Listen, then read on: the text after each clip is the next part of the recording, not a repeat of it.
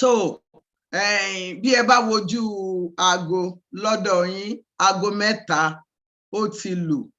Onílé yìí ẹ jíire bí o. Àwọn ẹmọ́ wọ́n jíire ní òpó ilé o. Afẹ́bojò àwọn jíire nísàlẹ̀. Ẹmọ́ bí ẹmọ́ bá jíire, àgúnlá ẹmọ́. Afẹ́bojò jíire àgúntẹ̀tẹ̀. Gbogbo ẹ̀yin ọmọ Oòduà àtẹ̀wọ̀nrọ̀, gbogbo ẹ̀yin ọmọ kóòtù òjíire, bí ẹ bá ti jíire àbùṣébùṣe. Mo kí alára nílùú Ìlara, mo kí ajérò nílùú Ìjérò, mo kí ọwárangún àga. Mo sì wá ṣèbà fún Olódùmarè ọba tó dá gbogbo wa, ọba tó dá gbogbo wọn.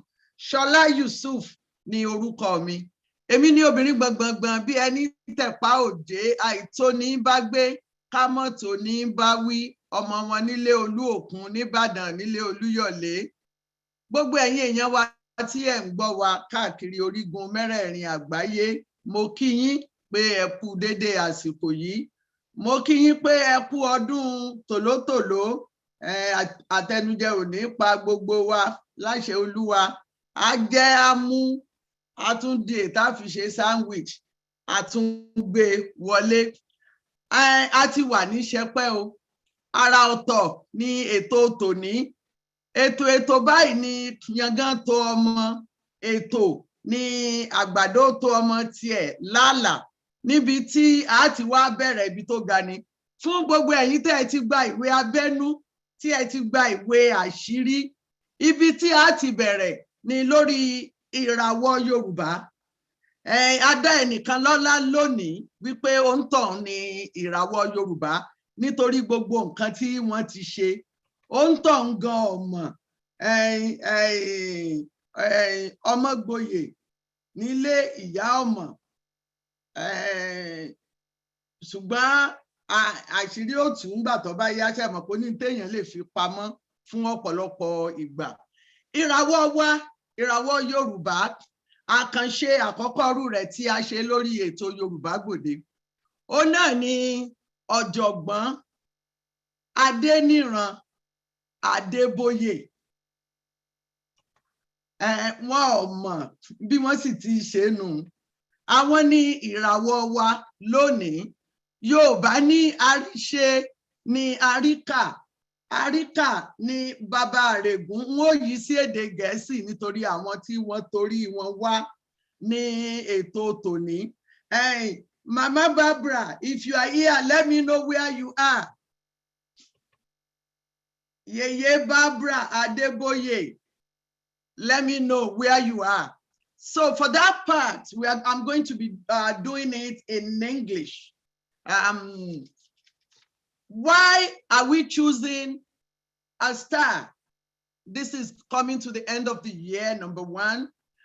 But there's somebody who has been so overwhelming in what he does for our race. That person is a good example, and we want all of us to learn from him, from what he has done. Apart from what I'm going to say, I have some people who are also going to talk about this particular ìràwọ̀. Our star, Yoruba star, Professor Adéníran Adébóyè, was born in Gbọ̀ngán 78 years ago. His father was a farmer and businessman, also a politician. His mother, late Mama Arike, was a trader. Professor Adéníran Adébóyè grew up in a polygamous home with his mother as the youngest wife. Professor Adébóyè recalled learning mathematics from his mother when his mother would send him to sell various items with different prices, and he dared not miss anything. He did that successfully, and that is why we have the best mathematician that African continent will produce. Yeye, thank you so much for joining us. Baba Adébóyè also recalled that he sold bread a lot. I think it was Family Your Bread. Above all, he always recalled that his mother was the main instrument in his education, and people always teased the mother about spending all her money on his education. They often ask her that ṣé ẹ fẹ́ jẹ ìwé ni? But they regretted their actions and their sayings when Baba Adeboye graduated with honors in Nigeria Premier University at a young age. Baba Adeboye has seen a lot. Yoruba will say, "Ó pẹ́ láyé, ojú rẹ ò ní rí bí, ọ̀kan ló mú." That is, if you pray to live long, be prepared to go through a lot of challenges. Among the challenges that Baba Adeboye has gone through is the loss of very many family members. But he is still trooping on, working so hard on nieces and nephews from departed souls, guiding them to be good people and to be achievers. Professor Adeboye is also a mentor and also adopted grandfather to many children, home and abroad. He has been to Nigeria, Osun State, many times to teach teachers of mathematics. He has introduced many mentoring programs under government and privately. Professor Adeboye has his PhD in mathematics from Johns Hopkins University.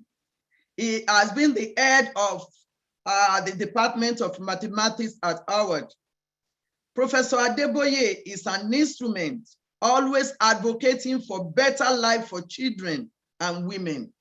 Women, because of his love and appreciation for his mother, Mama Arike. As close as Professor Adeboye was to his mother, Professor Adeboye was not able to go home when Mama passed because it was during the struggle of Abacha must go. What a great sacrifice. Baba Adeboye believes in children achievement. His passion is on children achievement and education. He believes children education is the best and the greatest investment of a family, a state, and a nation. Behind every successful man, there is that strong woman, that there is that selfless woman, there is that strong and loving woman. In person of Dr. Yeye Barbara Adeboye, she has all the way down supported Baba Adeboye, especially when it comes to love for other people. She made it possible that every children that ever needed Baba Adeboye had access and is still having access to Baba Adeboye. Professor Adeniran Adeboye is blessed with 3 illustrious biological children, but many, many adopted children through his love and services to humanity. Professor Adeniran Ishola Adeboye, as you turn 78 this month, the whole of Yoruba race that you have heard, they wanted me to tell you, Pepe Lowu Sharo. They also wanted me to tell you that you will live long to eat the fruit of your labor. Before I go further, I'm going to read something that one kid sent to me. The kid told me that she wanted to speak, but she knows that she's going to be emotional and she won't be able to last long. So she said, I have known my Baba for so long that I don't remember what age I was when he came into my life. It is as though he has always been there. For every difficult milestone and turning point in my life, He has been a calm voice of understanding, a source of comfort, love, and humor, and an encouraging reminder that I could make it through. Whether it be supporting my mental health, my commitment to contributing to our community as an artist, an activist, or my challenges creating a career for myself as an academic scholar. Baba has always been there.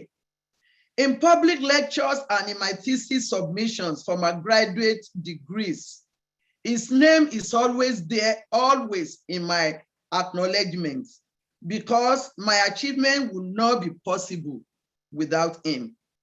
Thank you, Baba, for relentless selflessness and commitment to my success. May you live long. She said, Ayoteju Adekunbi. She said, thank you, Baba, once again. Before we go further, I'm not going to ask Baba Adeboye to speak now. No, I'm going to call on Dr. Suara. Dr. Suara is here too. He wants to say something. Dr. Abdurrahman Suara, you are on as we celebrate Baba Adeboye at 78. And wow, thank you for these stars.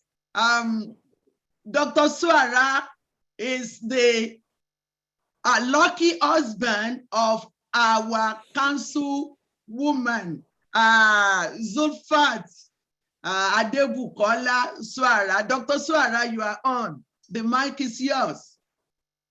Eku Ojo Inu Edeku Ojo Bina. We want to speak English, so other people speak English. Okay.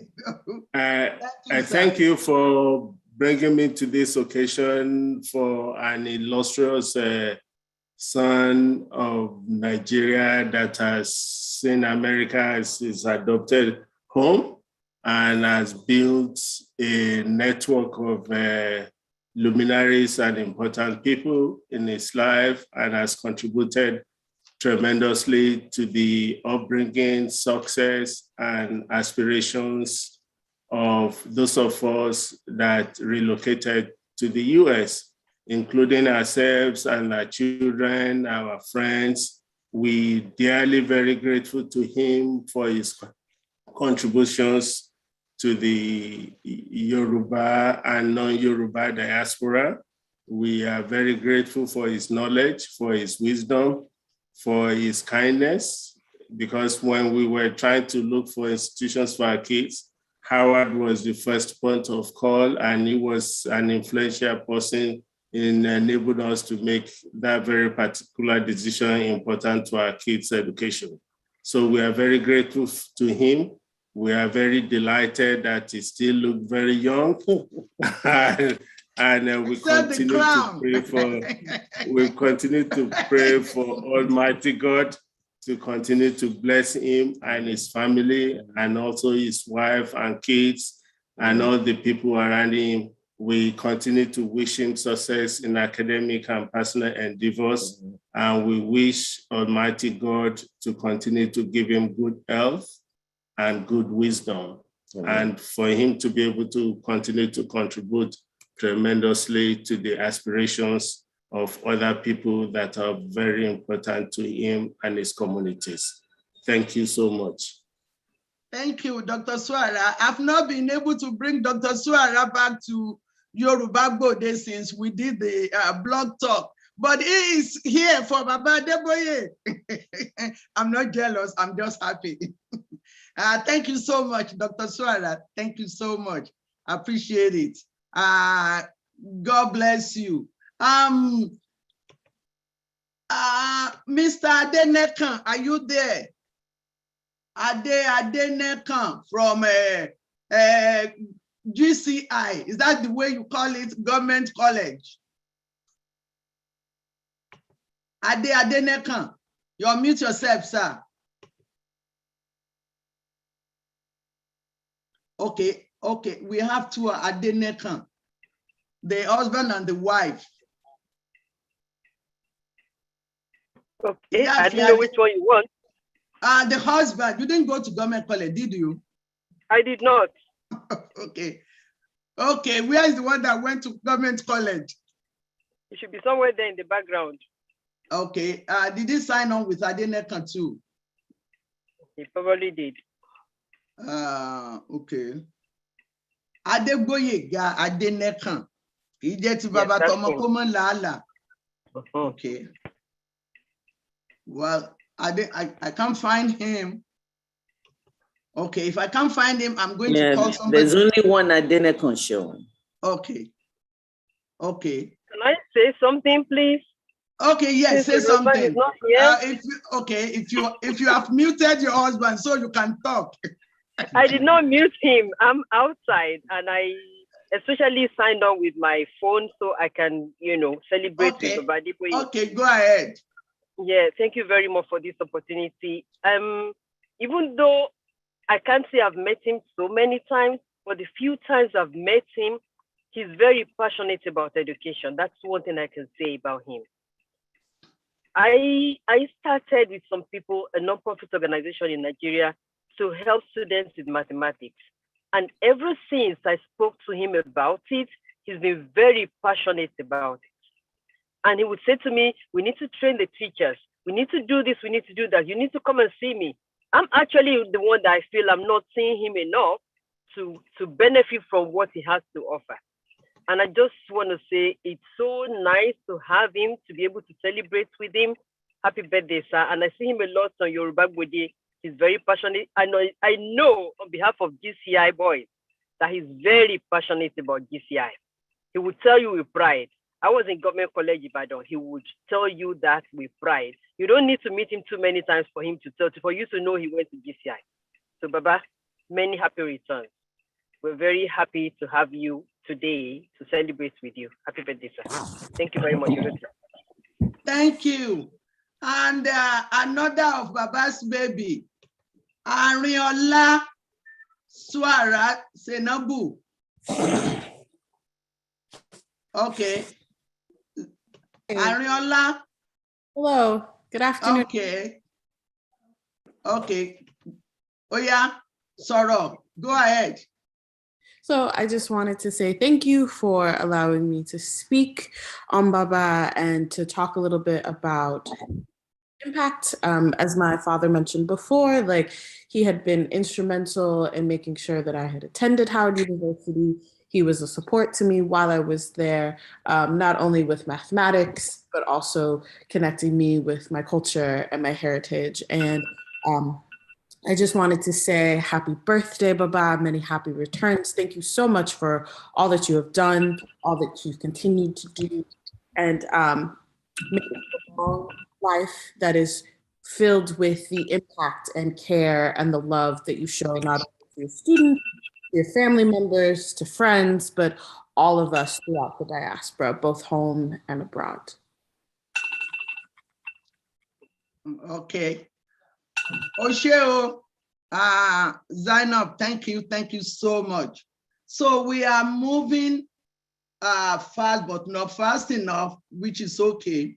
I'm going to call some other people who want to say something to Baba. There are so many people here that as I send things on the text, I won't be able to read all the text, but I'm going to forward it to Baba. Somebody is raising up the hand. Okay.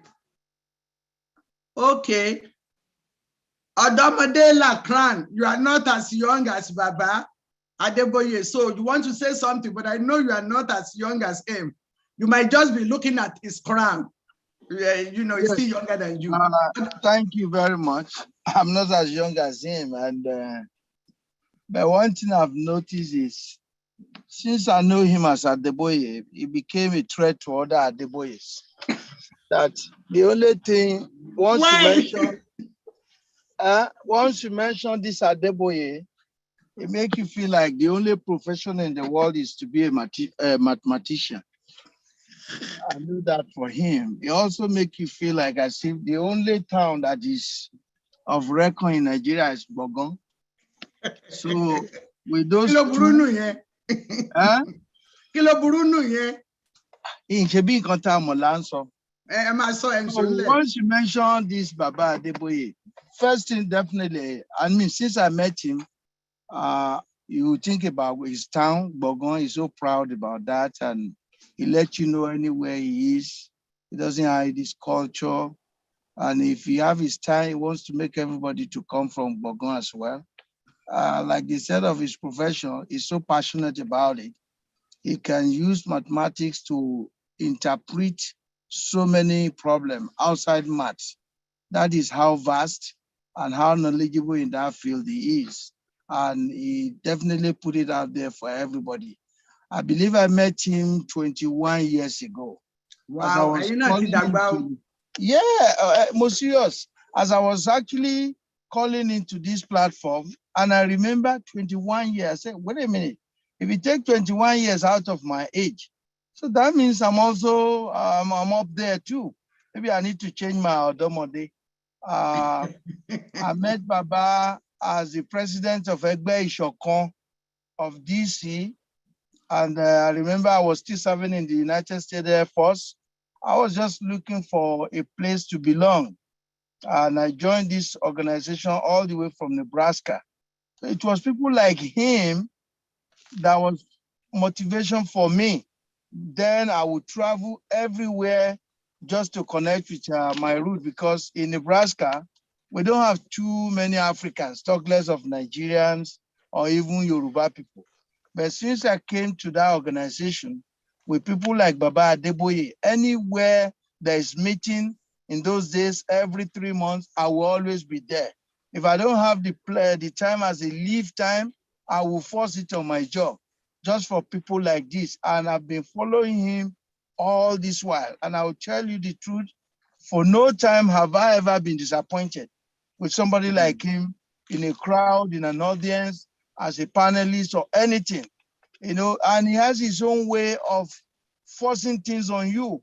When he's saying it, he's not going to make it as if he's really want to force you to do it. But by the time he finished his delivery, you have no option than to go his way.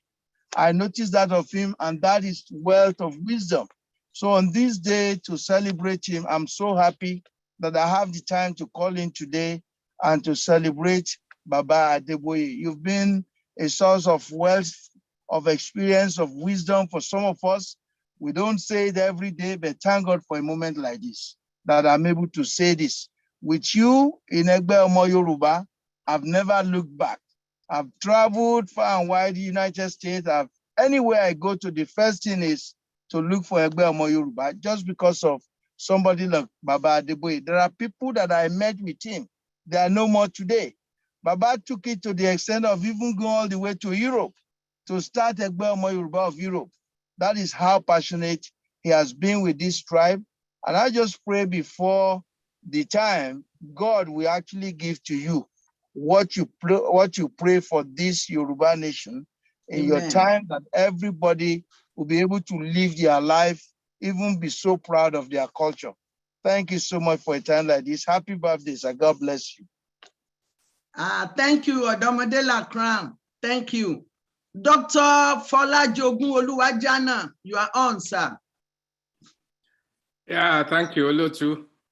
Baba Adeboye Ekorire, I'm pleased to be able to say something about you. We only met on this platform, I think less than 2 years ago. The first time you saw my name, you said, oh, are you related to one Laye Oluwajana, who is late now? Yeah, you are his teacher at a government college. And apart from, and since I've met you, I know we have a lot in common. Apart from being both graduates from University of Ibadan, Legbe Bongo, as we used to say.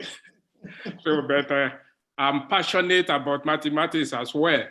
I'm sure Banji Ayiloge will testify to that. If I knew mathematicians, that not all mathematicians are teachers, I probably would have been a mathematician myself. But I'm happy at the profession I chose. But in that profession, actually, what makes me stand out is actually my mathematical knowledge, because I can calculate any formula, any quantity of medicine, because I'm grounded in mathematics. So I'm happy to know you and to wish you happy birthday and to thank you for all the knowledge and wisdom you bring into this forum and for all the people you've encouraged with your knowledge. Happy birthday, sir. Thank you. Okay, Baba Banji Ajiloge, awarawa o, awarawa, one mara won bi emowo. Baba Banji Ajiloge, you are on. Let me start by saying that Shuara said it's known Baba Deboye 21 years. I think I've known him for about 27 or 28. You know that even well before he became the president of Ekpeshokan. So there's something to be said. When I heard that Baba Deboye is a mathematician, I distanced myself from him initially. Mathematics is not my strong suit, as Joku Oluwajana and Dr. Oluwajana would testify. It's not the best subject that I will stay in the history class or English class, but mathematics has never been my strong suit. But when I was told that Dr. Adeboye was a mathematician, I would just look at him from the corner of my eye. But one day he said, "Where are you from?" I said, he said, "Oh, do you know John?" I said, "Which John?" He said, "Oh, so he be." And I quickly said, "Oh, you know Dr. Zoibi? Dr. Zoibi is late now." But he said, "We worked at WAEC together." That was the beginning of my, this mathematician knows his onion. And I've benefited from his wealth of knowledge over the years. One day, Shola called me and said, "We're going to talk about Kiriji War." I said, "Why call me? Call Adeboye. He was around during the Kiriji War." That was, Shola quickly called Dr. Adeboye and said, and I think Dr. Adeboye was there. I called back the other day, and Shola told me that, you told me that you were around during Kiriji War.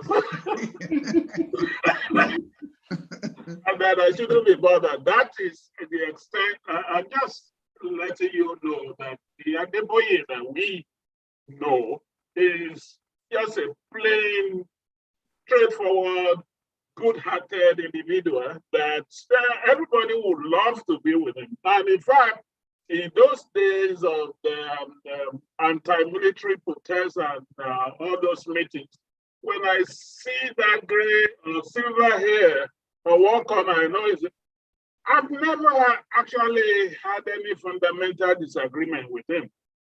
And today, I wish I've been told earlier on, I probably have some nice things to say, much more than this impromptu one. But but Dr. Adeboye, who we always call and talk, I have more to talk about. And I'll call you later and let you know how I feel. And I want to wish you happy birthday and many more years. Somebody say you are 70. You don't look 78. Yeah, photo trick. Looking at him, I thought he was just turning 22. Thanks to Yeye Barbara. She did it. It's just for men that if he can just apply this just for men, you will probably think he's only 22 years old. But I wish you happy birthday and your wife too. I want to ask your wife, Inyam, pounded yam is what we eat today during our birthday. I hope you are up to that, Barbara. He's sinking. Yeah. He's sinking in it. Believe me. Thank you, Baba Banji Ajiloge.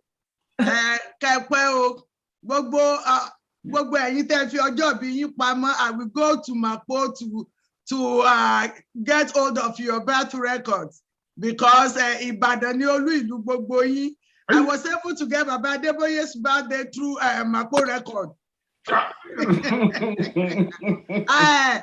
Alàgbà Lateef Amolegbe, I haven't seen Alàgbà Amolegbe in 20 years.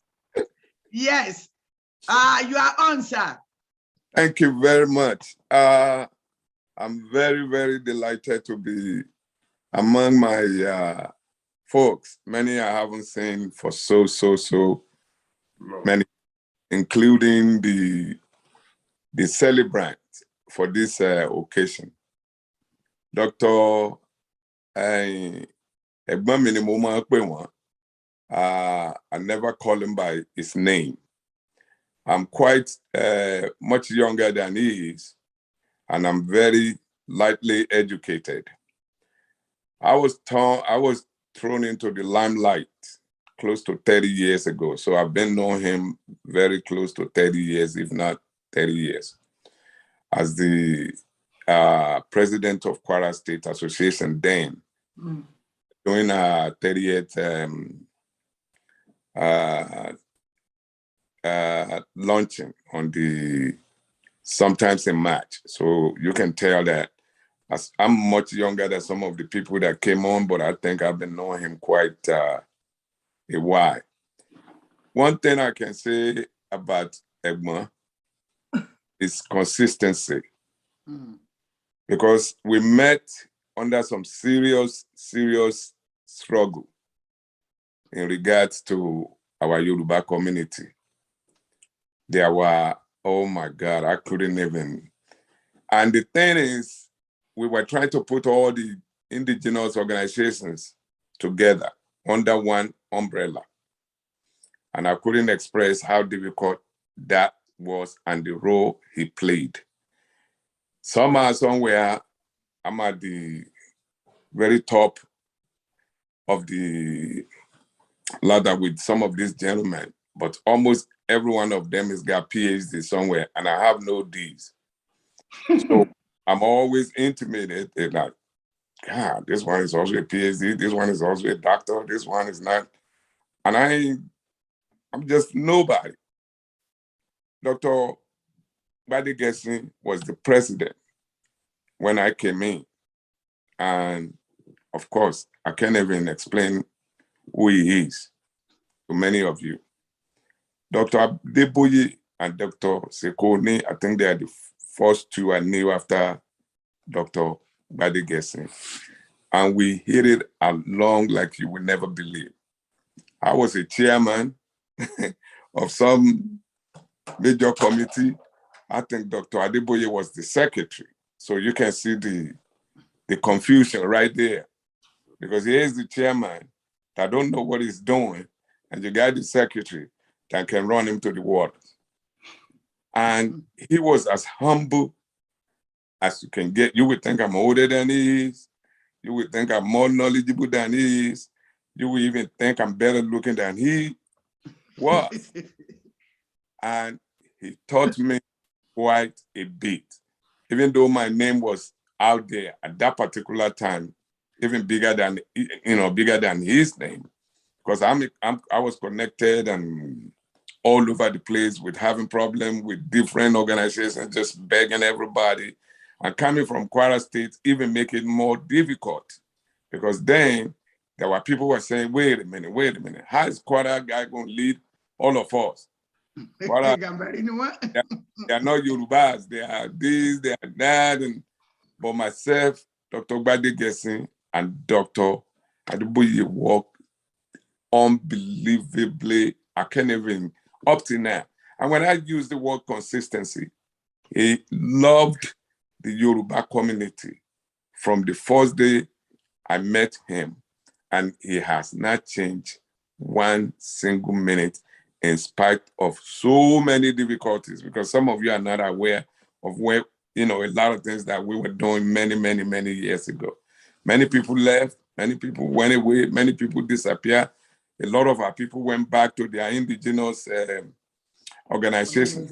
Yeah. Dr. Adeboye stay there. Stay there as humble as ever. And he makes me sick about this Bagan business. You can talk to him for 3 minutes, you know, because I'm like, do you know where Bagan? I said, I don't know where Bagan is. If he meets me again, he's going to say the same thing. Even know where Bagan? I said, you told me that about 10 times. I don't know where Bagan is now. I'm convinced. I think Bagan is the only one in the universe. It gets me upset sometimes. Thank you, sir. And no matter how serious the discussion is, he's still going to find a way to draw Bagan's name. And make it light. Thank you, sir. I was the only organization that came from a whole state. Among about 15 to 20 organizations, then everybody come from Ibadan, from Oyo. I came from Kwara State. You know, so we enjoyed each other that I can't even begin to explain. I respect him highly, and it's still the beginning of the time that we met. May God continue to bless you. Amen. Cherish you. Amen. I share. For all of us, I will stand by you anywhere, any day. May God continue to bless you and your family. Thank you so much, sir. Thank you. I'm going to take only 2 more people so we can go to the other. My Baba is here, but he is going to talk. But before that, Alagbadipo Akinshiku, Ondo ati Gbọ̀ngán ṣé wọ́n tán? Well, it's not impossible. First of all, let me just wish Professor Adeboye happy birthday. Thank you. I think we met again, just like Banji said, during the struggle for the actualization of June 1993 election, which was won by Abiola, but unfortunately was annulled, which brought a lot of progressive people together to fight for the actualization. And since then, Professor Adeboye has been very, very active in all the spheres of fighting for justice and equity in the country. That has been his primary goal. He has focused exclusively also since then on Yoruba issues. And he has been very popular and has been well respected because of his role. Particularly recently, or for the last couple of years, as he will recall, we have been very active for many Nigerian information network forums. And in most cases, he and I have been there to defend the interest of Yoruba and to dispute all the negative information being put forward by the distractors of Yoruba people. In essence, we tend to, we agree on that, and we are noted for that. Unfortunately, we have been subject to some kinds of misinformation, but we have stood fast, and that's the person he is. I won't take too much of your time because I know a lot of people have spoken, people who you have heard, people who you are close with, have spoken highly of you, and I have nothing much more to add than those people that have spoken before me, other than to wish you a long life in excellent health, and may you continue to enjoy the assistant and watchful eyes of Olodumare. Once again, congratulations on your 78th birthday. Thank you very much. Thank you. Bàbá mi, Thank you. Ìmáàmù àgbà, Sheikh Yusuf, ṣé fẹ́ sọ nǹkan kan? Mo mọ̀ pé ọ̀tọ̀ ni ohun tí mo pè yín fún, ṣùgbọ́n ẹ mọ bàbá Adébóyè dáadáa. Bàbá Sheikh Yusuf Ọlálẹ́yẹ, unmute. Bàbá mi rí yín unmute o.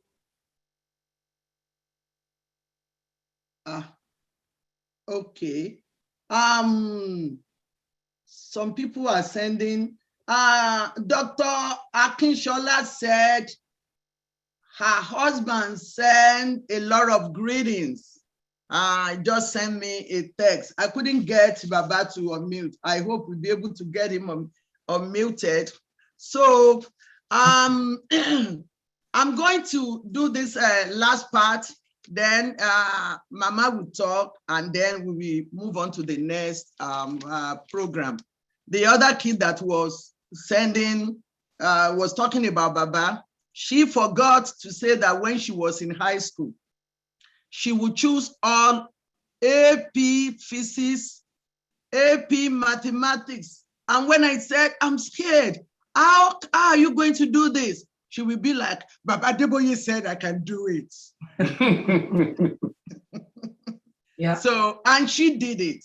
Thank you, Baba Adeboye. Somebody said, Mama Yusuf, read my message to him. Emi ò rí message yín o. This is all I see. Okay. Is that Mr. Nu Akinshola, tẹ́ bá fẹ́ sọ̀rọ̀, èmi ò rí message yín gbé ta o. Okay. So the way we do it, Baba love culture, and I'm going to do this, and then I'm going to call Mama, and then we can move on to the other program. Onílọ̀kan ọmọ rélù, ọmọ Adébóyè Baba Adéníran, onílọ̀kan ọmọ rélù mi, oníṣẹ́ ẹkú ọmọ àjọba ló lélẹ̀, èèyàn pàtàkì tí pẹ́ lẹ́wù ẹ̀tù rán níṣẹ́, arínúmọ́bì Ìṣọ̀lá o, abánirò mọ́jẹ̀bi ẹni, onínú funfun gẹ́gẹ́ bí ìgbà omi, òṣènìyàn lákùn bí ìlẹ̀kẹ̀. Adéníran Ìṣọ̀lá ikọ́, ọmọ àbíkẹ́ tó dolóògbé lọ́jọ́ jọ́sí, bẹ́ẹ̀ ni abáfẹ́ bá kú àdá bí káyé ó parẹ́. Ayé ò ní parẹ́ ó lọlẹ̀ mí tuntun ni, kò sẹ́ni tí ó níkú. Onílọ̀kọ́ nìyí ọmọ rélù, oníṣẹ́ ẹkú ọmọ àjọba ló lélẹ̀, ọmọ amúdà gíngín fi bẹ́ẹ̀ nẹ́ lórí, ọmọ àgbẹ̀dẹ̀ dànù lọ́nà náà. Ọ̀tún lọ́kọ́ wọn amúdà òde lé, òsì lọ́kọ́ wọn amúdà òde ẹ̀rọ̀, agbedegbede lọ́kọ́ wọn amúdà àdì bẹ́ni lórí, bàbá yín ní bẹ́rí olórí ń gbọ́ta ló lè bẹ́ tí wọn aláàbẹ̀ lọ kọ́ lórí. Ọmọ onídàá kò máa ná arélù mí ná sẹ́ sílẹ̀, oníṣẹ́ orí láti ikú ní abẹ́sẹ̀ ni, onílọ́kọ́ ọmọ rélù, ọmọ orí ni wọ́n gbà ń wò fowó ó fún wọn lówó tán, wọn á ló tún kú orí bẹ́ẹ̀bẹ́ẹ̀bẹ́. Ẹrú mọ́sá ọmọ àjọba ló lélẹ̀, ẹrú mọ́sá ajẹ́ ò pa, onílọ́kọ́ ọmọ rélù, ọmọ akẹta lọ́nà òsì, gbẹdógbẹdó lọ́kọ́. Wọ́n ní ẹ mọ̀mọ́ gbẹ́ ti ṣìgò lè wọ akẹta lọ́nà òsì.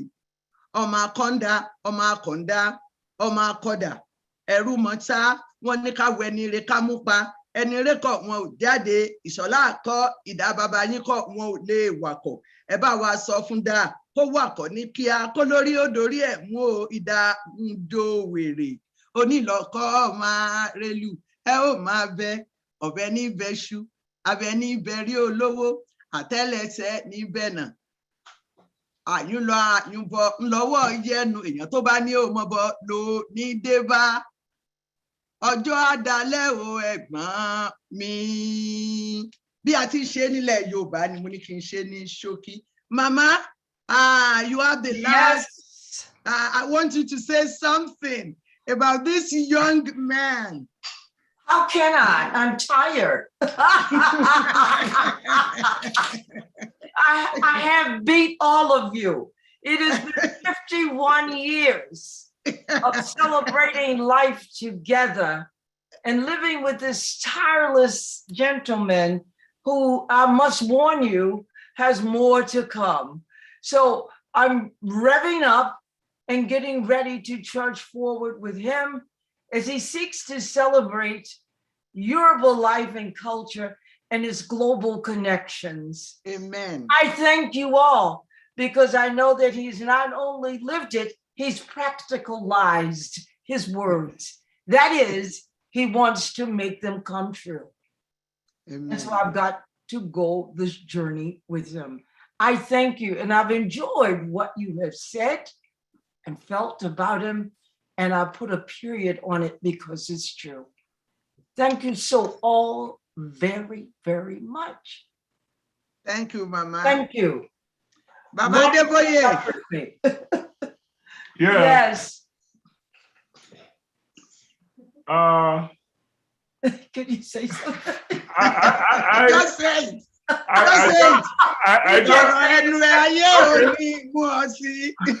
Let me just first of all thank you, yes, Shola, and the Yoruba Gbode committee. But you know I'm a very wicked person, so I'm also going to attack you for all these surprise things that I came for one thing and I get another. And so that is life, oh Baba. That is life. But I will restrain myself from saying anything uncomplimentary about Ibadan because but no, leaving all of that aside, you wouldn't know how all of you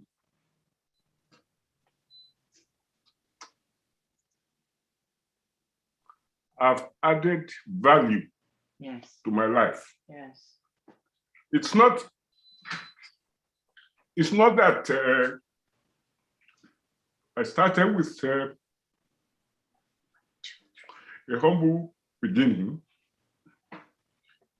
Is that my parents made it very clear to me that every human being is important. So it was tremendous benefit. And that benefit is something that I am struggling to live up to. I'm very strong in some of these opinions, among which you all referred. One of them is that we have been shortchanged in very many ways. Let the word go forth that every human child can be a mathematician, every one of them. I'm authorized to say that since I've gone through the works. It's just a myth that people have created around a subject that actually is the foundation of knowledge. And we are robbed of it with myths about who cannot do it. Maybe it's because of that I tend to want to be a teacher of mathematics wherever the opportunity comes. But when you look at how much we have been abused, we are not being abused only because of who we are, but we have also been abused because of what we are. I have never, well, I have children that have seen more of the world than I have, but I have never, ever found a people that are more valuable than Yoruba people in their language, in their culture. I'm not totally ignorant of philosophy or sociology or general African basket weaving. I just know that every time that I meet people and they perform quote and unquote miracles, those miracles are things that are almost commonplace in Yoruba country. So why are we going to be at the bottom? Under what circumstances should that be allowed? None. However, the Yoruba say, "Ẹkùn ní dààmú Ọlọ́run tó wò. Ọlọ́run tó wò ìṣajákájá." So if my mother carried all those produces from Ebu to Ikire to Gbọ̀ngán to send me through school, and my father was there too, just a lot older, but a powerful supporter. To whom do I return the goodness that I got from them? It cannot be just to their own children or grandchildren, because they never showed me any less care about other human beings than they should about their own children and their own relatives. So I become an inheritor of goodwill toward all people, especially the abused. So I am grateful that when I go out to the world and meet people like you, you just reinforce what it is that I had to carry with me. And I'm sure your beginnings aren't radically different from mine. That's why you are who you are.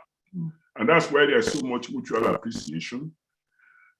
Okay, so now I cannot be quiet until I let you know something about Bagan. You expect it? So I was in this school in Ibadan. And the people will call me Bagan, Bagan, Bagan, Bagan, Bagan. And it was a joke, and we enjoyed it. And then I was in the 6th form, HSC. In those days, school year went from January to December. But on September 24, 1963, I left Government College 6th form and went to University of Ibadan. And some of my qualities started showing, like I could play field hockey. And upon arriving at Ibadan now, at a UI, I became the goalkeeper for field hockey. And then very soon we had to go to University of Nigeria in Nsukka for the National Union of Nigerian Games. And we had to pass through Benin City. Now, my previous trip to Benin City, we entered by night, we left by night. So I didn't get to see the city. But this time around, I saw the city.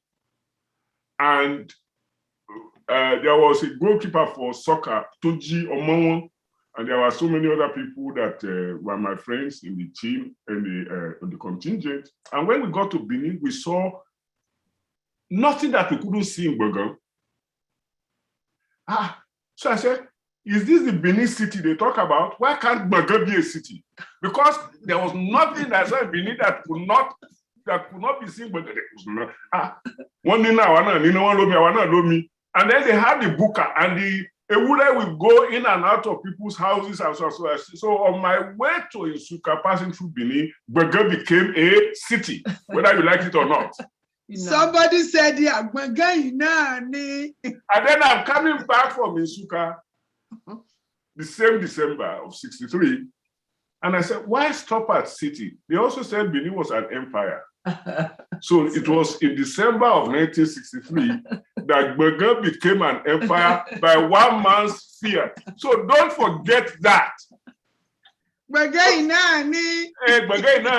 So we end up creating an atmosphere in which we have things to laugh about. We have things to giggle about. So that when you laugh and giggle, serious problems are somewhat melted, so you can focus a little more on them. I appreciate all of you. And I know I'm not even going to start naming names. There is one person at the corner there. I will not mention his name, but his initials are Latif Amalegbe. And then we have the name or initial. Well, I don't speak English. Here we have Dr. Oluwajanan. Dr. Oluwajanan, you even had a relative working at WAEC before I even met Lai. But I met all of them through John Osonyibi. Now, those who are adult people, they were older than I was. The Yoruba say, junior. But when you talk about John Osonyibi, you will think that he and I were contemporaries. We played together. He would call me. He was in charge of geography. I was in charge of mathematics. We would mix everything together. They treated me like their peers. That again was coterminous with the notion that everybody is important. I learned it at home. I learned it from good people outside the home. So when I met Banjia Iloge and he said he was from Bijare, I immediately ascribed the characteristics of Osoebi to him. In other words, every village, every city, even Baga Empire has ambassadors in their citizenship that carry their good to other people. Let's look out for that and let's commit to doing just two things. Every human child can do very, very well in everything that human beings do. And given that is the position, Yoruba should never be allowed to remain below the surface. Yeah. Whatever we have to do, for whatever is left of my life, Lots to go. I'm with you. Lots to go. Thank you. Lots to go. Thank you. Bàbá pẹ́pẹ́ lówú ṣarọ́.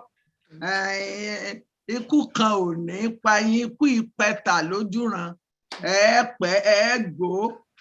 You remember, I always show you that, Baba, gbogbo ọ̀nà tá a jọ dá, a jọ máa tán. Ní lọ́ọ̀bì kankan. A jọ tán ọ̀ràn tí ń bẹ ńlẹ̀ ni. And I want a lot of people, please use Baba as an example. Women, allow your husband to be mentor, like Mama Barbara allow Dr. Adenin Adeboye to be. It was because of, if she was the type that will be Kara, nobody will move near Baba. And I'm telling you, Baba has more adopted than biological. And I've met somebody that name is grandchild, Adeniran, and she told me it's because of that professor at Howard. Please go and do that. I mean, go and do something like that so that we will be able to talk about you. Baba, many more years. I'm very grateful for everybody that has been here. Thank you, Mama. Thank you, everybody. Thank you all. I'm sorry, I'm not able to involve Dr. Ilesami Adeboye because he is in transit from Thanksgiving. And the other kids.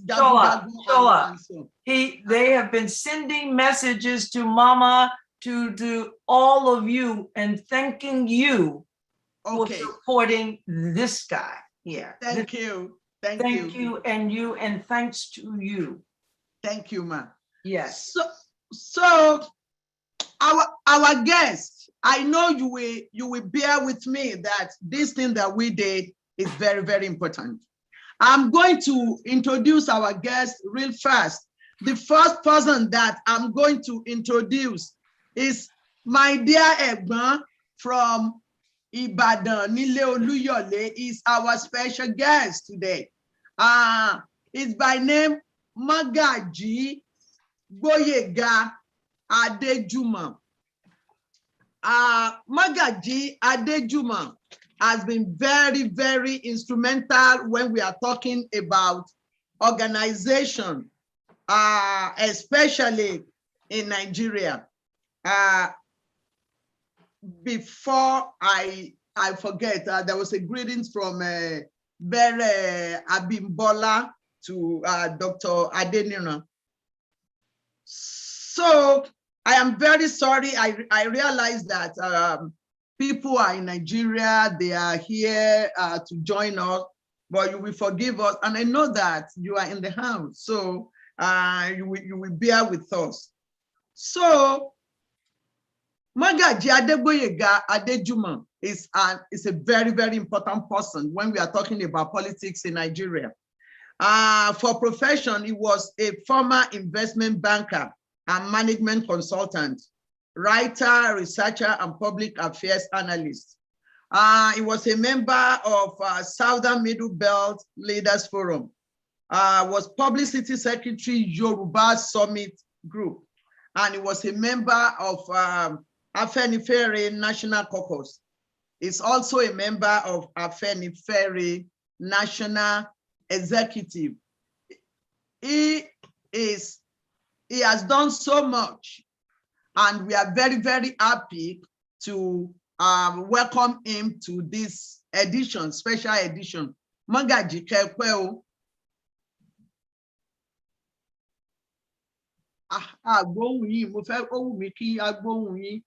Please unmute yourself, sir. Okay. I can unmute myself. Okay. Yes, initially I tried to unmute myself, but I was told only the co-host or the host could do that. But finally I'm here, and it's good to be here. I've been here before, courtesy of my late friend, Yinka Odumaki. And I participated in one of your sessions. So I'm glad to be back here, and I have listened to all the accolades poured on our dear Egbo, Dr. Adeboye.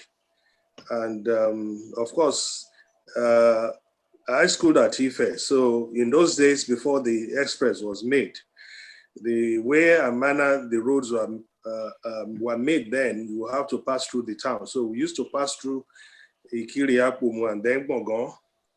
So I could say one or two things about Bongon. The late Doladipo, his younger brother, was the Anglican archdeacon at Bongon, and I used to visit him. So it's good to know so much about the Yoruba interface in the US, and the way manner people are actually rising to the occasion. So I'm glad to be here. I'm glad to be here. Thank you, Magaji. And I also want to proudly say that Magaji Adejuma is from Ibadan. Gbogbo n tó bá dáa, Ibadan ni ti wá. Good. Good. Ẹ ṣeun. I also have another guest here. He is my very dear brother. And I also want to proudly say that he's not the only one from Kwara. I also bring my Baba Sheikh Yusuf Dumo Olaleye. So who has the power to bring two juggernauts from Egbeomo Kwara? And I mean Opomulero, and the second one is Jagumolu of Kwara, the two timber caliber from Kwara. I'm the only one who is able to do that. Baba Latif Amolegbe, Omo Redola Okeya Mokinyo. He has been very, very active when we are talking about organization. I know him like 30 years ago. Don't ask for my age, but I know that at the same time that he knows Baba Daniel Adeboye, that was the same time that I know him too. He has worked so hard on putting Yoruba together.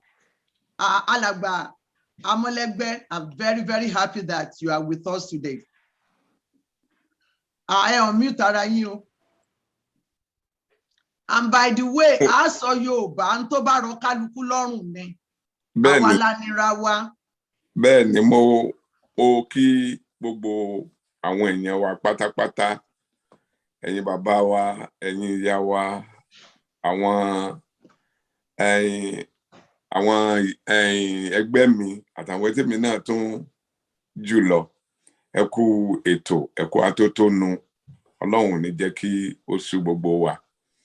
Inú àti torí tẹ́lẹ̀ mi ò bá mọ̀ wá torí mo mọ̀ pé tí n bá ní miss láti máa fi èbó sí díẹ̀díẹ̀. Bringing us to people like Dr. Gbode, Dr. Adeboye, and many of them, even within our own language, I will be very uncomfortable. Torí bírú gbogbo àwọn Dr. Adeboye àti Dr. Adeboye yẹn bá ń sọ Yorùbá, ẹ̀yin gan máa rò pé ẹ̀yin gan ìsọmọ Yorùbá ni. Bẹ́ẹ̀ Yorùbá sì ní Kwara. Bẹ́ẹ̀ni, Yorùbá ọ̀pọ̀lọpọ̀ èèyàn tí ó mọ̀, àwa Yorùbá náà la pọ̀ jù ní Kwara.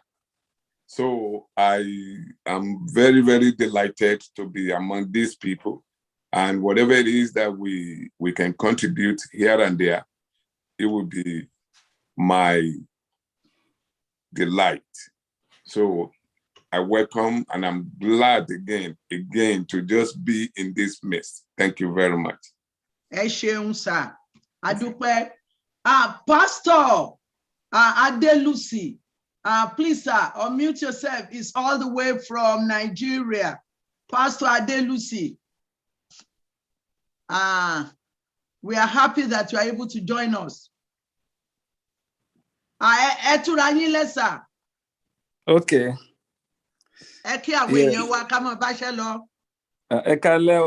Ekale. I'm really happy. I don't know Baba Adeboye.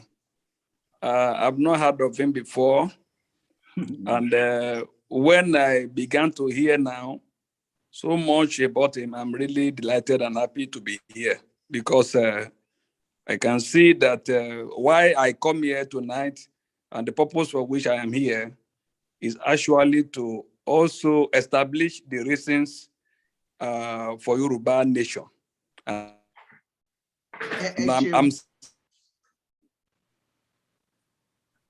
freeze the new Emiko. Around Nigeria day.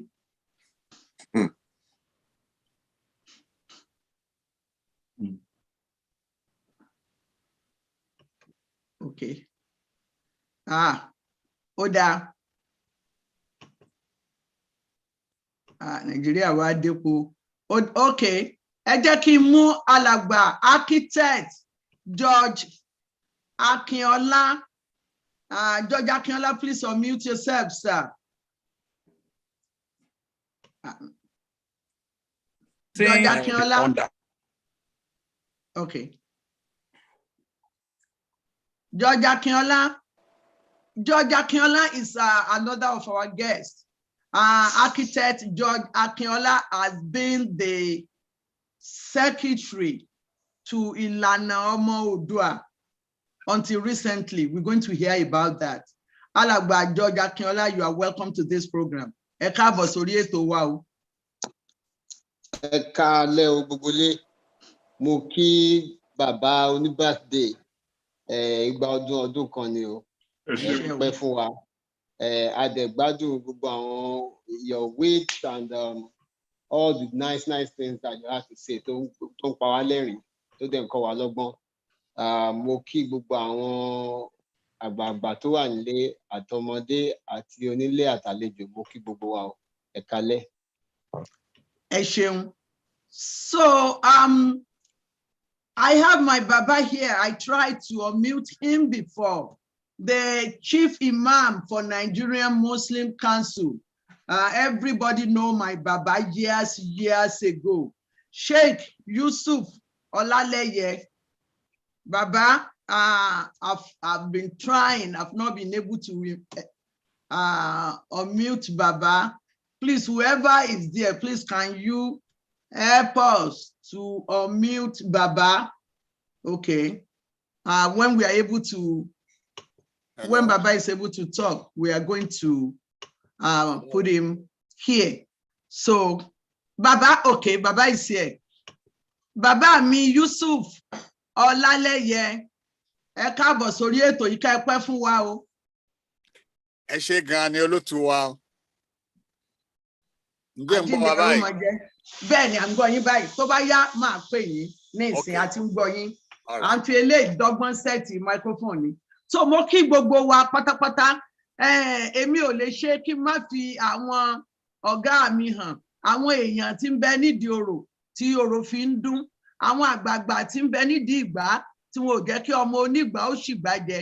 Àwọn tí mò ń sọ ni àwọn amòye Yorùbá Gbode, ọkùnrin 3, obìnrin 1.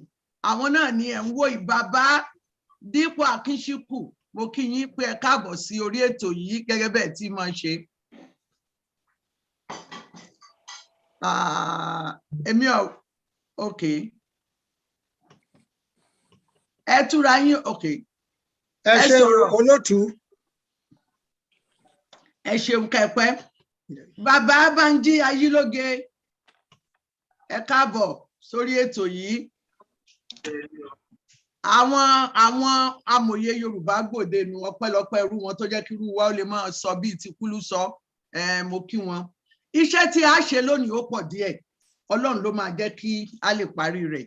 Yèyé ọmọ Fọlábàjà Ìṣóyínká wọn ní kí n kí yín wípé iṣẹ́ ilé ó díjú díẹ̀ ó ní ò jẹ́ kí ẹ lè rí àwọn ẹ dákun àwọn ẹlòmíì tán bá jẹ́yàn pàtàkì tí wọ́n wọlé tí n ò dákọ wọn ẹ má bínú mo sì máa dákọ yín sísán náà ni ó dá ẹ̀kọ́ lára.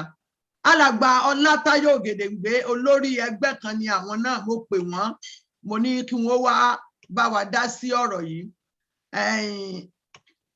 amòfin làwọn. Alàgbà Ògèdèǹgbé ẹ túra yín lẹ̀ kẹ́ ẹ lè sọ̀rọ̀ ńgbà tásìkò bá tó àsìkò tí ì tó. Ẹ jẹ́ kí a bẹ̀rẹ̀ níbi tí à ń lọ gangan. Ohun tí a fẹ́ gbé yẹ̀wò ni ìṣọ̀kan Yorùbá. Kí ló dé tó dàbí ẹni wípé kò sí fọwọ́sowọ́pọ̀ láàrin Yorùbá? Bí ẹgbẹ́ ṣe pọ̀ tó bẹ́ẹ̀ náà ni ọ̀tẹ̀ ṣe pọ̀ tó. Ìdí tí mo ṣe mú àwọn àfáà wa a sì máa sọ̀rọ̀ débẹ̀. Ìdí tí mo fi mú àwọn àfáà ni pé ṣé ègún ni àbí èpè ni? Bá a ṣe pọ̀ tó bẹ́ẹ̀ ni ọ̀tẹ̀ tí ń bẹ láàrin wa ṣe pọ̀ tó. Ṣé báyìí lè yí rí tá a fi jòbì? Ṣá lè débi tá à ń lọ pẹ̀lú eléyìí? Àwọn èèyàn tí wọ́n wá síbí láti dá sí ọ̀rọ̀ yìí pẹ̀lú Mọ́gàjí Gbóyèga Adéjùmọ̀, alàgbà Tajudeen Adigun, àwọn náà jẹ́ olórí ẹgbẹ́ pàtàkì YWC láti ìlú Ọba, àwọn náà bẹ́ẹ̀ ń bí. Mo sọ̀rọ̀ nínú ìpolówó tí mò ń ṣe ní ọdún kan ó tó bí 30 ọdún sẹ́yìn ní agbègbè Washington. Àwọn ọmọ Yorùbá ṣe àwẹ̀jẹwẹ̀mu kan, ó gbalé ó gboko. Ìjọba Amẹ́ríkà gan ròyìn pé eléyìí yàtọ̀, inú gbogbo wa ti ń dùn wípé tó a ti rí ọ̀nà àbáyọ. Nígbà tí àwọn èèyàn Washington, àwọn èèyàn wá láti ọ̀pọ̀lọpọ̀ agbègbè tí wọ́n wọ ọkọ̀ wá, lára tí wọ́n ṣe tó wú mi lórí ni pé ẹgbẹ́ ìlú kọ̀ọ̀kan ni wọ́n pàgọ́. Tẹ́ bá sì dé àgọ́ kọ̀ọ̀kan oúnjẹ ìlú wọn lẹ́jẹ̀ ń bẹ̀. Adé àgọ́ Èkìtì ajẹyán, adé àgọ́ Kwara ajẹwàrà. Mo fẹ́ béèrè pé bó wọ́n ṣe rí wàrà tútù gbé wá. Kíní tá ń wí ó kọjá wẹ́rẹ́wẹ́rẹ́. Èrò pọ̀ lọ bìbà. Èmi tí mo bá wọn ṣe agbẹnusọ tí wọ́n ń pè ní EMC, mi ò lè dìde ńlẹ̀ fún odidi ọ̀sẹ̀ kan torí iṣẹ́ gidi ni. Àwọn bàbá Adéníran Adébóyè náà wà ń bẹ̀, gbogbo àwọn èèyàn ni wọ́n wà ń bẹ̀. Ṣùgbọ́n bó ṣe dùn tó, bó ṣe dáa tó, àjàtúká ní tàgbáàrin, ta ló fi ṣe wá? Jókòó tí ìjà ẹ̀ fún mi. Àjàtúká ni alàgbà Lateef Amọ́lẹ́gbẹ́ ẹ wà nídìí ètò náà nígbà náà. Èrò tí wọ́n ń rí níbẹ̀ ó lé ní ẹgbẹ̀rún lọ́nà ẹgbẹ̀rún. Ohun tí mo fẹ́ kẹ́ ẹ sọ fún àwọn èèyàn wa ni pé kí lẹ ṣe tẹ́ fi kó Yorùbá jọ, kí ló sì tú yín ká? Torí a gbọ́ pé ó túká gbẹ̀yìn náà ni. Bẹ́ẹ̀ ni ṣé ń gbọ́ mi o. Dáadáa gbogbo ayé ní ń gbọ́ yín. Ìkíní náà mo tún dúpẹ́ púpọ̀ again ní ọwọ́ ẹ̀yin gan alára, torí gbogbo wa lájọ bẹ̀rẹ̀ gẹ́gẹ́ bí ẹ ṣe ṣe àlàyé. Mo dẹ̀ rí pé consistency ti yín náà òun ló mú kí gbogbo nǹkan sì máa wà bí ó ṣe yẹ kí ó wà. Má ṣe bí ni náà ni ẹbí mi yẹn, èmi pẹ̀lú àwa ẹ̀dá apọ̀ ń bẹ̀bọ̀ tèmi pẹ̀lú Dr.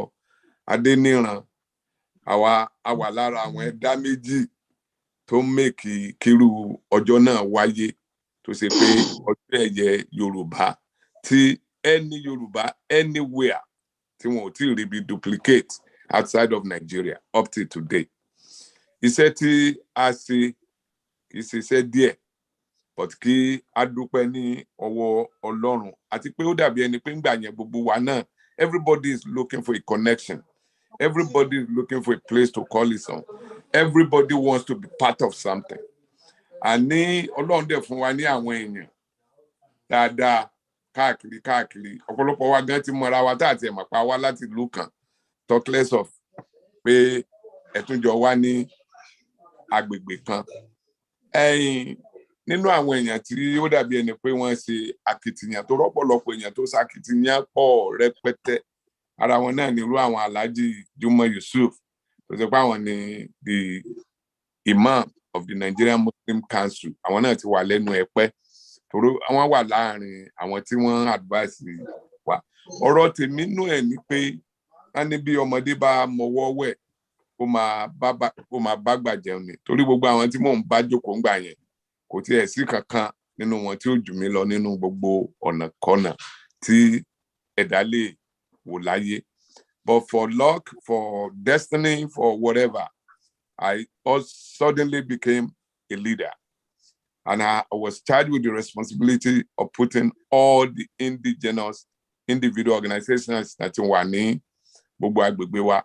Ó dẹ̀ rẹ̀ pé ọ̀dọ́ wa iná náà pọ̀ sí, we were over 15 or 16 at that particular time from all over different. Ṣé ẹgbẹ́ lẹ̀ ń sọ yẹn o? Lẹ́gbẹ́.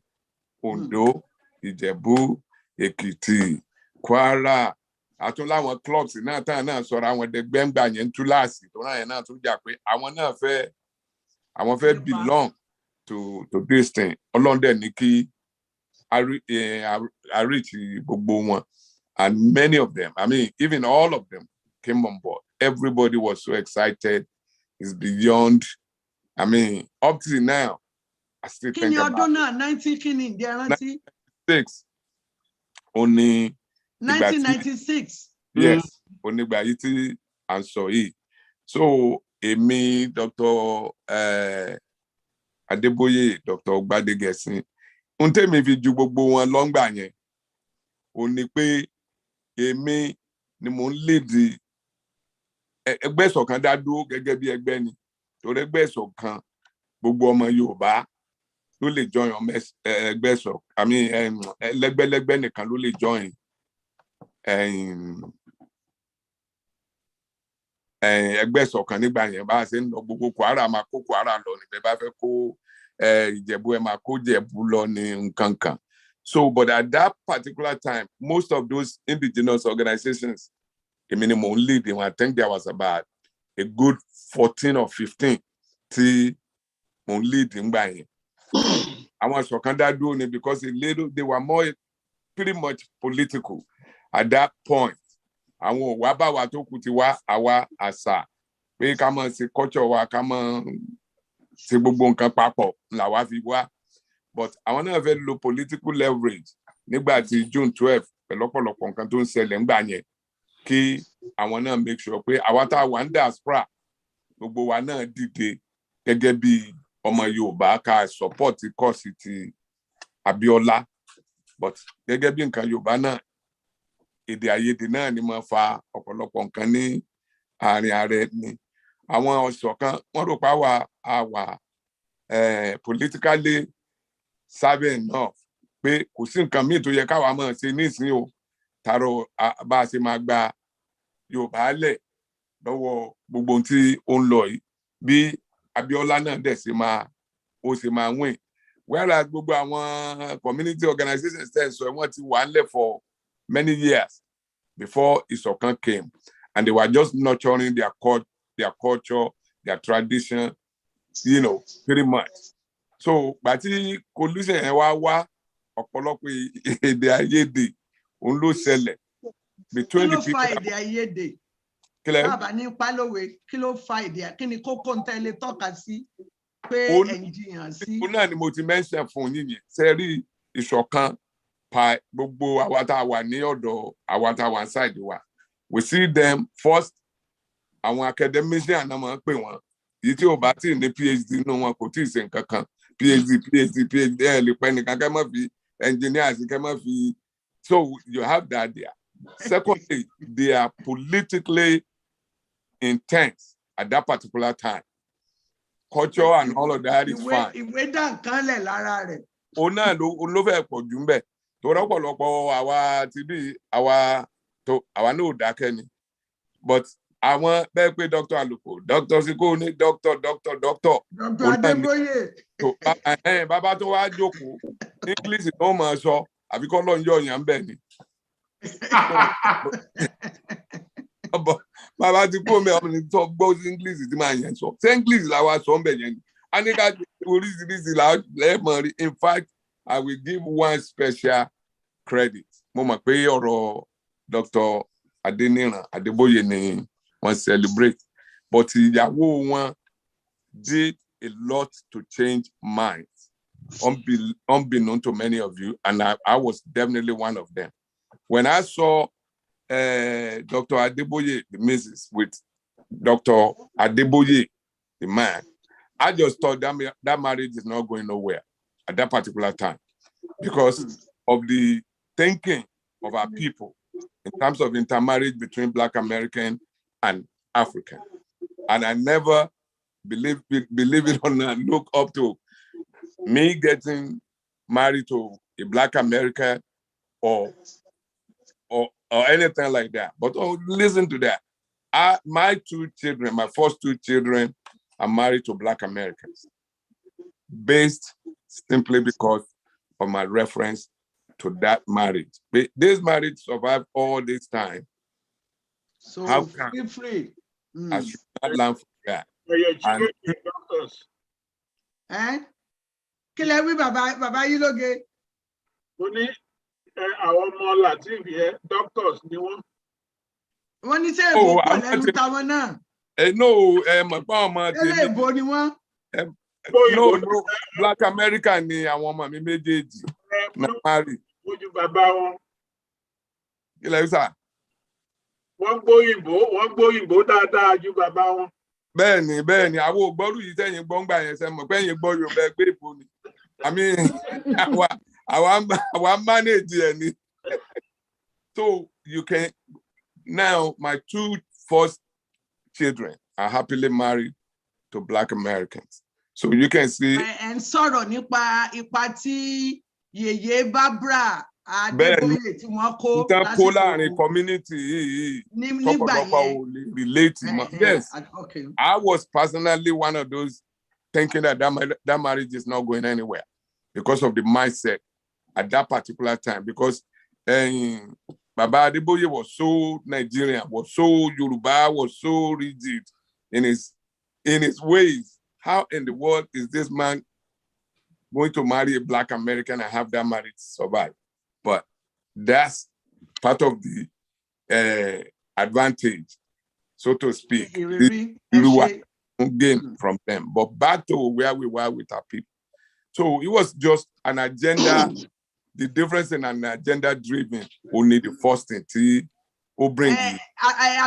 Alàgbà Amolegbe, ẹ kàn sọ fún wa pé èbó àti wípé tí sọ fún wa bí èbó ṣe dá wàhálà alẹ́ tí ó fi tú ẹgbẹ́ ká tó ládùúrú ntẹ́ ṣe ń jọ́ náà ó yẹ kí gbogbo ayé ó mọ tó tú ká ntẹ́ ṣe ń gbà náà ó tóbi fa. Ṣé mọ̀ wàhálà táwa ṣe pọ̀ torí kì í ṣe èmi nìkan. Àwọn tí ó jù mí lọ dáadáa nínú wa, àwọn yẹn gan ni wọ́n ṣe ọ̀pọ̀lọpọ̀ ètò yẹn. I keep mentioning Dr. Adeboye, not because today is his birthday, or Dr. Gbode for that matter. Ọ̀pọ̀lọpọ̀ kéèyàn ní sùúrù, kéèyàn dẹ̀ gbọ́ra ẹni yé, òun ló bring you together initially with the. Ẹ jẹ́ kí n béèrè ìbéèrè tí ó lè tọ́ wa sọ́nà ká lè bá lọ síwájú torí pé èrò yéye lẹ́rù wa. Lẹ́yìn ìgbà tí ẹ ṣe àwẹ̀jẹwẹ̀mu, tí gbogbo wa jẹun, tá a ṣe gbogbo ẹ̀, ǹjẹ́ ẹ tún jókòó pọ̀ láti ṣe ìpàdé pé a ti fi oúnjẹ kóra wa jọ o, níbo ló kàn tó tún yẹ ká lọ? Ǹjẹ́ ẹ ṣe yẹn? Bẹ́ẹ̀ni, a jókòó, but gbàtà àti tọ́lọ́run ti bá wa ṣe tí bí ìta ṣe dáadáa tán, tẹ́níkálukú wa mọ rẹ ní dáadáa. Mo rò pé ibi tí wàhálà yẹn ti bẹ̀rẹ̀ is pretty much on leadership. Gbogbo nǹkan tí Yorùbá bá ń ṣe, leadership náà ló máa hand ẹ̀ kàn, because àwọn ìṣọ̀kan gẹ́gẹ́ bí ẹgbẹ́ ń gbà yẹn, again, agenda tí wọ́n tán drive yẹn, they want to make sure that agenda is the focus of everything we are doing. Ẹni lórí ọ̀rọ̀ òṣèlú. Bẹ́ẹ̀ni, àwọn tó gẹ́gẹ́ bí ọ̀rọ̀ òṣèlú. Whereas àwọn tó wà lọ́dọ̀ wa bá ṣe ń sin nǹkan wọn látijọ́ ẹ̀ náà ni Àwọn fẹ́ máa ṣe. So ade wa mọ̀ pé ẹni tó bá lead díẹ̀ òun náà ló lè ṣe ẹnìkan tó máa help everybody to know where we are going. So they wanted me by every means possible to be the head of the whole program. They don't want Dr. Gbode. They don't want Dr. Adeboye. They don't want any of these guys. Tayope Amolegbe is the only guy to lead the kini. But a mini relationship with gbogbo ete and so on. So a mina mu mara wani beto mba mumbi ma mumbi se mo gbe mo so le kan pe Dr. Adeboye gan they must do me long gbogbo ona teyan le mo láyé. He was my secretary when I was the chairman. Nto de gbe mi debe, it wasn't because they pay me wa agbon abi mo mo ju won lo. But I wanted the major as far as number. Said them a politics in her. But they need the una need the and gege so or on kan ta mo se ngba mi ka sa mo follow or in English repete kan ma se kan ni lu ibo to de se pe attitude wa gan cannot rise up to the way these people were doing things. Ajoku ngba ta ajoku ni sokan da joko ìṣọ̀kan dájókòó at the beginning gbà tá kọ́ ṣe gbogbo ilé ìtàn àwọn alliance wọn padà pé. Wọn ò tí ì dá alliance lẹ̀ nígbà tí ẹ ṣe picnic àbí wọ́n ti dálẹ̀. Àti ìdálẹ̀. Kí ló bí alliance? Ohun tó bí alliance ò ní pé a fẹ́ kí gbogbo ẹgbẹ́ máa ṣe pátápátá and pàápàá jùlọ àwọn ìṣọ̀kan wà pushing me to make sure we bring all these organizations together for the purpose of political agitation. Not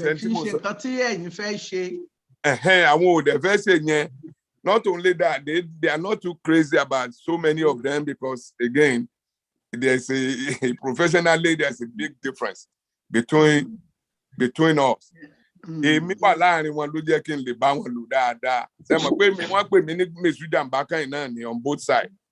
Torí àwọn tèmi wọ́n ní gbọ́dọ̀ máa lọ meeting ìṣọ̀kan.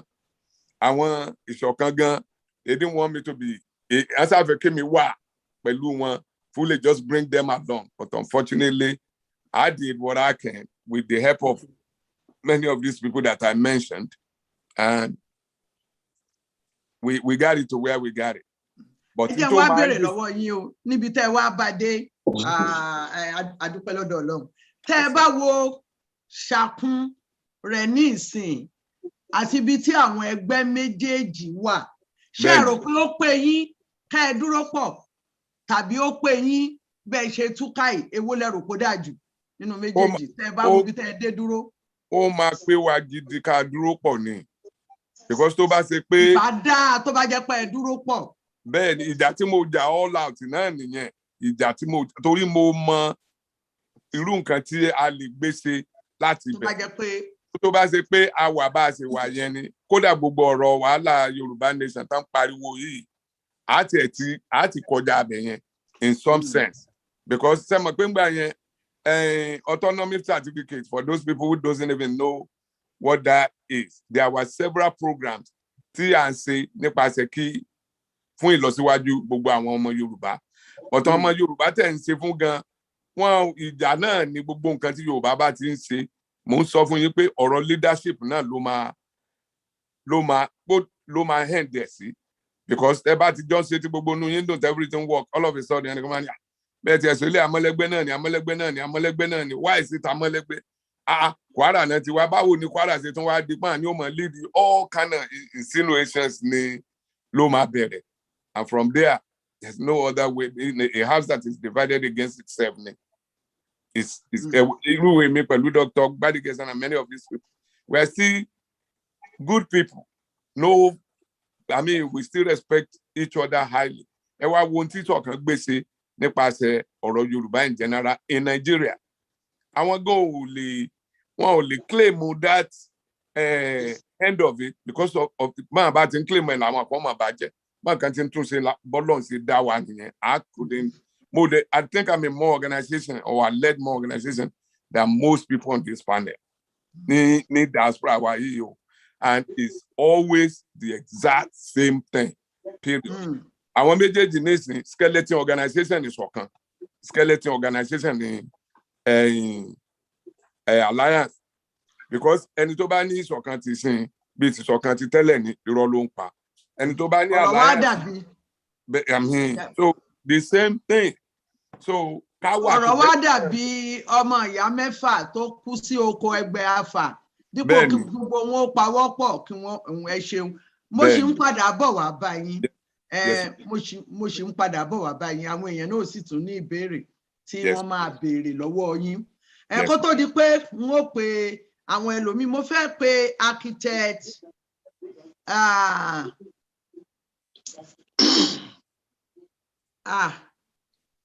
architect Akínọlá, mò ń wá ibi tí ojú yín wà o. Okay, architect Akínọlá, ẹ ṣeun, mo kí yín pé ẹ káàbọ̀ padà sí orí, ẹ káàbọ̀, ẹ kú àtàárọ̀, ẹ kú dúró. Ohun tí à ń sọ̀rọ̀ lé lórí ni ìfọwọ́sowọ́pọ̀ láàrin àwọn ẹgbẹ́, gbogbo ẹgbẹ́ ń túká.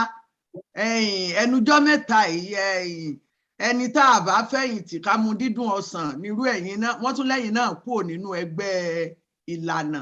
Nígbà tí ẹ bá ń di bí ọwọ́ yọ ọ̀nà wo la fẹ́ gbé gbà, kí ló dé tẹ́ fi kúrò nínú, tẹ́ fi bínú kọ̀ wípé ẹ̀ ti mọ́?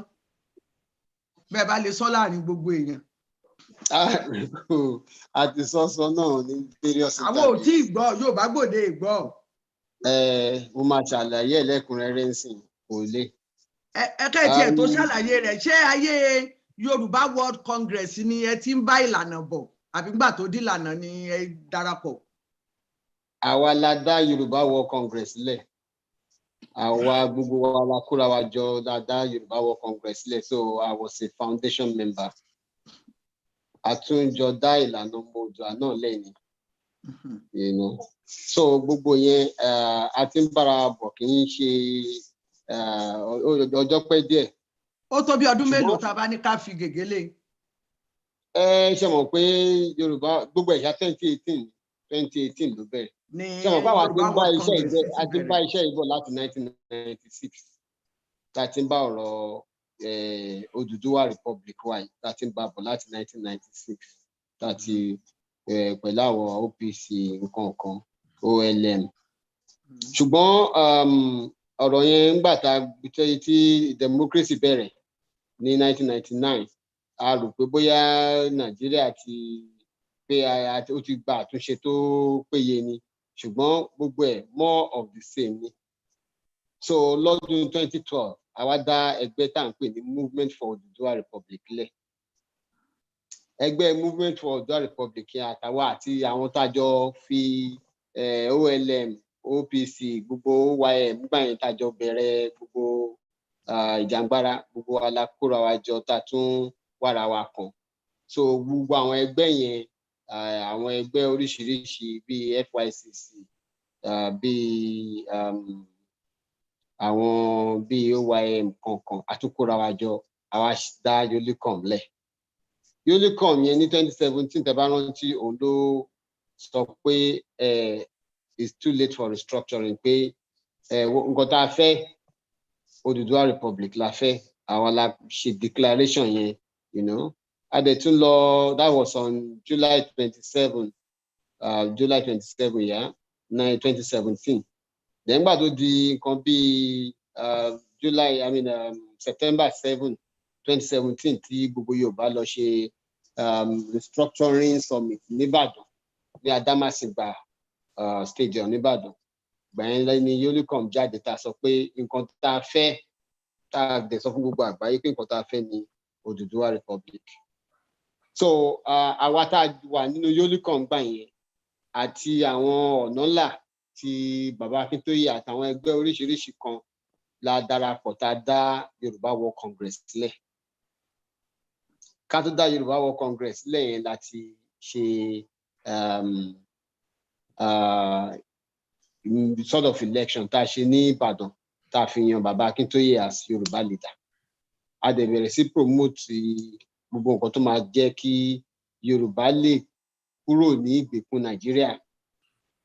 So Baba Akintoye ká dẹ̀ gbé sókè agbé wọn sókè pé kọ́ máa because Baba wà eloquent, Baba dẹ̀ mọ àrùn tó ń ṣe wá. Àìmọye àwọn èèyàn tí ò dá sí wa ńgbà tá a sọ pé Yorùbá nation la fẹ́ pé Odùduwà Republic ni a gbọ́dọ̀ lọ.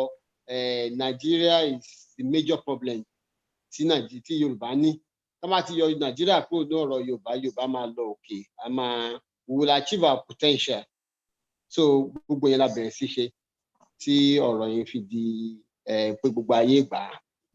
You know, it became very popular and it became the mantra. Àtún gbàtàrí tí olóyè Sunday Igboho ṣe interview kan pẹ̀lú BBC tàrí pé ọ̀rọ̀ tó ń sọ ó wúyàn lórí. Àtún lọ wá kan àwọn lára wa tó mọ̀ àtúngbé wá sọ́dọ̀ Baba Akintoye títí ọ̀rọ̀ yẹn ṣàfihàn pé gbogbo Yorùbá ló fẹ́ gba òmìnira, ló fẹ́ support Yorùbá self-determination. So bọ́ọ̀rọ̀ yẹn ṣe jẹ́ nìyẹn. Nígbà tó wá lọ dáadáa báwọn kí ló bàjẹ́ tẹ́yìn fi bínú fi kọ̀wé pé ẹ̀ ṣe mọ́? Kò bàjẹ́, kò sí kan tó bàjẹ́. Ẹ jẹ́ kí ló dé tẹ́ ẹ fi kọ̀wé pé ẹ̀ ṣe mọ́? Okay, oníbẹ̀ là ń lọ báyìí. Ṣé mo, I need to say something pé ó máa yé gbogbo èèyàn about dialectics of a struggle, about the evolution of a revolution. Bí nǹkan bá ṣe rí kò sí movement kankan tó yẹ pé wọ́n ṣe bẹ̀rẹ̀ ní year 0 náà náà ṣe máa parí ní year infinity. Kò rí bẹ́ẹ̀. There will always be alliances. There will be divisions along the way. It's never on a straight line. And then there will be realliances later. Gbogbo wa máa gbéra wa yẹ̀wò ni pé ṣé mo lè bẹ́ẹ̀ ni ṣiṣẹ́, ṣé mi lè bẹ́ẹ̀ ni ṣiṣẹ́. Tẹ́ bá wò at the beginning it was if you study the history of nations, kò sí nation náà great leadership tó wà náà tí ò ní problem. Ṣé Genghis Khan ti kíní lẹ fẹ́ wò ni? Genghis Khan. A mọ̀ pé kò sí orílẹ̀, kí ni trouble, kí ni wàhálà àti yín? Ohun tí a fẹ́ tá à ń ṣe ni pé a fẹ́ mọ̀ kí ni wàhálà ká lè bá a mọ ọ̀nà tí a ti wá solution. Torí tí èèyàn ò bá mọ àrùn ànímọ̀gùn ẹ̀, ẹ jẹ́ á rìn lẹ̀ lọ bí eyín. Okay. Ṣé rí ọ̀rọ̀ tẹ́ bá wo lẹ́tà tí mo kọ, nǹkan mẹ́ta ni mo sọ síbẹ̀. Èkíní, high-handedness and dictatorial tendencies. High-handedness yẹn ni pé kí èèyàn kan máa democracy là ń jà fún náà. À ń jà fún ìlú wa, à ń jà fún ìmìnira Yorùbá. A gbọ́dọ̀ ní internal democracy nínú nǹkan tá à ń ṣe yẹn. Torí tá a bá máa bí Yorùbá nation tán, ṣé bá ṣe tún máa wà nìyẹn tó yẹ pé èèyàn kan ló máa gbé agbára dání tó dẹ̀ máa sọ bó ṣe wù ú. Tẹ́lẹ̀ mi bá sọ̀rọ̀ tí ò bójúmu lójú ẹ̀, ó máa dànù ni àbí kó dá ènìyàn gan nù bákan. So a rí yẹn nínú ẹgbẹ́. Nínú ẹgbẹ́ yín, nínú ìlànà. A rí yẹn, a dẹ̀ rí pé ó wà lọ́wọ́ bàbá ìyẹn bẹ́ẹ̀. Tẹ́ pé at the time ó bẹ̀rẹ̀ sí di pé kò sẹ́ni bẹ́ẹ̀ bá sọ nǹkan báyìí nǹkan mìíràn máa fẹ́ ṣe. Wọn ò dẹ̀ ní wọn ò ka nǹkan téèyàn ń sọ sí. So ìgbà tó yá wọn bẹ̀rẹ̀ sí hire and fire pé àwọn náà kẹ́gbẹ́ jọ pé so ẹlòmíì ẹni báyìí gbọdọ̀ sí ní ipò ìmọ̀ ẹni báyìí ló máa ń bẹ̀. Tó bá yẹ pé àjọ sọ tí gbogbo àjòkó tá àjọ sọ tá àdẹjọ agree, ṣé àwọn kan àwọn tó bá jẹ́ majority ló máa àwọn ló máa carry day. Àwọn tó jẹ́ minority yẹn wọ́n á gbà pé okay want to lose but at discourse ẹ̀. So the logic is a systematic way of reasoning. The logic will carry the day. The more logical position will carry the day. So but nígbà tí yẹn ò dẹ̀ rí bẹ́ẹ̀ tó dẹ̀ di pé inú nǹkan tí bá ti fẹ́ ni I don't belong to such an organization. That's number one. Number two, ó ní ọ̀rọ̀ financial impropriety àti lack of accountability.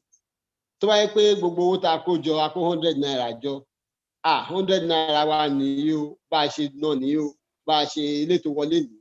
iye wọn àná iye báyìí sí kan báyìí àná iye báyìí sí kan bẹ́ẹ̀ iye tó kù ní ṣẹ̀mọ̀ ó máa fọkàn èèyàn balẹ̀ ó máa fi fọkàn gbogbo ọmọ ẹgbẹ́ balẹ̀ pé òkè nǹkan báyìí ó dáa at least gbogbo alamọ bówó ṣe ń lọ òkè ibo ni ká tún wówó sí torí owó ni kẹ̀kẹ́ ìhìn rere gbogbo nǹkan tá à ń ṣe tá a bá lówó à lè ṣe gbogbo nǹkan tí lànà dẹ̀ gbé ṣe gbogbo nǹkan tá a ṣe tó wú gbogbo Yorùbá lórí ó àwa kan là ń dáwó yẹn àwọn kan ló ń dáwó yẹn láti oríṣiríṣi oríkèéríkèé àgbáyé so tàbá béèrè lọ́wọ́ pé abáwo lè ṣe lè ẹ ṣe àkáǹtì náà ẹ jẹ́ ká mọ bí tẹ́lẹ̀ wà kò sí ààlà ní owó láàrin owó individual àti owó ẹgbẹ́ ìyẹn kù jẹ́ káàtó ó jẹ́ number 2.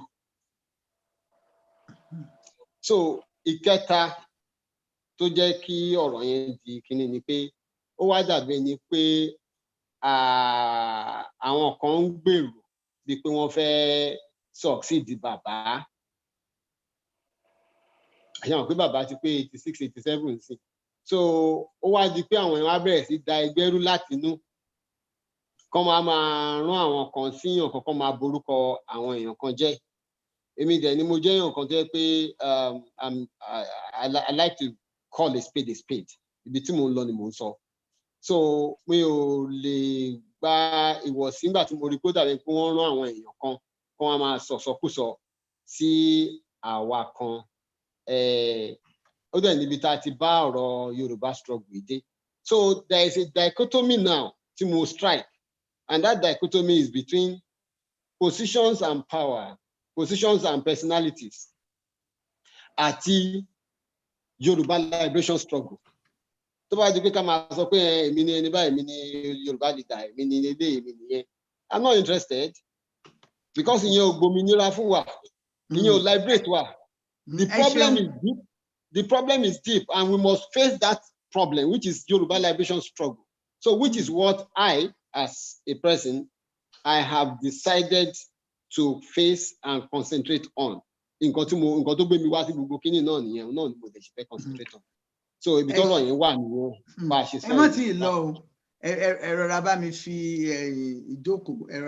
ìjókòó sí alàgbà Tajudeen Adigun ṣẹ́yìn náà ni Tajudeen Rahim ó kọ yín ti pọ̀ báyìí bí nǹkan mi ṣẹ́yìn náà ni alàgbà Tajudeen Rahim láti ìlú ọba YWC nílùú ọba ẹ jẹ́ kí n jẹ́ kẹ́ sọ̀rọ̀ náà bóyá ẹ̀yin ni àbẹ́yìn kọ́ ẹnjìnìà Tajudeen Rahim ó dáa. ṣé tí ń gbọ́rọ̀ mi. ẹ̀yin ni Tajudeen Adigun. bẹ́ẹ̀ ni mà. ẹ̀yin náà mo kí yín pé ẹ káàbọ̀ sórí ètò Yorùbá Gbòde ẹ̀yin náà ní ìrírí kó tó di pé wọ́n pè torí àwọn èrò pọ̀ tí wọ́n máa sọ̀rọ̀ à ń wo àìṣedéédé tí ń bẹ láàrin àwọn ẹgbẹ́ níbo ló gbé wa dé níbo ló sì ń gbé wa lọ kí ni ìrírí tiyín tí ẹ lè sọ fún wa ká lè bá a mọ àrùn tí ń ṣe wá àti ibi tí ológun ti ń sà mo kí yín pé ẹ káàbọ̀ sórí ètò Yorùbá Gbòde. ẹ ṣeun ìyá wa mo kí gbogbo àwọn bàbá wa o pàápàá jùlọ mo kí àwọn bàbá wa tó ń ṣe ọjọ́ ìbí lénìí bàbá Adébóyè wọn dẹ̀ tún kí gbogbo àwọn ará gbọ̀ngàn lénìí pé wọn kú oríire o.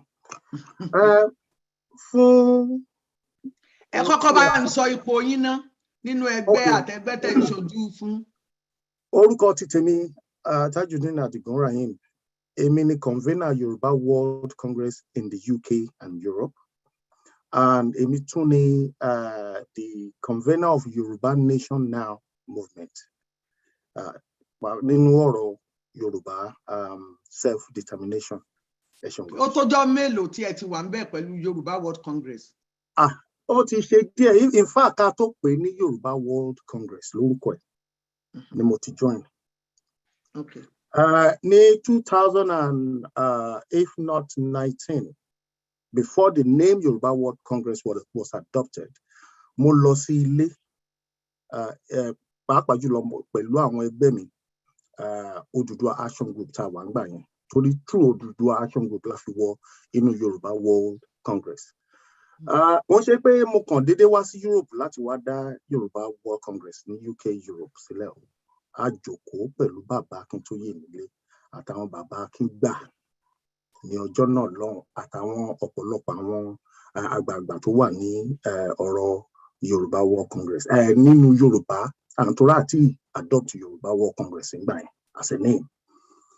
So nígbà tí a dẹ̀ padà sí London a wá dá sílẹ̀ inú Yoruba World Congress yẹn náà ni Yoruba Nation now ti jẹ jáde. Ẹ bá gbà mí láyè mi ò ní take too much of time.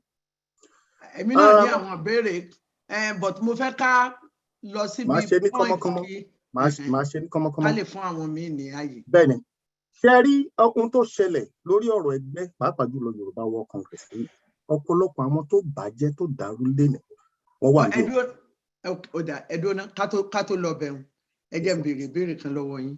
Nígbà tí ẹ dá Yoruba World Congress sílẹ̀ pẹ̀lú bàbá kí ló dé tẹ̀yìn òjì ó kọ yín padà ẹ jẹ́ ìlànà Yoruba World Congress náà lẹ ṣì ń jẹ́. Bẹ́ẹ̀ni. ẹ ṣe wá pohùn pọ̀ nígbà táwọn ní. Nítorí ìṣe tí bàbá ṣe kúrò ní Yoruba World Congress kò ń ṣe ọ̀nà tó tọ́ tó yẹ. Àwọn tó gbé bàbá kúrò nínú Yoruba World Congress wọ́n wà níbí. Number 1 Akínọlá George. Reason tán dẹ̀ fi gbé bàbá kò ń gbà yẹn wọ́n jẹ́ kó yí ọ̀pọ̀lọpọ̀ àwọn àgbààgbà tó wà ní Yoruba World Congress. In fact ó yà mí lẹ́nu pé Akínọlá George is talking about pé wọ́n mà láìrùn orúkọ pé bàbá dictatorship wọ́n tún sọ̀rọ̀ pé hire and fire if I'm not mistaken and also talking about financial impropriation. Nígbà tó sì jẹ́ wípé nígbà tí Yoruba World Congress wà ta ló kọ lẹ́tà against àwọn bàbá tó jẹ́ pé àwọn gangan kí n kọ́kọ́ sọ the sitting Secretary General Professor Killer àwọn bàbá Akọgun Tọ́lá Adéníyì who is the key person nínú Yoruba World Congress yẹn àti bàbá wa Akíngbà kò sẹ́ni tí ò mọ ipò tí Akíngbà tó wà nínú ilẹ̀ Yorùbá but bàbá nígbà tí architect Akínọlá tó máa kọ lẹ́tà against àwọn bàbá yìí wọ́n fi nǹkan di ojú bàbá wọ́n á lọ gbé project nǹkan tó ń pè ní UNPO to blindfold this man. Nínú ẹ̀ wọ́n wá láwọn kọ lẹ́tà ẹ bá mi béèrè lọ́wọ́ bàbá Akínọlá George pé ṣé bàbá Akíntóyè ló ní pé ká kọ lẹ́tà yẹn against àwọn bàbá yẹn ni àbẹ́yìn lẹ́kọ́ torí àti béèrè lọ́wọ́ bàbá lọ́pọ̀lọpọ̀ gbà bàbá ò jáde sọ nobody want to agree pé àwọn làwọn kọ lẹ́tà so reason tó fi kúrò bẹ́ẹ̀ nìyẹn o. Okay, so ìgbà tí bàbá kúrò ní ohun tí ọ̀pọ̀lọpọ̀ wa gbọ́ ni wípé wọ́n pinnu láti dá Yorùbá láti change Yoruba World Congress sí ìlànà ọmọ Oòduà ṣé bẹ́ẹ̀ ni àbí bẹ́ẹ̀ kọ́? Irọ́ pátápátá irọ́ gburu ni o. In fact Yoruba World Congress mélòó ló wà? Ẹyọ kan ni. Kò sí níbòmíì mọ́. À ń gbọ́. Bẹ́ẹ̀ ni mò ń gbọ́ yín. Ṣé kò sí Yoruba World Congress níbòmíì mọ́? Kò sí Yoruba World Congress kankan níbòmíì. Yàtọ̀ àfi UK. Bẹ́ẹ̀ ni UK nìkan la wà. Ǹjẹ́ àjọṣepọ̀ wà pẹ̀lú ẹ̀yin àti ìlànà? Lọ́wọ́ yìí kò sí because a mọ̀ wípé inú wa ni wọ́n ti lọ sí ìlànà and ìdí tó fi lọ sínú ìlànà yẹn àwa mọ̀ pé ìwà mọ̀dàrú ló gbé wọn lọ bẹ̀. In fact nígbà tó máa láwọn dá ìlànà sílẹ̀ wọ́n ní wọ́n change orúkọ Yoruba World Congress sí ìlànà ní pé wọ́n fẹ́ máa jórúkọ Yorùbá which is not true. In fact letter tí the Secretary General Professor Killer tó kọ sí bàbá ó sì wà nílẹ̀ pé how can you say that you change your name from Yoruba World Congress to Ìlànà which is not right. In fact ẹ bèrè lọ́wọ́ architect Akínọlá George tó bá jẹ́ pé bẹ́ẹ̀ kọ́ wọ́n wà bí. Mo sì máa pè yín àmọ́ mú ẹ̀rọ rajókòó àwọn èèyàn béèrè lọ́wọ́ yín. ọ̀rọ̀ kan ṣoṣo mo kàn fẹ́ chief just 1 minute yeah. Àwọn iná ọ̀nà kọ lẹ́tà tó ń pòyàn lólè tó ń kọ lẹ́tà tí wọ́n pèèyàn lólè kán wá bá wa clear ọ̀rọ̀ olè pé tó bá jẹ́ pé lóòótọ́ la fi orúkọ èèyàn gbowó àwọn náà wọ́n bú wà nínú àwọn ní secretary general ìlànà 6-7 weeks ago tí bàbá fi wá gba 2000 nínú àkáǹtì wa ní UK bí gbogbo ibi tó bá ti wá nínú àkáǹtì wo kó má dàbí pé accusation. Nínú àkáǹtì Yorùbá World Congress ẹ bá wa béèrè lọ́wọ́ ìlànà secretary tó bá jẹ́ pé wọ́n mọ̀ sí àbí wọ́n mọ̀ sí tó bá sì jẹ́ wípé wọ́n jọ ń play game. Ọwọ́n sí nínú ẹgbẹ́ báwo náà ṣe lè gba owó nínú ẹgbẹ́ yín. Gbogbo ìgbà tó ń fi resign kò tí ju 2 weeks lọ. Ẹ̀bọ̀ tó ń gbà tí wọ́n sí nínú ẹgbẹ́ yín báwo ló ṣe rọrùn fún wọn láti gba owó ń bẹ̀. Ọ̀rọ̀ yẹn náà nìyẹn ààrẹ náà ni a máa béèrè lọ́wọ́ bàbá a dẹ̀ máa jẹ́ kí gbogbo ayé kó mọ̀ pé bó ló ṣe wá jẹ́ in fact ẹni tó gbé owó yẹn tó fún wọn lówó yẹn nínú àkáǹtì wa àti wọ́ọ̀dì ẹ̀ lọ́wọ́ ń sìn ó sì sọ wípé personality bàbá ló jẹ́ kó lọ gbé owó pé owó ti kúrò nínú àkáǹtì yìí. Owó yẹn ti kú ńbẹ̀ gbogbo ẹgbẹ́ sì béèrè lọ́wọ́ wa a sì ní ìdí àti pé kán dá owó yẹn padà ọ̀rọ̀ ohun tó ń bá fowó ṣe àfẹ́mọ̀ ẹ ṣeun. Ẹ ṣeun alàgbà Táyọ̀ Ògèdèǹgbé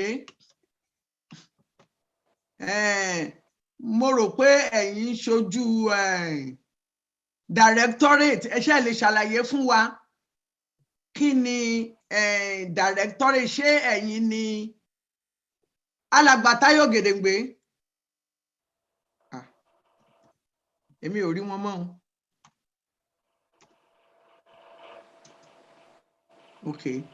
mi ò rí wọn ṣùgbọ́n ẹ dákun tá a bá tún rí olórí ẹgbẹ́ míì tí wọ́n fẹ́ sọ̀rọ̀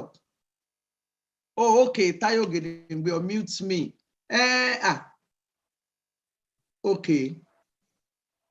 mo ń bọ̀ o.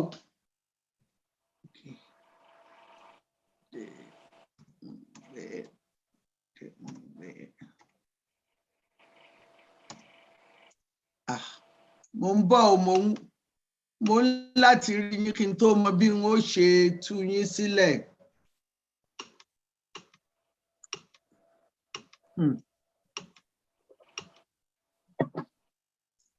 Mo rí iṣẹ́ yìí náà mi ò rí yín.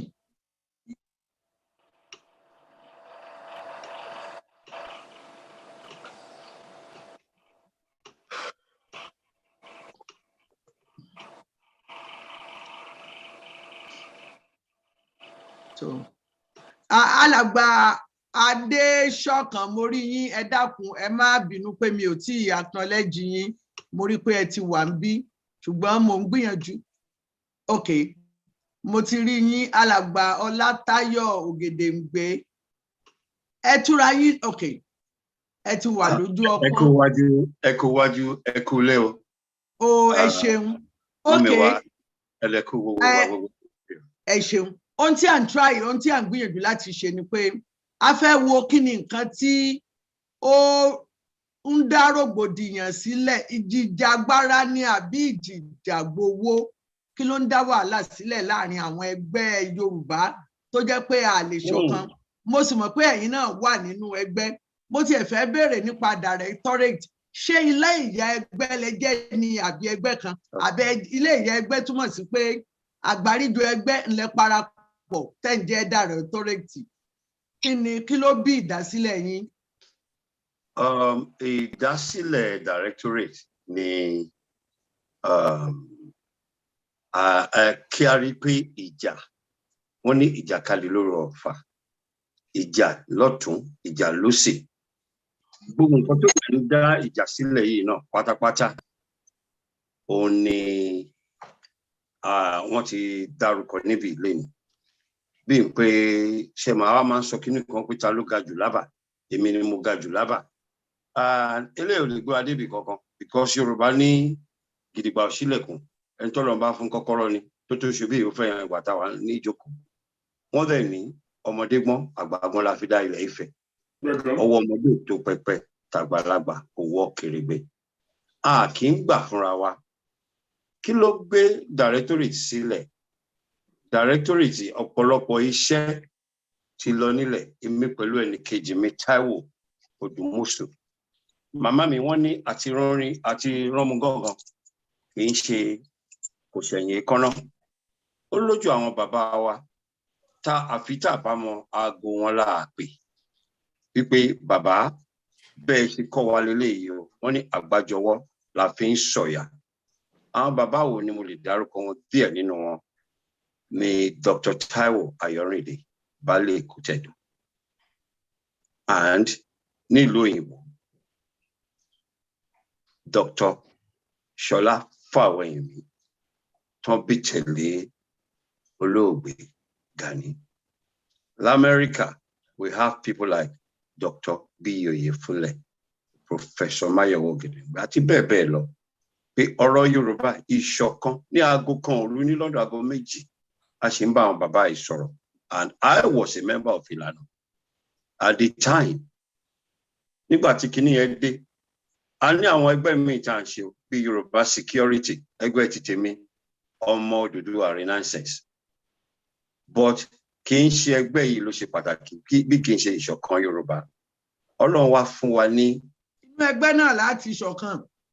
Bẹ́ẹ̀ ni, but ó ní bọ́n ṣe ń ṣe. For example, ní ìlú òyìnbó nísìnyí tí England bá ń play, ẹ rí i pé gbogbo àwọn tó ń play nínú England yẹn oríṣiríṣi club náà ti wá. Ìmí wá láti Arsenal, ìmí wá láti Chelsea, ìmí wá láti Fulham. Wọ́n á wá mú wọn, wọ́n á láṣojú níbẹ̀ pé ẹ jẹ́ ká ṣe eléyìí. Sí nígbà tí Yorùbá Congress dẹ̀ ti rí bó ṣe rí yìí, kò sí bá a ṣe fẹ́ ṣe o. We commence on what we could call a Nehemiah mission. Can't build the walls, but àwọn tí wọ́n láìkí ẹ̀ ọ̀sán kan òru kan, we were kicked out of Ìlànà.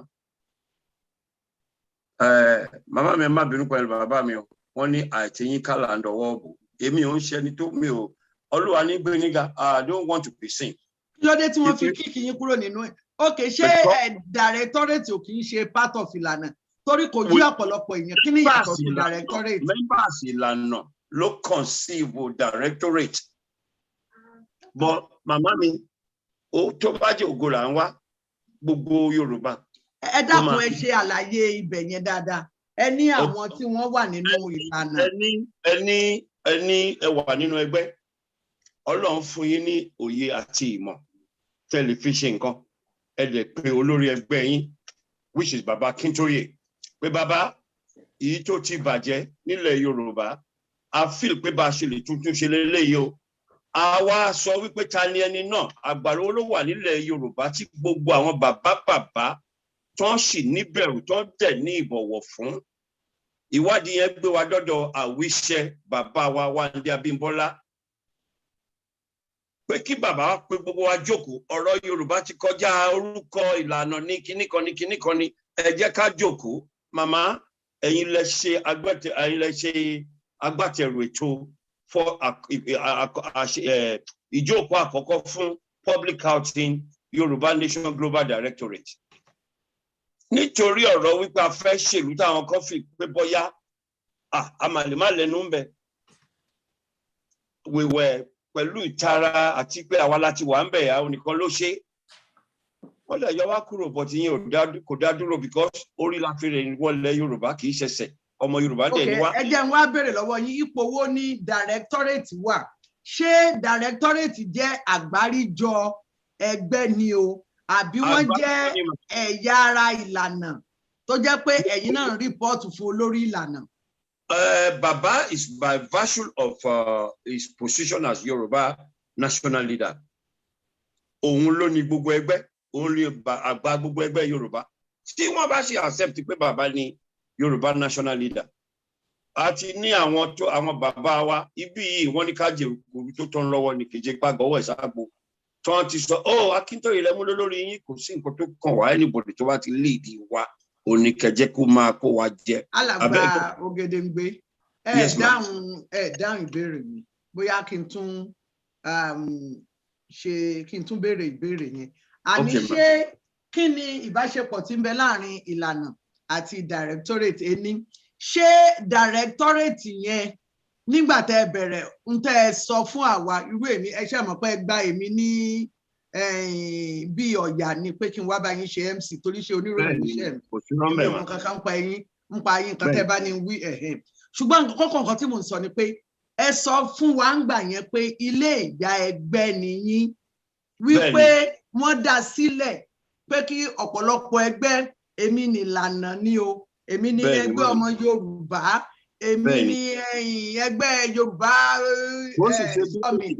ká má mú kó lọ sílé olóró bó sì ṣe dúró nìyẹn ẹ̀yin màmá wa lẹ ní ok àwọn ẹgbẹ́ mélòó ló wà nínú ẹgbẹ́ yín ní ìṣiṣẹ́ lè dárúkọ àwọn ẹgbẹ́ tó wà ní directorate. Without exaggerating, we have over 50 Yoruba self-determination. ok ṣé lè dárúkọ díẹ̀ lára àwọn ẹgbẹ́ yẹn. Mọ́mì mélòó la fẹ́ kanu ewé bẹ́ẹ̀ bá lẹ́kọ̀ọ́ mẹ́jọ tẹ́ ẹ bá ka méjì bẹ́ẹ̀. kejì mi wà mí tó lè kún mi lẹ́yìn in the person of Barrister Taiwo. We have OAM, we have Ọmọ Odùduwà Renaissance àti bẹ́ẹ̀ bẹ́ẹ̀ lọ mélòó la fẹ́ kanu èyí adépèlé so kò ń ṣe. ó dáa màá tún máa padà wá sí ọ̀dọ̀ yín tó ẹ̀yin olùgbọ́ wa ohun tí à ń gbé yẹ̀wò ó ní ọ̀rọ̀ ìṣọ̀kan Yorùbá ìṣọ̀kan ẹgbẹ́ Yorùbá ní ọ̀kan òjọ̀kan kí ló dé tẹnu wa òkò kí ló dé tí ọ̀rọ̀ wa di àjàkú àkátá bíi ti àgbáàrín kò yé wa kò yé àwọn ọ̀pọ̀lọpọ̀ èèyàn mo máa pe àwọn àgbà tí a pè síbí pé kí wọ́n ó wá bí alàgbà Mọ́gàjí Adéjùmọ̀ wọ́n wà níbí ṣùgbọ́n kó tó di pé mo pe Mọ́gàjí Adéjùmọ̀ ok Mọ́gàjí Adéjùmọ̀ náà máa wà ní ìjókòó ẹ̀yin amòye Yorùbá Gbòde ó dọ̀wọ́ yín ẹni tẹ́ bá ní láti béèrè ìbéèrè ibi tí mo bá dé nù bàbá Yílóge.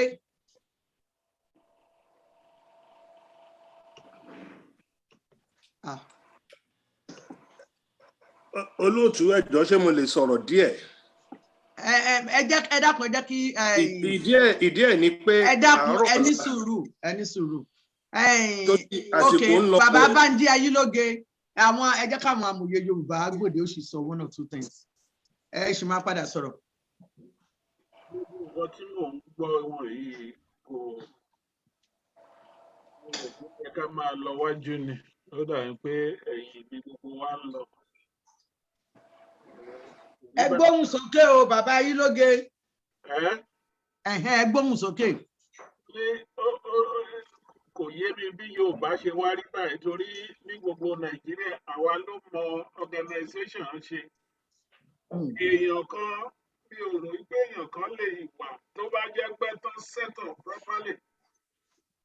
Èèyàn kan ò lè wà kó ní kókò máa sọ pé ẹbí òun fáyà ilé òun yàn kan síbi gbogbo nǹkan tó ń sọ látàárọ̀ yìí olóòtú ó ṣe nítorí pé ní gbogbo àwọn tí mò ń wò yìí I don't understand that ẹgbẹ́ táwa náà tẹ̀ ti nípa inú ẹ̀ kì í ṣe díẹ̀ èèyàn kan ò lè dúró kò sí mo ṣe executive director mo ṣe national secretary mo ṣe pé kò yẹ kó ọkàn lè dé olóòjó president tó ní ìwọ ni treasurer òun ò fẹ́ kò yé mi bọ́n ṣe set up gbogbo ẹ̀ so that mo fẹ́ kí gbogbo wọn tiẹ̀ sọ̀rọ̀ náà ká tẹ̀ wá mọ kí n tó lè dáhùn later because mo ń try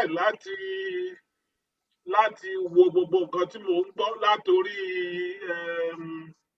bàbá alliance tẹ́lẹ̀ tó sọ̀rọ̀ ọ̀tọ̀ ní ti George Akínọlá àti bẹ́ẹ̀ bẹ́ẹ̀ lọ mo yìí try láti process gbogbo ẹ̀ now I'm beginning to look at ibi tí ẹrù wa ti wọ́. No, it's never like this. Awolowo's party used to be the best organized in the whole of Africa. And legacy yẹn làwọn bàbá wa fún wa. How did you wind up to a situation that somebody who is not a member of your organization will go there and take money out?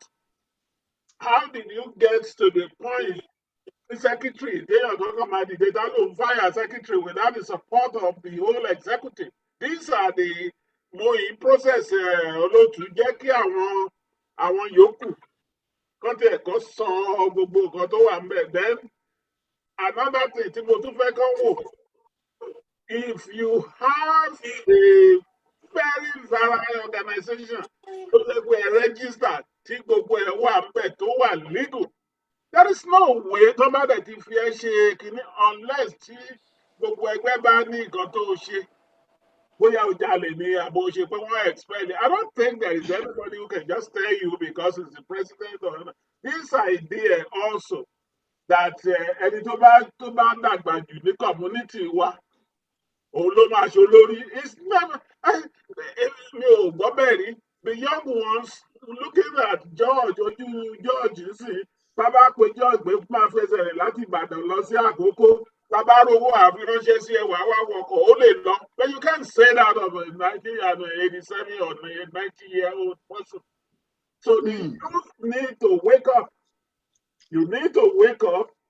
Àwọn tó gbé Nàìjíríà wọ́n gba independence, they were youths. Látàkan àwọn sójà tó bà Nàìjíríà jẹ́ youths náà nìyí. Àwọn Ọbásanjọ́ was 33 or 32.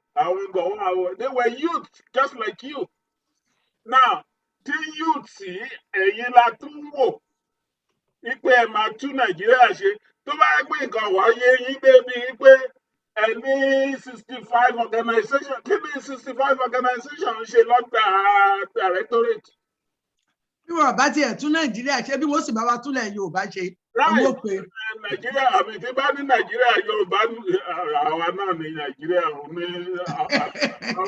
àbájí. But nǹkan tí mò ń sọ mo fẹ́ kó yé yín wípé ìsàlẹ̀ lẹ́rù wa ti wọ́ wà yìí. Because ẹ̀yin ọmọ tó ń bọ̀ yìí, despite the fact that any good heart, any gbogbo ẹ̀ kò dàbẹ́ ni pé process wọ̀nyí yé yìí. If I'm going to be a member of the organization, I'll dìbò fún president àbí leader. I'll dìbò fún national secretary, àbí treasurer, àbí financial kìíní, oníkálukú á máa play a role tiẹ̀. Nobody will show up lẹ́nu pé but nǹkan tí mo rò pé ó ṣẹlẹ̀, I will tell you. Many of you thought tẹ́ bá ti pariwo oṣù mẹ́fà ní Yorùbá nation máa dé, ẹ̀yin náà fẹ́ lọ replace àwọn jẹgúdújẹrá tán wà tán jẹun sí ní politics. Otherwise, I don't see any gbogbo nǹkan tẹ́ sọ látara kò tẹ́ make sense. It doesn't. This is a time for frank talk. Set up an organization. George, ìwọ ni treasurer. Téèyàn kan bá wá dé pé kìíní ó ní láti table ẹ̀. He will table in the executive council and then they'll come to ratify in the general meeting. That is how an organization is run. So why will you resign? I won't resign under any cloud. I used to do that. Ẹgbẹ́ Yoruba, both in New York. Ẹgbẹ́ Yoruba méjìlá dálẹ̀ ní New York artists. Capital National. It's been crisis upon crisis, but when you know what you are doing, to the more you will always prevail. Stand your ground. Nígbà tó resign, the whole chemical. What is the cost? Kí n tó ṣe secretary, I will let you the last one. Kí n tó ṣe secretary ẹgbẹ́ ọmọ Yorùbá. Ẹgbẹ́ Yorùbá North America. The president tó bá ṣe meeting nígbà Dr. Adeboye will recall. Before èmi àti Dr. Gbade tí gbogbo ẹ̀ débẹ̀. Tí president bá ní òkè wọ́n fẹ́ fowó ṣe kankan. Treasurer lè má kọ check. Tí treasurer bá jọ check, president lè pocket there. That was the kind of crisis we were having. Come to tap our meeting.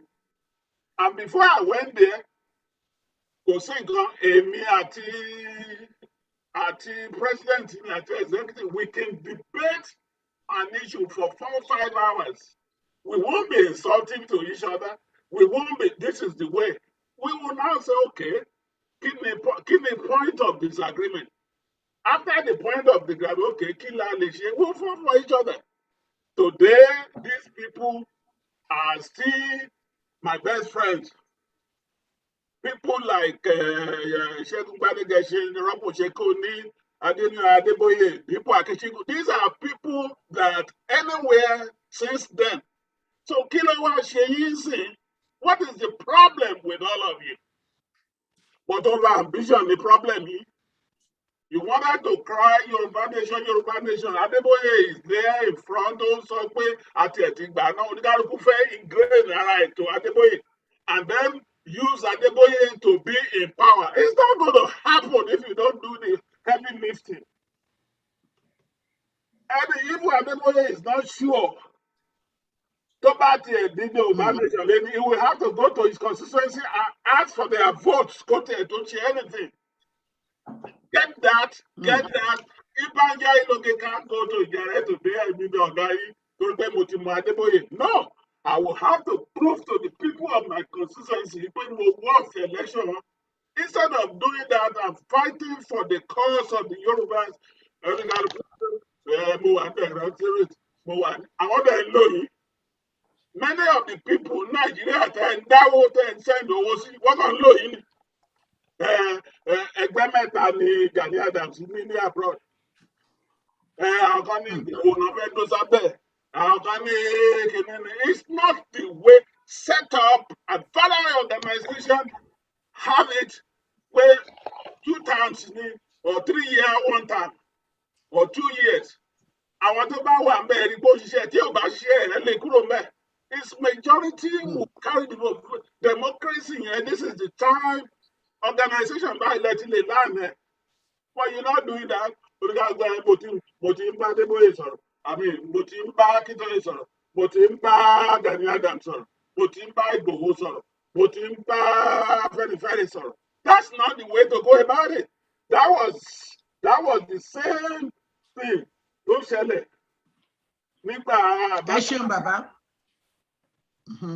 Thank you. Ẹ ṣeun, mo tún máa padà wá sọ́dọ̀ yín. Bàbá Adébóyè, mo máa pe àwọn àlejò wa pàtàkì ṣùgbọ́n mo fẹ́ gbọ́ ọ̀rọ̀ lẹ́nu ẹ̀yin àti alàgbà Kíṣíkù. Gbólóhùn kan ni mo fẹ́ béèrè.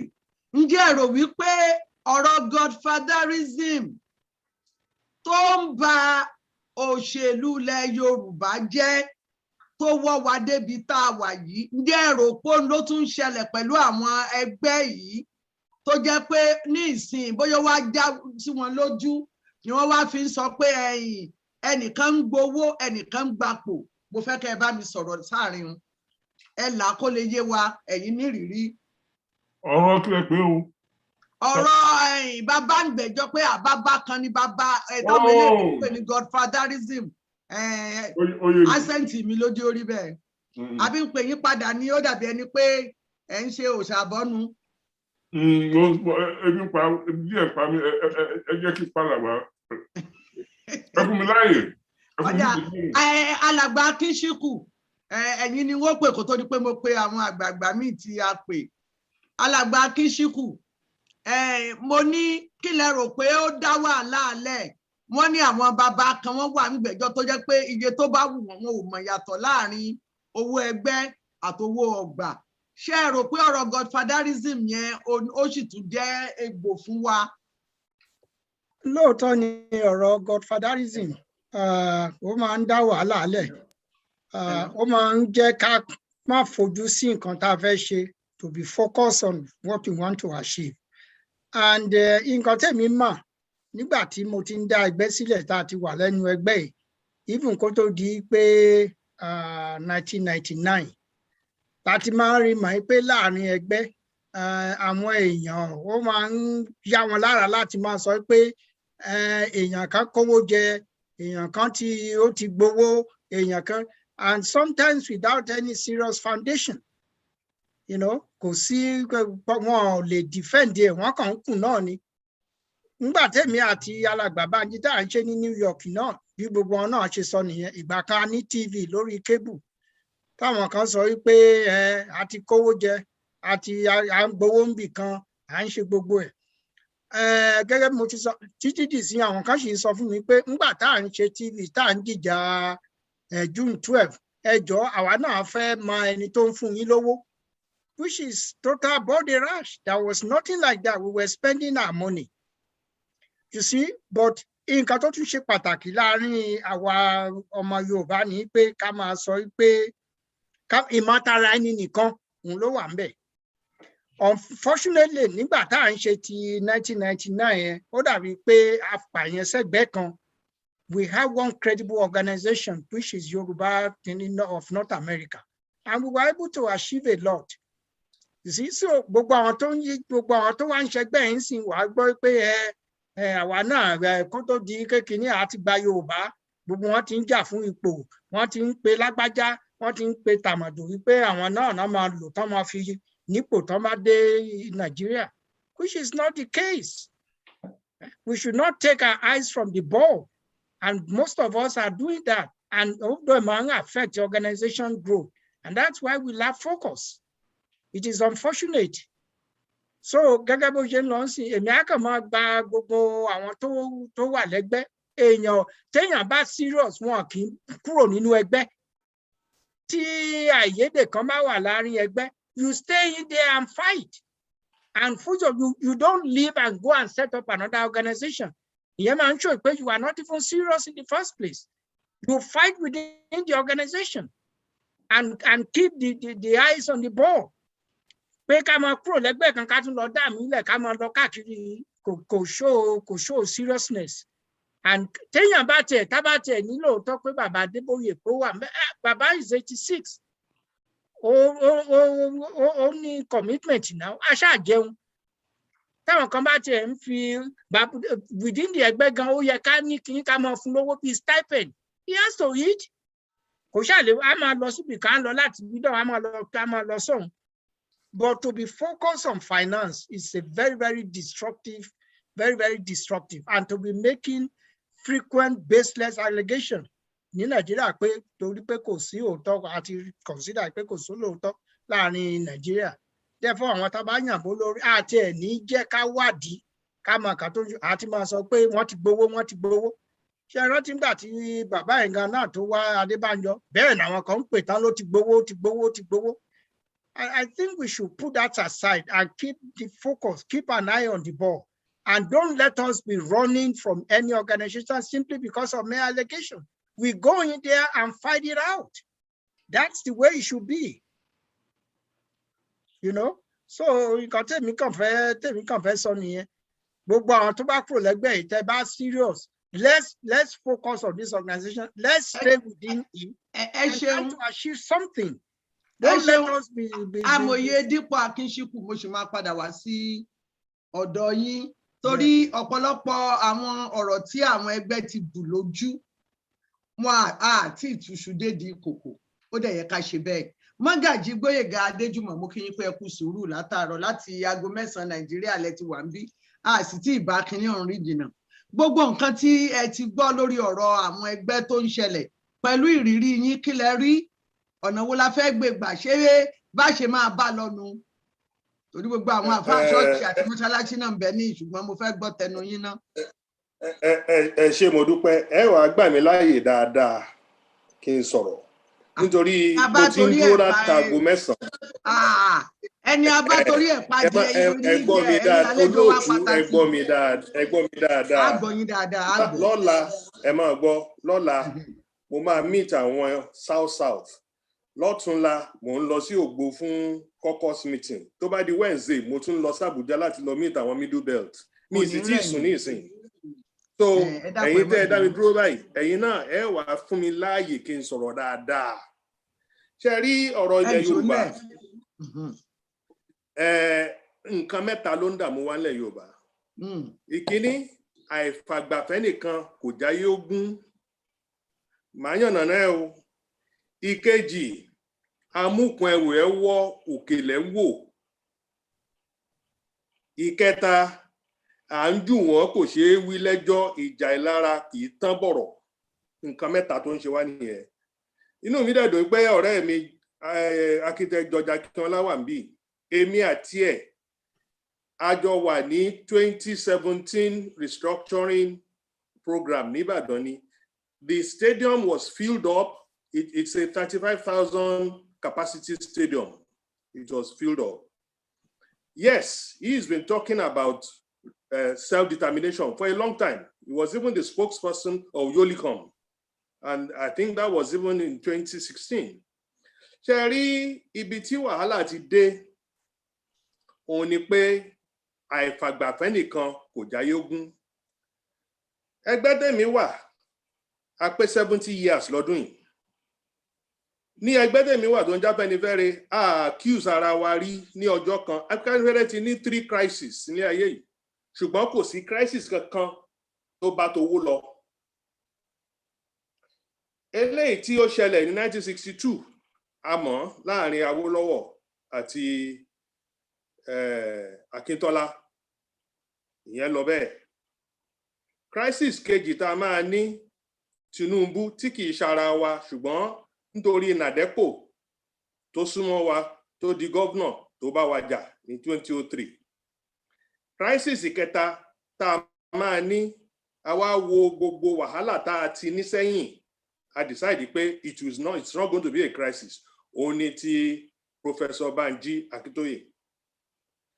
Ṣé rí àìfàgbàfẹ́ nìkan tí ò jáyé ogún yẹn, nígbà tí Afẹ́nifẹ́re ń pariwo ní 2013, 2014 pé ẹ má dìbò fún Buhari, èèyàn burúkú ni, kò ní ẹran ìfẹ́ kankan lára sí ẹ̀yà míì, kò kàwé débi pé yóò mọ bí wọ́n ṣe ń ṣe ipasẹ̀ àti tò ìjọba. Ibi tó sì dúró sí lórí ọ̀rọ̀ Fúlàní ló dúró sí, kò sẹ́ni tó gbọ́ sí wa lẹ́nu.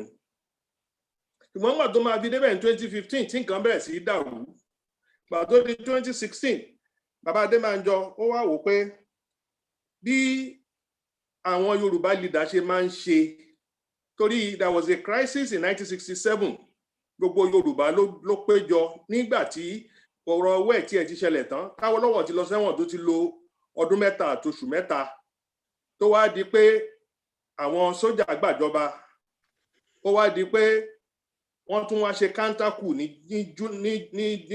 July 29. Ó wá di pé ńbo ni Yorùbá fẹ́ lọ. General Adéyínká Adébáyọ̀ ló pè pàdé yẹn, wọ́n pè ní Yorùbá Leaders of Thought. Yorùbá Leaders of Thought, wọ́n wá fi Awólọ́wọ̀ ṣe leader gbogbo ilẹ̀ Yorùbá ìyẹn ní 1967. So nígbà tí bàbá sì ti ṣe, ó ṣe débì kan, ó gbélẹ̀ fún bàbá Jásin. Bàbá Jásin náà ṣe láyé ìgbà June 12, wọ́n ṣe débì kan, wọ́n gbélẹ̀ fún bàbá Adésànyà. Bàbá Adésànyà, wọ́n tiẹ̀ máa ń ṣe pan Yorùbá meeting yẹn dáadáa. Mi sure bóyá Architect George Akínọlá bóyá ó bá wa ṣe nú àwọn ìpàdé yẹn. Ṣùgbọ́n tó dá mi lójú ni pé nígbà tí Abacha wọlé tí gbogbo ẹ̀ dàrú ní 2016, bàbá Adébánjọ wá pe gbogbo ẹgbẹ́ Yorùbá jọ. Gbogbo ẹgbẹ́ Yorùbá tí bàbá pè, ó jẹ́ a total of 42 nígbà yẹn. Ẹgbẹ́ Movement for Oduduwa Republic, mo fóore la máa ń pè, òun ni ti George Akínọlá nígbà náà. Ẹgbẹ́ yẹn pẹ̀lú ẹgbẹ́ yòókù tó jẹ́ bí 42 ni gbogbo wa la kóra wa jọ pọ̀ la fi dá Yorùbá Summit Group sílẹ̀. Ìdí ẹ̀ tán fi dá Yorùbá Summit Group sílẹ̀ ni pé Afẹ́nifẹ́re ẹgbẹ́ ti wá yàtọ̀, ìlànà t'Awólọ́wọ̀ òun là wá ń ṣe. Kó o tó dọmọ ẹgbẹ́ Afẹ́nifẹ́re, Awólọ́wọ̀ kọ ìwé 16, ó sì kọ pamphlet 17, wà á ti ka gbogbo ẹ̀, á ti yé ẹ. Ìlànà t'Awólọ́wọ̀ yẹn ó sì ṣòro follow, ó ṣòro tẹ̀lé, ẹni tó bá lè láyà láti wọ̀ ni. Ẹni tó bá mọ nǹkan tí mò ń sọ yà á mọ irú ìyà tó jẹ àwọn ọmọ ẹgbẹ́ Afẹ́nifẹ́re. Àwọn tó lọ sẹ́wọ̀n 16 ni wọ́n pẹ̀lú bàbá Awólọ́wọ̀. Bàbá Adébánjọ gan as at that time, Ghana làwọn wà, wọ́n repatriate wọn wálé, ó lò 3 years tiẹ̀ náà lẹ́wọ̀n. Nígbà June 12, wọ́n pa bàbá Rèwánì, wọ́n lọ sílé Gani Fáyẹ̀mí, wọn ò róhùn pa ṣùgbọ́n wọ́n rí ẹni tó ń ṣe mẹgáàdì ẹ̀ pa. Wọ́n yin ọta àbọn 34 bullets ni wọ́n ṣà nínú mọ́tò bàbá Adésànyà. ẹni tó wá fẹ́ ṣàṣẹ Afẹ́nifẹ́re yóò fara gbọ́ta. Bàbá Adébánjọ gan wọ́n tì mọ́lé ní táìmù yẹn, ó lóun fẹ́ rí Abacha. Wọ́n mú débọ́jọ́ Abacha, ó sì sọ fún Abacha pé I owe you only one bullet. Pick up your gun if you are not a coward. Shoot. Irú ẹgbẹ́ t'Afẹ́nifẹ́re jẹ́ nìyẹn. Olúfàlàyé òun lọ sí 24 months in detention. Nígbà t'Abíọ́lá kú tán ni wọ́n tó tẹ̀ tó release òun. So àwa wò pé àwọn èèyàn kan lè má lè fara gbẹ̀tù, wọ́n má lè fara gbọ́ta. Ṣùgbọ́n ẹ já kó gbogbo ẹgbẹ́ Yorùbá pọ̀ pé ibi tí Buhari ń bá ilẹ̀ Nàìjíríà lọ yìí, ilẹ̀ Yorùbá lọ yìí, yóò lẹ́yìn. Òun la fi kó Yorùbá Summit Group jọ nígbà yẹn. Akéde George Akínọlá náà àjọ wà ń bẹ̀ ni. Nǹkan tá a dẹ̀ fẹ́ fi ṣe ni pé ìṣọ̀kan ilẹ̀ Yorùbá. Ẹ má wàá gbàgbé pé orin tá à ń pè ní Yorùbá anthem lónìí, Afẹ́nifẹ́re anthem ni o. Bàbá Awólọ́wọ̀ ló fọwọ́ ara ẹ̀ kọ o. Ó sì kọ ní ọdún 1978. Ògúndé dẹ̀ fi ṣe orin. Òun náà máa ń play ní gbogbo rally UPN gbà yẹn. Ẹ jẹ́ àjọ yànnàná ẹ̀ dáadáa káyẹ̀wò. Bàbá ní iṣẹ́ wà fún ilẹ̀ wa. Ó ní fún orílẹ̀ ìbí wa, kò sọ pé orílẹ̀ Nàìjíríà o. Ó ní orílẹ̀ ìbí, kò sọ pé orílẹ̀ èdè, ó ní orílẹ̀ ìbí wa ká ṣiṣẹ́ ká lè jẹ ọlà. Ó ní ìgbàgbọ́ wa ni pé bá a ṣe bí ẹrú la gbọ́mọ. Àwọn kan wọn rí bẹ́ẹ̀ ní ilẹ̀ Nàìjíríà o, tó jẹ́ pé àwọn tí wọ́n ń ṣe àlùmájèrì, the feudalistic north, they do not believe in having the same kind of destiny for a freeborn and whoever is called a servant. We believe in that equality in Yoruba land. Bàbá Awólọ́wọ̀ ó tẹ̀síwájú, ó ní ìṣọ̀kan àti òmìnira wa ní ká máa lépa.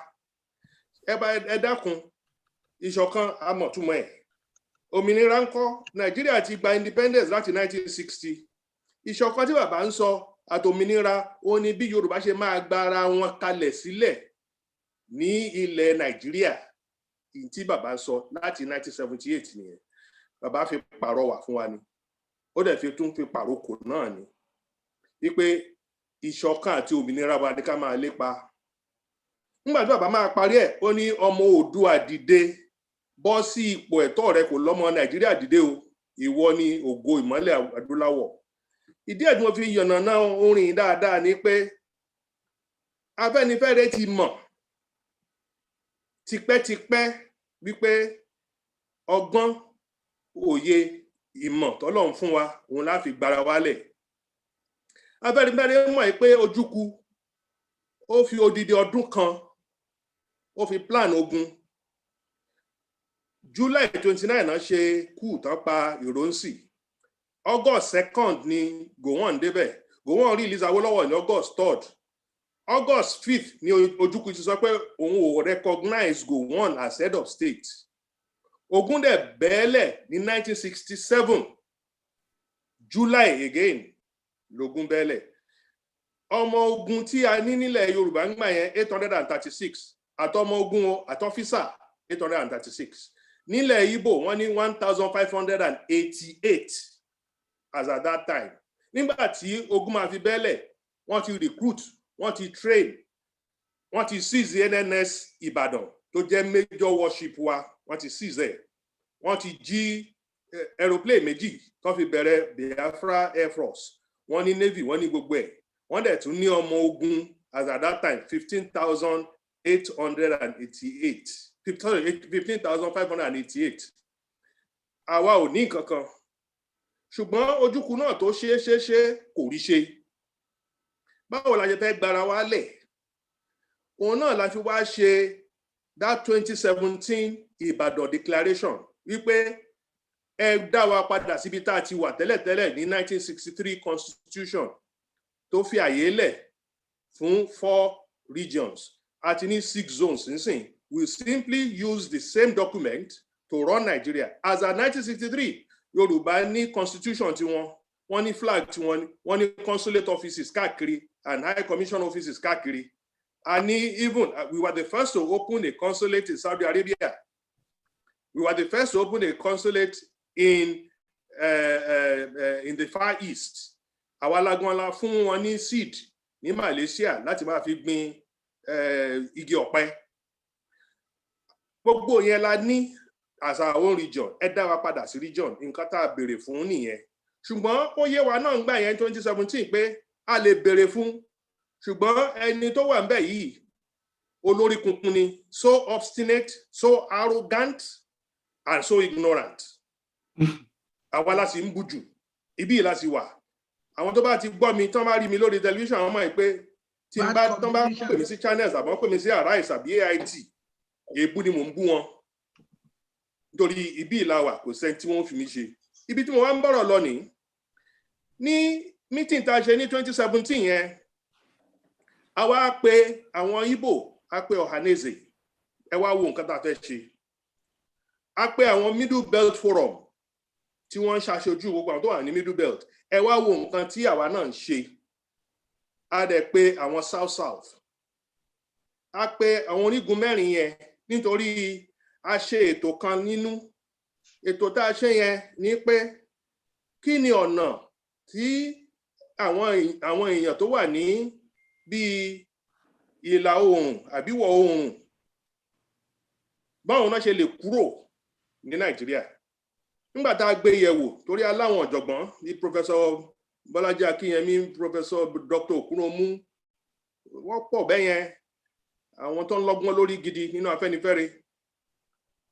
So a pè wọ́n, báwo la ṣe lè ṣe? Wọ́n ní ká lọ wo Velvet Revolution, ká lọ wo Rose Revolution ti Georgia, ká wo the Chilean experience, how we can form a nation knowing fully well that we don't have the military power, but we can use the God-given industry, and that is the power of thinking, our intellect. And with clear optics, we'll be able to know what can be the result of having to take a cue from some other people who have been successful and incorporate it into our own situation. So, Jọjá Akínọlá wà níbí, àwọn Ìgbò, wọ́n sọ̀rọ̀ ọjọ́ ẹ̀ ní Liberty Stadium, wọ́n láwọn ò ríru eléyìí rí o, tí ẹ kó gbogbo ẹgbẹ́ Yorùbá jọ. Ọba tó wà ńbẹ̀, about 27 obas, led by the Ọọ̀ni. Governor, odidi governor kan wà ńbẹ̀, governor Èkìtì ńgbà yẹn wà ńbẹ̀. Kò sí governor tí ò rán èèyàn wá, tí kò rán special adviser wá, tí Ọ̀ṣun rán commissioner mẹ́ta wá, tí Ògùn rán commissioner méjì wá. Bí wọ́n ṣe wá nìyẹn, kò sí state. Even Ọ̀ṣínbàjò ó rán special adviser Ojúdú ó rán wá. Torí gbogbo wọn la pè. A pè gbogbo àwọn tó wà ní House of Assembly, State Houses of Assembly. A pè àwọn tó wà ní National Assembly. Wípé ẹ máa bọ̀, ẹ wá tó tẹ́jọ́ ọmọ Yorùbá, ẹ jẹ́ ká jọ gbé ètò yìí lárugẹ. Gbogbo wọn ni wọ́n wá.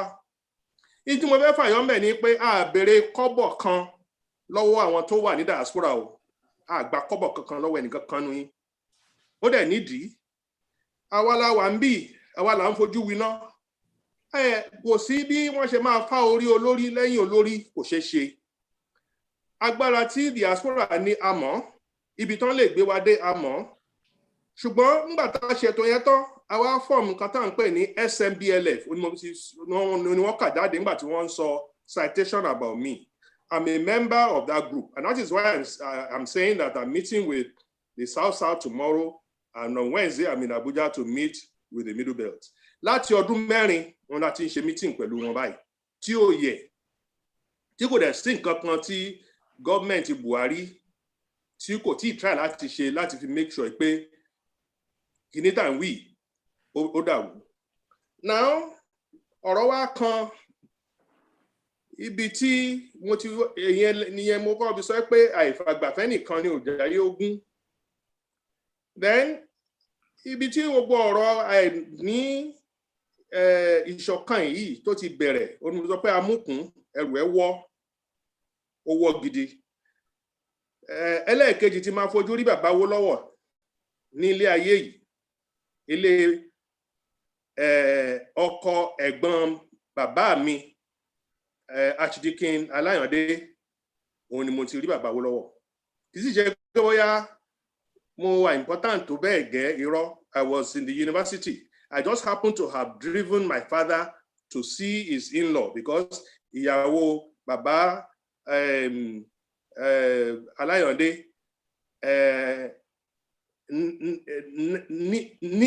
bàbá mi jẹ́ nephew sí sister Ẹ̀bùn, bó ṣe rí gẹ́lẹ́ nìyẹn. So àlùfáà náà dẹ̀ ni bàbá tèmi náà, àlùfáà náà ni bàbá Alayande. Ìdílé wa náà ló gbé Christianity wọ Ìbàdàn. Ìdí ẹ̀ wá nìyẹn tí a fi wá lọ sílé wọn ni bàbá Awólọ́wọ̀ dé. Bàbá Awólọ́wọ̀ dẹ̀ béèrè lọ́wọ́ bàbá Alayande pé ìkíní kan wà tí ò jẹ́ kí ṣọ̀kan wà nílẹ̀ Yorùbá. Bàbá Awólọ́wọ̀ ní èpè Aolẹ̀, ó ní àwọ̀ ọgbọ́n tá a fi ré èpè yẹn. Bàbá Alayande ní ó wá pé bàbá mi Olú ń gbọ́ bóun náà ṣe fẹ́ ré èpè, àdúrà nìkan làwa mọ̀ ní tiwa o. Ṣé àdúrà nìkan lè ran èpè Aolẹ̀ yìí ṣá? Àwọn wọn rẹ́rìn. Ẹ má dáràn lọ́nà ọ̀run o. Ṣùgbọ́n ibi tí ọ̀rọ̀ yẹn wá tó kọjú sí bíi gángan ni, ọ̀tọ̀ níbi tó kọjú sí sẹ́lòmíì. Ọ̀rọ̀ yìí dé tí Ọọ̀ni àná Ọọ̀ni ìjẹta Adésọjí Adérẹ̀mí, ó dé tí Ọọ̀ni àná Olúbùṣe. Ikú bàbá yèyé gan àtijọ́ jókòó àtijọ́ sọ. Ó wà lára nǹkan tí Ìbà Gani Adams tó fi di Ààrẹ Ọ̀nà Kakanfò ilẹ̀ Yorùbá, ní nǹkan tí mò ń sọ wẹ́rẹ́ yìí. Ọjọ́ mi ọjọ́ rí ọ̀rọ̀ adébẹ̀. Àwọn èèyàn believe pé èpè yẹn ń jà. Tẹ́ bá mọ èpè yẹn dáadáa, Aolẹ̀ mú ọfà ó tá sí ọ̀nà mẹ́ta. Ìkíní, ó ní ọmọ yín ẹ rán níṣẹ́ kò ní padà wá jíṣẹ́ fún yín, yóò yàn yín lódì. Ìkejì, ó ní wọn ó kó yín lẹ́rú, ẹ lọ máa ṣe ẹrú fún ìran míì. Ìkẹta, ó ní kò ní sí, ó ní èdè àìyedè máa wà láàrin gbogbo ọmọ ilẹ̀ Yorùbá, a ní gbọ́ tara wa mọ́, a sì sọra wa dẹrú. Nǹkan mẹ́tẹ̀ẹ̀ta yẹn náà òun ló ń bá wa jà. Bí àwọn alàgbà tó wà níbí bá lọ́gbọ́n kan, torí àwọn èèyàn ń try, Aláàfin try, Ààrẹ ń try, gbogbo wọn ń try pé kán rí èpè yẹn, wọ́n ti ṣe débì kan. Àdúrà ní kẹ́ fi tì wọ́n lẹ́yìn kí wọ́n lè rí ṣe tán. Bóyá tó bá ṣe tán o, bóyá ìṣọ̀kan wá wà, mi ò lè sọ. Nítorí ńgbà tá a dá ẹgbẹ́ YSG yẹn sílẹ̀ pẹ̀lú 42 groups, George Akínọlá wà ńbẹ̀. Ìgbà tá à ń wí, Professor Banji Akintoye was our head of political unit ní Afẹ́nifẹ́re, and I have been a member of the political committee of Afẹ́nifẹ́re. Professor Banji Akintoye kò bá wa sọ̀rọ̀ ní ọjọ́ kan dalẹ́rí, ìjọ́ tó bá wù yẹn gbé wọn wá kéèmí náà kí n fèsì wọn wípé ọ̀rọ̀ rẹ̀ lórí Yorùbá nation kò bá wa sọ́rí. Ọ̀tọ̀ ni tí wọ́n bá wa sọ pé ká lọ wá constitution ṣe l'Afẹ́nifẹ́re, ká máa ṣe election. Ọ̀rọ̀ election bó ẹni tó máa bí ọ̀rọ̀ Ìbàdàn ni, olóyè Ìbàdàn lèmi. Ẹni tí ó bá máa jẹ the next Olúbàdàn ti mọ rẹ̀, ẹni tó máa jẹ the next one after that ó ti mọ rẹ̀, à ń tó ni. Bàbá Akíntóyè ti kúrò ní Nàìjíríà after the election of 1983. Nígbà yẹn gan Ọmọborí owó ni wọ́n bá lọ against Ajásin, so kò jọ ìjà náà fi kúrò ní Afẹ́nifẹ́re ní 83. Wọ́n wá dé ní 2016. Wọ́n bá wa jà June 12 o, wọ́n bá fara gbẹ̀tù, wọ́n bá fara gbọ́ta. Ṣùgbọ́n ní títò náà, he was still made number 4, ahead of Dr. Okuromu. Inú àwọn kan ò tiẹ̀ dùn. Ṣùgbọ́n wọ́n ní ẹja lò bẹ́ẹ̀ wípé ọjọ́ tó ti pẹ́ ni wọ́n ti wà l'Afẹ́nifẹ́re. He was actually deputy youth leader, the youth leader for Afẹ́nifẹ́re until Baba Awólọ́wọ̀ scrapped it in 1975. Was Baba Fáṣọ̀mí tó kú ní last year. Professor Banji Akintoye was deputy youth leader. The reason why Awólọ́wọ̀ scrapped it in 1975 was because he said ìgbà ẹni gòwọ́n ṣe zero party ipe káwọn lọ máa dìbò láti lọ sí local government. Awólọ́wọ̀ dẹ̀ sọ pé nobody in Afẹ́nifẹ́re should do it. Ṣùgbọ́n àwọn tó wà ní youth wing, àwọn ni wọ́n lọ tàpá sí àṣẹ Awólọ́wọ̀. That was why Awólọ́wọ̀, they went, because Awólọ́wọ̀ told them that what Gowon wanted to do was to perpetuate himself in government. The man had promised that he was going to leave in 73. He changed the date to 75. Eventually, they got rid of him in 76. So that was the trajectory of Professor Akintoye. Ọmọ bàbá Fáṣọ̀rántì, ó dẹ̀ kú kò pé oṣù méjì. Wọ́n la gbọ́ pé he was in cahoots with some people outside of Afẹ́nifẹ́re to become Yoruba leader.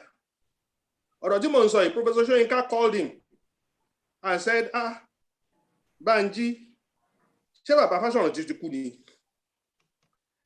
Bàbá Fẹ́ Babalọ́lá called him. Even President Obasanjo called him. Má ṣe lè. Ọmọ bàbá Awólọ́wọ̀ Sister Tokunbo, tẹ́ bá gbé wọn wá sórí Yorùbá Gbòde, ẹni pé mo sọ bẹ́ẹ̀. Took him to Baba's room ní Ìkẹ́nnẹ́, pé swear that ní dalẹ̀ Yorùbá rú. Kò pósù méjì tọwọ́ bàbá Fáṣọ̀rántì kú. You are number 4. You are head of political unit.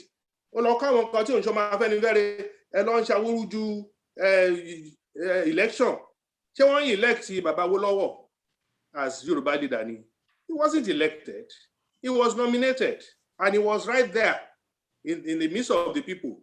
Àti Demo, àti Elejo Demo, àti Abga, àti Demo, àti Sójà, àti Ọlọ́pàá, àti gbogbo àwọn ọba.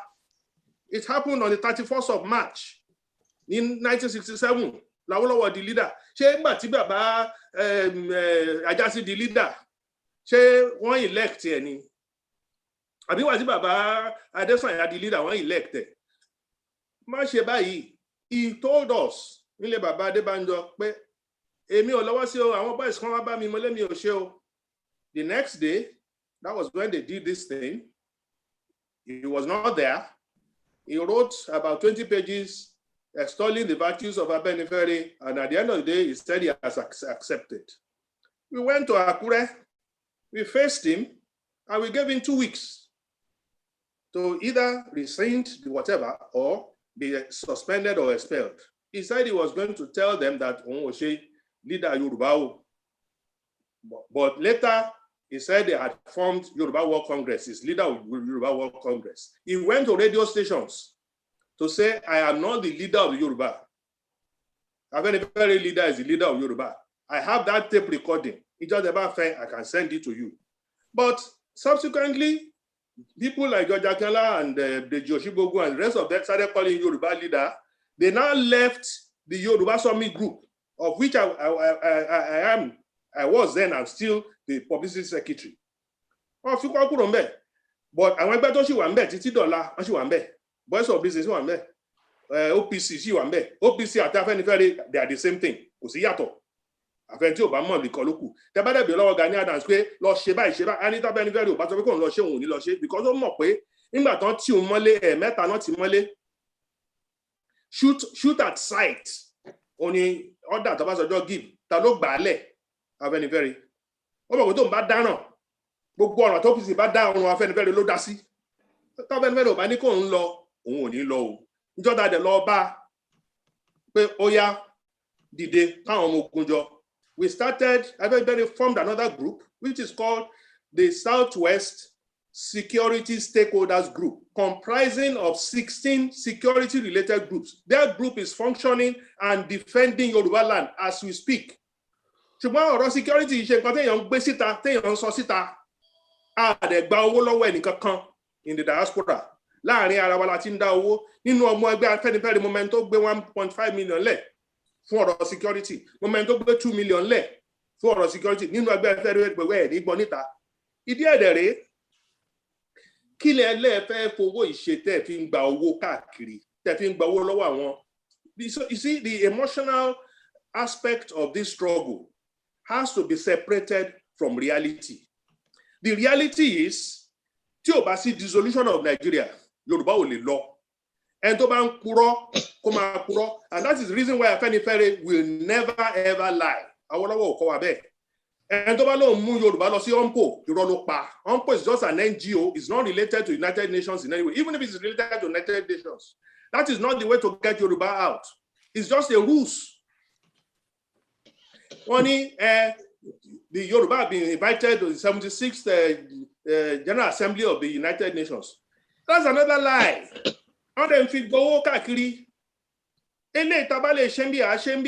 If people are going to copy people, mi ò lè sọ pé ó yá mo mọ̀wé jù. Ṣùgbọ́n nígbà tí èmi wà ní school, wọ́n lẹ́nu tó máa ń copy mi. Tó máa ń copy mi, wọ́n tún gbà ju èmi gan lọ. Who do we want to copy? We want to copy the Israeli fund, Abi. But is that the way the Israeli fund was handled? When the man who started it had the idea of an Israeli fund, the man's name was Theodor Herzl. He was born in 1860. He died in 1904. He only lived for 44 years. And when this young man was exactly 24 years old, he formed the Zionist movement. He was born in Austria. The Jews were all scattered all around the world. There was a problem of how would the world handle the Jewry. Everywhere they were doing well, but they were being hated. Even in America. Kamati was out in Germany. He never knew there was going to be an Holocaust in Germany, but he said Jews everywhere. We say next year in Jerusalem. This next year in Jerusalem will not happen unless we start to put certain funds together. Could the fee fund, see Austria, níbi tó ń gbé, ó fi sí Switzerland. So when he don't visit Switzerland, he made 3 categorical statements that became the testament of the Jews. 1, the fund must not be used for anything administrative. Ẹ fẹ́ lọ bí kan, ẹ fẹ́ lọ ṣe nǹkan kan, ẹ fẹ́ lọ ṣe conference kan, ẹ fẹ́ jókòó, ẹ fẹ́ sọ̀rọ̀, ẹ fẹ́ ṣèpàdé, ẹ má mú kọ́bọ̀ ní owó yẹn. Ẹ̀yin tẹ́ bá fẹ́ ṣèpàdé, ẹ dáwó láàrin ara yín. Owó yẹn dẹ̀ ní. Number 2, there will be 4 trustees. Òun gan fún rẹ̀ tó dálẹ̀ kò fi rẹ̀ ṣe trustee. And they must live in 4 different countries. So that kò lè sí pé bóyá ẹnìkan máa dédé sọ pé mo fẹ́ lọ gbà. And number 3, physically they must all be present. Or tẹ́nìkan bá kú, wọ́n á designate ẹlòmíì láti rọ́pò ẹ̀. All be present when they want to cash this money out. Ọpẹ́lọpẹ́ owó yẹn when Israel became a state in 1948. That was how they were able to. The money at that time had gone to $30 million. The whole of Arabia, all the other countries ganged up against the Jews in 1948. But if not for that money, they were able to build an air force and a military and able to equip everyone. Now, in Afenifere, we sat down with the OPC, we sat down with Iba Gani Adams. How many Fulani cells ló wà nílẹ̀ Yorùbá? And the man came up with 3,160, location by location. We have 140 local governments in the 6 states. Taba ko fi 12 Kwara kun, ta fi 5 Kogi kun, ó jẹ́ 157. Taba tún wá ní ká mú ẹyọ kan lẹ́dọ̀, ká mú ẹyọ kan ní Delta, ká mú méjì lẹ́dọ̀, ká mú ẹyọ kan ní Delta, ó ti di 160 local governments. How do we police 160 local governments? Níbo làwọn cells yẹn wà? We were able to know the cells in each state, in each local government. Tabadika clear one, kilometer take wa, ọmọ ogun mélòó báyìí. He worked it out. Ọ̀sẹ̀ mélòó, at the most, ọ̀sẹ̀ méjì. Kí ni logistics, nǹkan tó máa jẹ, kí ni wọ́n máa mú, owó tó máa mú lọ́wọ́, ilé ìta máa fún family. We worked out everything. We know the cost. We know what it will take. But we never went out to say we are talking to anybody in diaspora pé wá dáwó. Nígbà tá a bá ń gbọ́ pé wọ́n ń dáwó fẹ́lẹ̀, wọ́n ń dáwó fún tọ̀hún. Àwọn máa ń wò pé ṣé àwọn ọmọ Yorùbá náà lélẹ̀? A tún gbọ́ pé inú àwọn tó ń dáwó fún àwọn kan san sálárì fúnra wọn. Are they expatriates? Mo pé ẹ lọ́mọ Yorùbá, ó dẹ̀ ń gbowó. Ó ń gbowó pé òun sanwó oṣù fún ẹ pé òun jà jàgbára. Mẹ́wàá ìjàgbára wo ló ń jà? Are you going to face the Fulani and fight the rest of the country? Have you forgotten what happened at Ebri? Ojukwu and Gowon sat down. Ojukwu had planned what he was going to say. Also, go on back. But on day Nigeria, the man who became Oba of Benin, Akenzo was secretary to government then. We had 4 super palm sects then. Asiodu, Asaba, Alison Aida from Wari,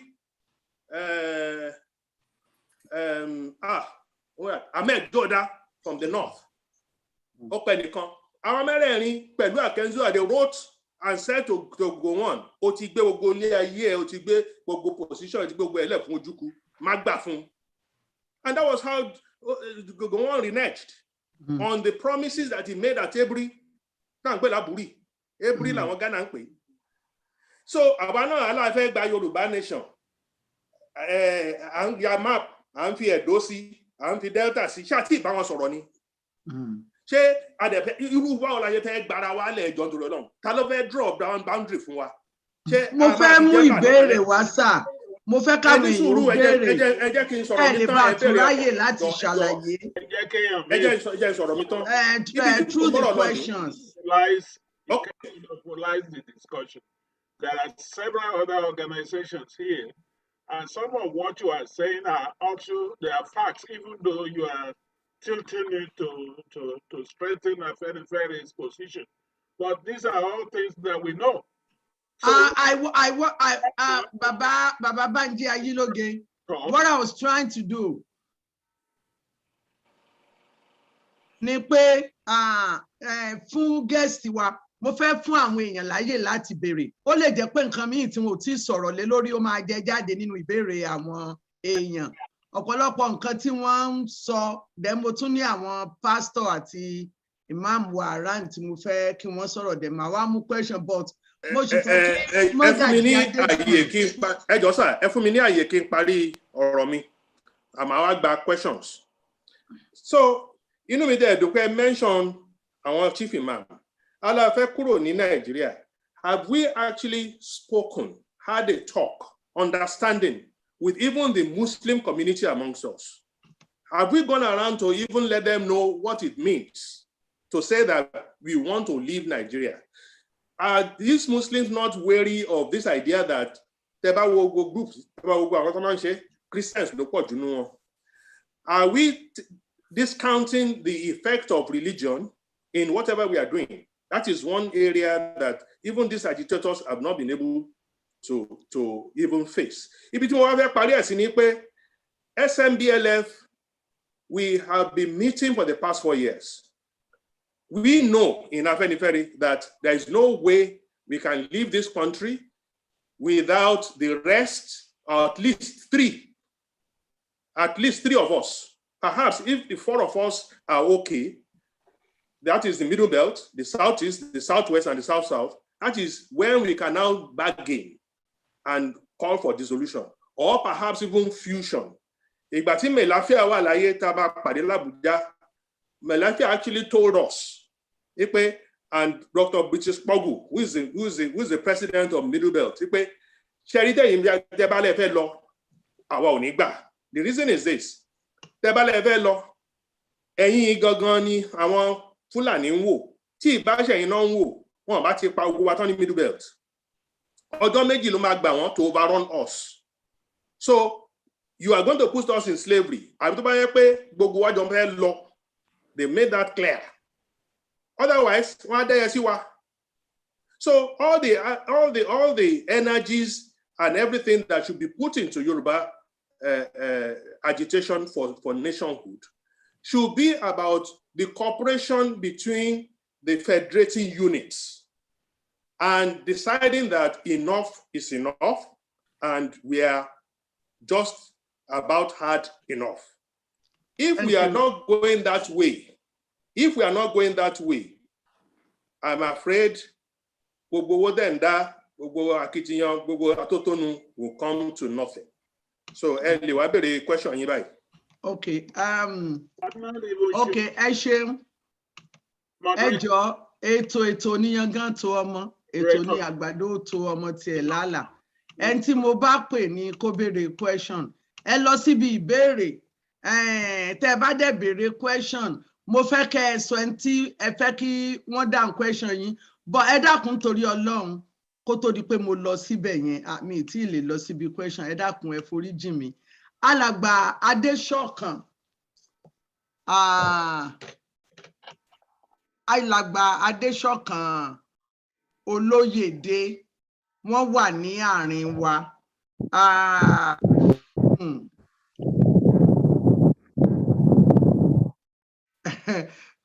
Wọ́n wà ní àárín wa, wọ́n ti wà ń bí tipẹ́. Mo máa fún wọn ní ìṣẹ́jú méjì kí wọ́n fi sọ̀rọ̀. A wà á pa gbogbo àwọn question wa pọ̀. Alàgbà tí mo sọ yìí, alàgbà Báṣọ̀run Kúnlé Adéṣọ̀kan, wọ́n wà lára àwọn tí wọ́n jọ dá OPC sílẹ̀. Àwọn ni second in command sí olóògbé dókítà Frederick Fáṣẹ̀hùn. Wọ́n wà lára àwọn olórí self-determination agitators and fighters in Yoruba land. Màá fún wọn ní ìṣẹ́jú méjì kí wọ́n fi sọ̀rọ̀. Ẹ dákun ẹ má bínú pé mo ní mo fún yín ní ìṣẹ́jú méjì, ṣùgbọ́n n tó lè fún wa ní àǹfààní láti béèrè ìbéèrè ni pé kí a sọ̀rọ̀ díẹ̀. Tí a bá sọ̀rọ̀ díẹ̀, ìbéèrè tó bá wá á tún mú ọ̀rọ̀ púpọ̀ wá tó jẹ́ pé gbogbo wa náà ni a máa ibi tí ẹ sọ̀rọ̀ dé tí ìbéèrè bá débẹ̀ gbogbo wa náà ni a máa láǹfààní láti jẹ. Torí náà alàgbà Adéṣọ̀kan ẹ bá wa sọ̀rọ̀ ní ìṣẹ́jú méjì. A sì máa padà sórí àwọn ọ̀rọ̀ pàtàkì tí wọ́n raise lórí ọ̀rọ̀ owó. Gbogbo ẹ̀ náà ni ẹ máa fún wa nímọ̀ràn lé lórí. Ṣùgbọ́n alàgbà Adéṣọ̀kan ẹ dákun ẹ jẹ́ a ṣe ní ṣókí lẹ́yìn ìgbà náà ká wá gba ìbéèrè. Ìbéèrè ó lọ sọ́dọ̀ Mọ́gàjí, yóò lọ sọ́dọ̀ àwọn amòye, yóò lọ sọ́dọ̀ ẹ̀yin náà. Ó yá o. Ẹ káalẹ́ o. Ilé o. Ǹjẹ́ ń gbọ́ mi báyìí? À ń gbọ́ yín dáadáa, à ń gbọ́ yín.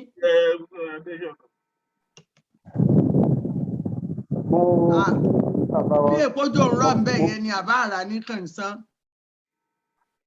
Òjò ló rọ̀. Ìtura ni ó dáa. Mo kí bàbá wa lọ́tọ̀ bí ẹ̀mí àti pípẹ́ ẹ̀mí ágùn láyé o. Àmín. Ilẹ̀ Oòduà àti gbogbo wa ń dá sọ̀rọ̀ yìí yóò sojú ẹ̀mí wa o. Àmín. Agbára Ọlọ́run. Mi ò mọ pàtó nǹkan tẹ́ ní kí n sọ̀rọ̀ lé lórí. Ṣùgbọ́n màá kọ̀ sáré láti. Ọ̀rọ̀ ìṣọ̀kan àti ìjà tó ń ṣẹlẹ̀ láàrin àwọn ẹgbẹ́ lọ́kan-ò-jọ̀kan ní ìṣẹ́jú méjì ẹ dákun bàbá ẹ ṣe. Ìjà láàrin àwọn ẹgbẹ́ tó ń forí gbárí. Èké ni mo fẹ́ bá ọ̀rẹ́ mi ṣáájú yìí sọ̀rọ̀ lórí Yorùbá World Congress. Èyí tá a dálẹ̀ nílé bàbá Akíntóyè lóṣẹ̀lẹ̀ kẹta sí Yorùbá World Congress máa wáyé. Mo fẹ́ kán dì yẹn mú. Alákọ̀ọ́kọ́ fún tó wáyé general àmì àfihàn àdéhùn president. Ẹlẹ́ẹ̀kejì tó wáyé Dr. Yomi Fínní láti olórí ẹ̀. Ẹlẹ́ẹ̀kẹta tó máa wáyé ládó Professor Banji Akíntóyè. Mo fẹ́ tẹ ìdíyẹn mú sí kan mo ń ṣe ọ̀rọ̀ tó pọ̀ lọ́dún. Lórí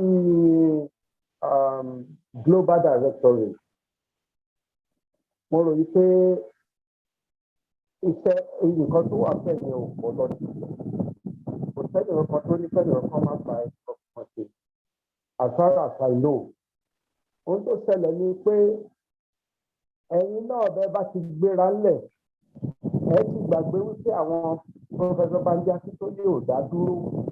Wọ́n láwọn kan tó ń bá wọn ṣiṣẹ́ tó máa ń pègbà tẹ́fẹ́ dáadáa rẹ́tọ́rẹ́tì yẹn sílẹ̀. Ẹni tí Professor Banji Akíntóyè ò pe àwọn executive kalẹ̀. Bẹ́ẹ̀ discuss ẹ̀ ká mọ nǹkan tẹ́ fẹ́ fi ṣe.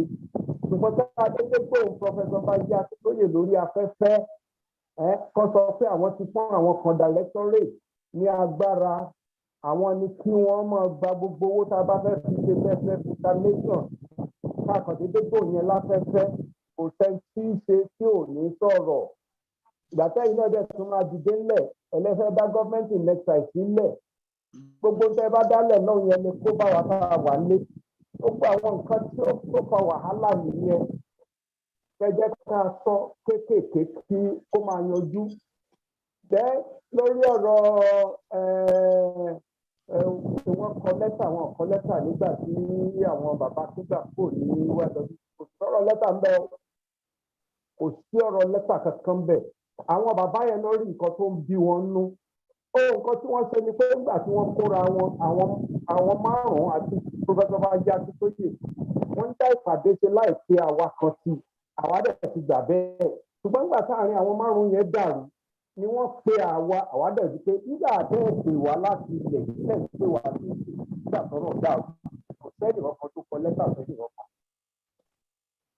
torí ọ̀rọ̀ òkèèrè tí ò bá ti lé kan adé kan tó ní kí kálukú tó jẹ́ ẹ̀ bá tó dáadáa ní kó sọ nítorí bá ti ẹjẹ́ ká ṣe lórí ọ̀rọ̀ tó wà nílẹ̀ kò sẹ́ni tó lè dá àwọn bàbá yẹn lẹ́bi o torí àwa náà ń gòkè àgbà lọ díẹ̀díẹ̀ nǹkan tó yẹ kí ìjà táwọn ń tẹ́lẹ̀ àwọn yẹn lórí ìṣèjà àwọn mọ́ kò sẹ́ni ṣèjà irú èmi tí mò ń sọ̀rọ̀ yìí mọ́ ìjà àwọn tó bá tó kéré sí wa ní ìjà tó wà nílẹ̀ yìí so ẹ máa ní kẹ́mi ti lọ gbé máa dé jọ 72 kò possible mọ́ èyí tí mo ti ṣe about 25-30 years ago kí n lè ṣerú ẹ̀ mọ́ sí so bí àárín àwọn ọ̀dọ́ bá a ṣe máa ráwọn ọ̀dọ́ tí ọjà fúnlẹ̀ Yorùbá jọ ló yẹ ká máa gbà lérò tábà dẹ̀ fẹ́ rí bẹ́ẹ̀ bàbá tí tó yè fúnra ara rẹ̀ á padà sọ́dọ̀ Ayọ̀ Adébánjọ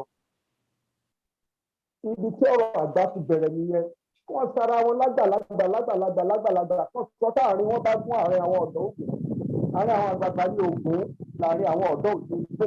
ẹ ṣeun sà. nípa ọ̀dà ẹja ló ṣẹ́jú kan sí i ká lè gba ìbéèrè ẹjọ́ sà. ẹ parí ọ̀rọ̀ yín mi ò gbẹdùn lọ́wọ́ yín ẹ̀hẹ́n. nípa fífi ìwé sílẹ̀ péèyàn ò sínú ẹgbẹ́ kan mọ́ nígbà tó jẹ́ pé ẹgbẹ́ tá a wà ní ẹ̀kọ́ alison la pé oríṣiríṣi ẹgbẹ́ lọ́dáwọ́ jọ síbẹ̀ bí ò bá ṣe é ṣe mẹ́yìn á padà sínú ẹgbẹ́ tó ti ń bọ̀ tẹ́lẹ̀ kí pípa kó bẹ́ẹ̀ lọ́dẹ́gbẹ́ ní ilẹ̀ kí ẹ jẹ́ bí ọ̀rọ̀. ẹ ṣe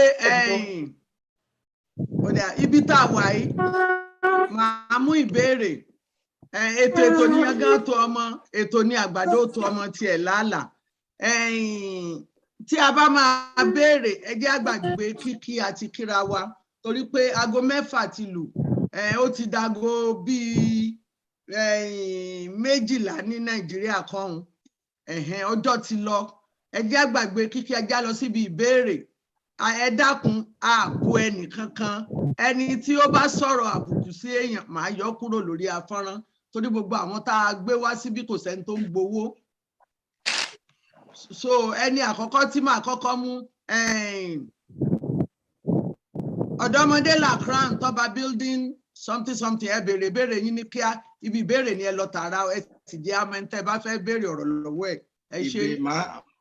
màá béèrè ìbéèrè ẹ jẹ́ fún mi ní 30 seconds kí n kàn sọ̀rọ̀ kan màá dẹ̀ béèrè ìbéèrè. ìbéèrè ládé lákọ̀ọ́kọ́ kò ní pẹ́ púpọ̀ ṣe rí lákọ̀ọ́kọ́ tọwọ́tọwọ́ mo fi báyìí bàbá wa tó wà lórí aago sọ̀rọ̀ ṣùgbọ́n mo fẹ́ sọ nǹkan kan just ní kélé ṣe rí gbogbo ẹ̀yin bàbá wa tẹ́ ń pa ìtàn fún wa yẹn ó dàbí pé gba àwọn yẹn ti kọjá a lè fi ìtàn solve problem tó wà ń ta ẹ̀ we need to deal with generation tá a wà ṣe rí gbogbo ìtàn wọ̀nyẹn a ní ìdí ìtàn láti mọ ibi tá a ń lọ ìyẹn èkíní ẹlẹ́kejì ni pé Afẹ́nifẹ́re ti lose position wọn láti 2003 tó fi di pé Tinubu nìkan ó stand against them ó dẹ̀ rí ìjọba Èkó ṣe tó fi di pé wọ́n padà sọ́dọ̀ AC láti wá sọ fún wọn di APC so gbogbo èyí tá à ń sọ nípa Afẹ́nifẹ́re yẹn ó ti kọjá torí àwọn tó ń lead wa àwa kan ò relate mọ́ ọmọ ó yẹ kán jókòó kán máa rán wa ń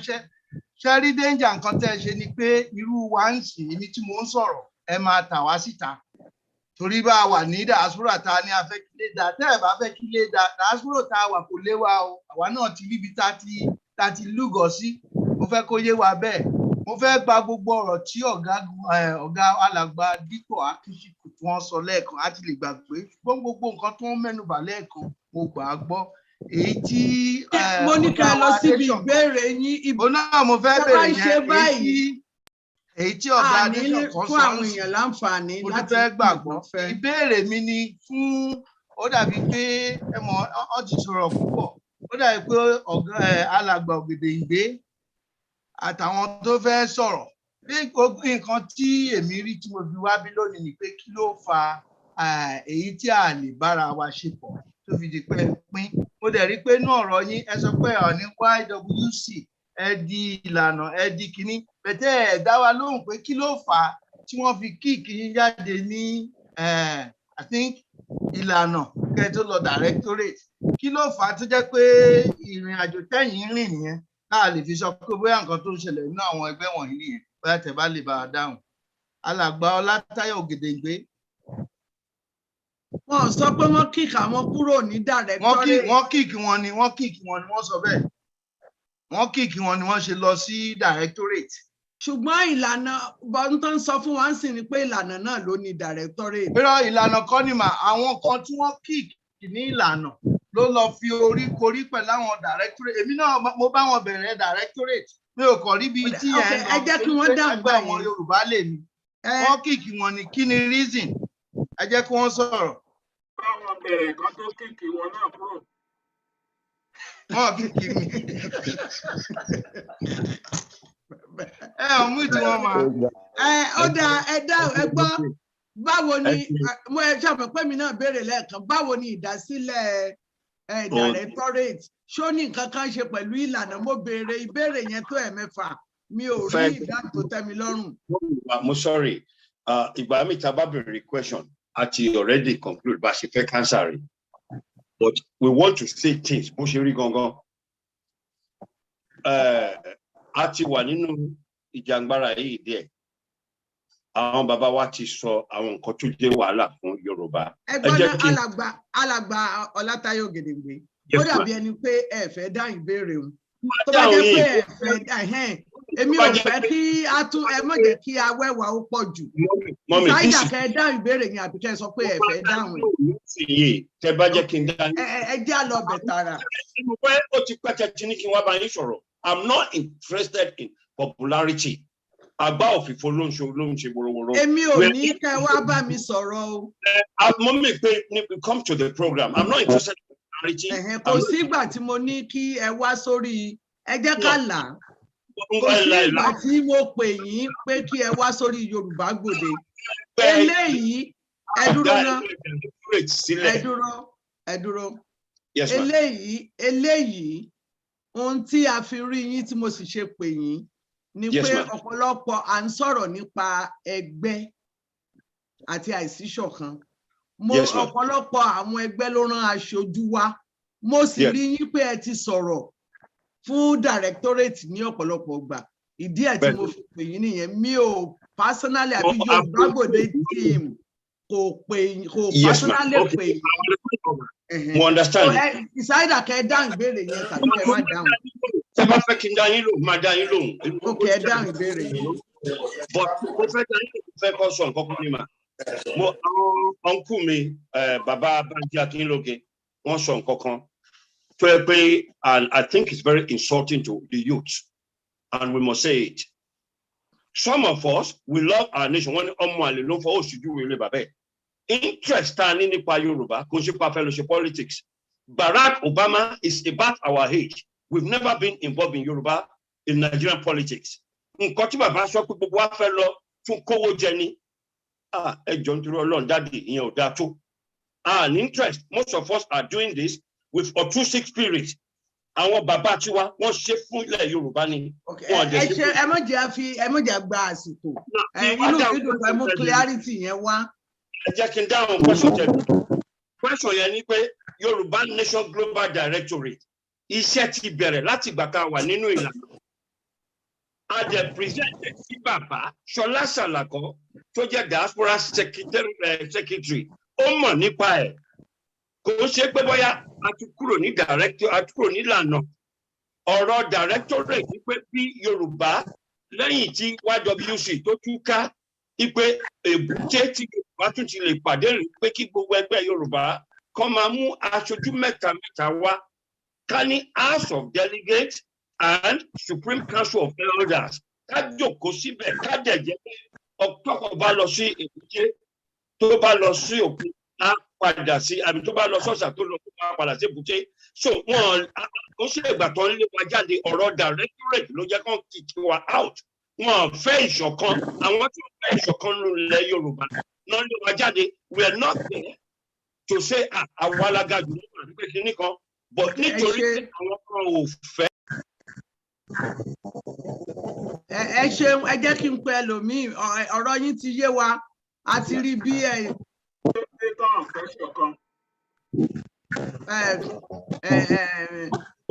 Okay, engineer. Ipò yẹn Daddy Banji ipò yẹn ló jẹ wọ́n lógún èmi ni àfihàn ló tọ́ba àkọ́kọ́ sí tó ti tẹ́ ìyẹn ni problem tó fi kíkì wa kò sí reason and iṣẹ́ Yorùbá ò ní dúró nítorí pé ẹnìkan fẹ́ wà nípò Odùduwà bàbá wa kú bàbá wa Awólọ́wọ̀ wọ́n kú àwa tá a wà ń bí náà àwa náà ti ń lọ Yorùbá fún rèé so a gbọ́dọ̀ ṣe láì ṣẹ̀tàn nǹkan tó ṣẹlẹ̀ yẹn Daddy. ẹ ṣeun alàgbà màá mú ìbéèrè mi ẹni tí ń bá pa yín lẹ́nu mọ́ nítorí pé ẹ lọ síbi ìbéèrè àbí ẹ ti ń fi àsìkò ṣòfò ni ẹ jẹ́ ká ṣe kínní kó lè bá àwúlò fún wa. Alábí Àǹjọlá Àyà ibi ìbéèrè ni ẹ lọ kò sí ààyè fún àlàyé tàbí ká tún máa rán kọ́mẹ́ntì bóyá. Alàgbà Ọlátayọ̀ Ògèdèǹgbé ẹ jẹ́ kí ẹlòmíì ò sọ̀rọ̀. Alàgbà màá mú ìbéèrè ẹni tí ò bá pa yín lẹ́nu mọ́ nítorí pé ẹ lọ síbi ìbéèrè àbí ẹ ti ń fi àsìkò ṣòfò ni. Ẹ pa fóònù yín Alàgbà Ọlátayọ̀ Ògèdèǹgbé. Sí àgbè fún àlàyé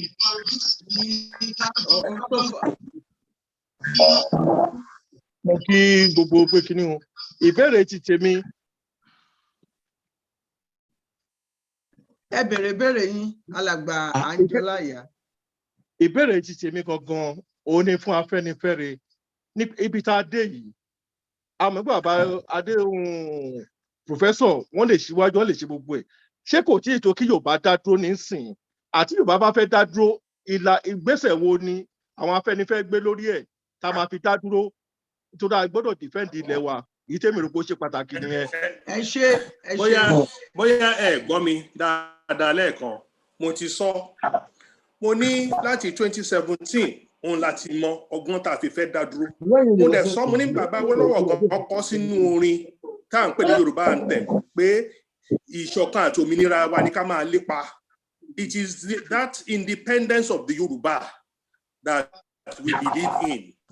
Nígbà tá a bẹ̀rẹ̀ ní 2017 a kó àwọn south east àti middle belt jọ tá a bá sọ fún wọn gbà yẹn pé Yorùbá fẹ́ lọ wọn ní tẹ̀lé wa because kò tí ì sí ẹni tó fẹ́ lọ gbà yẹn ju south east lọ south wọn tẹ̀ fẹ́ gbọ́ ń pa pé a fẹ́ lọ aláti kọ́kọ́ fi nǹkan kan tù wọ́n òun la fi restructuring tù wọ́n lójú a dẹ̀ bẹ̀rẹ̀ meeting wa ṣùgbọ́n nígbà tó yá wọ́n bẹ̀rẹ̀ sí pa àwọn ará middle belt mẹ́rin the first meeting àkọ́kọ́ ṣe lẹ́kọ̀ọ́ the second meeting a ṣe ní Yenagoa the third meeting a ṣe ní Makurdi plane tá a wà nínú èmi gan wà nínú plane yẹn Buhari ò jẹ́ kí plane yẹn land for over 30 minutes tó jẹ́ pé ìgbà tí pilot ní 15 minutes ló kù pé kó tán òun tó gbà wá láàyè láti land àdéhùn governor of Benue ńgbà yẹn tá a rí pé wọ́n pa 76 people ìgbà yẹn ni àwọn middle belt náà bẹ̀rẹ̀ sí wo nǹkan tó ń ṣẹlẹ̀ dáadáa so nǹkan tí mo ti sọ ni mo ní a lọ wo rose kẹ́yìn náà ẹ lọ google ẹ̀ rose revolution velvet revolution red revolution the Chilean experience mo fún yín ní oríṣi mẹ́rin bí àwọn èèyàn ṣe túká mi ò tẹ̀ tí sọ ti bóyá USSR mo ní model yẹn ni àwa ń wò lójú mo dẹ̀ sọ mo ní tẹ́nìkan bá lóun fẹ́ lọ mo ṣe examples ti ilẹ̀ Igbo bí Ojukwu ṣe try tó títí tí ò lè lọ a dẹ̀ ní agbára military tẹ́ bá dẹ̀ wo ìlú tẹ́ wà l'Amẹ́ríkà yìí wọ́n fẹ́ jẹ́ kí Nàìjíríà pín láíláí èmi mo sọ bẹ́ẹ̀ a ti bá àwọn èèyàn sọ̀rọ̀ l'Amẹ́ríkà títí di level of the White House wọ́n fẹ́ kí Nàìjíríà pín ní UK àwọn èèyàn wọn tẹ́ fẹ́ gbọ́ nǹkan kan nípa pé kí Nàìjíríà pín wọ́n ní ibì kan ní Oxford Street wọ́n ti ń fún àwọn Fúlàní ní policy so àwa la máa dá ọgbọ́n yẹn nínú ilé òun la fi sọ pé tí zone 4 nínú 6 bá sọ pé àṣemọ́ ó tán then of course ọ̀rọ̀ ti kọjá pé bóyá Yorùbá nìkan ló fẹ́ lọ bóyá Igbo nìkan ló fẹ́ lọ ó ti di south náà fẹ́ lọ ó ti di middle belt náà fẹ́ lọ ó dẹ̀ sì kú régéjá báyìí ní ọdún tó kọjá àbí ọdún méjì sẹ́yìn àwọn kan ní diaspora wọ́n ṣà ń pariwo wọ́n wá bá mi wọ́n pọ̀ wípé ká pe meeting Yorùbá ká ṣe ìṣọ̀kan ó dẹ̀ pé meeting yẹn lórúkọ Yorùbá summit group Bákíntóyè náà wá síbẹ̀ retired army officers tó wá síbẹ̀ tó 4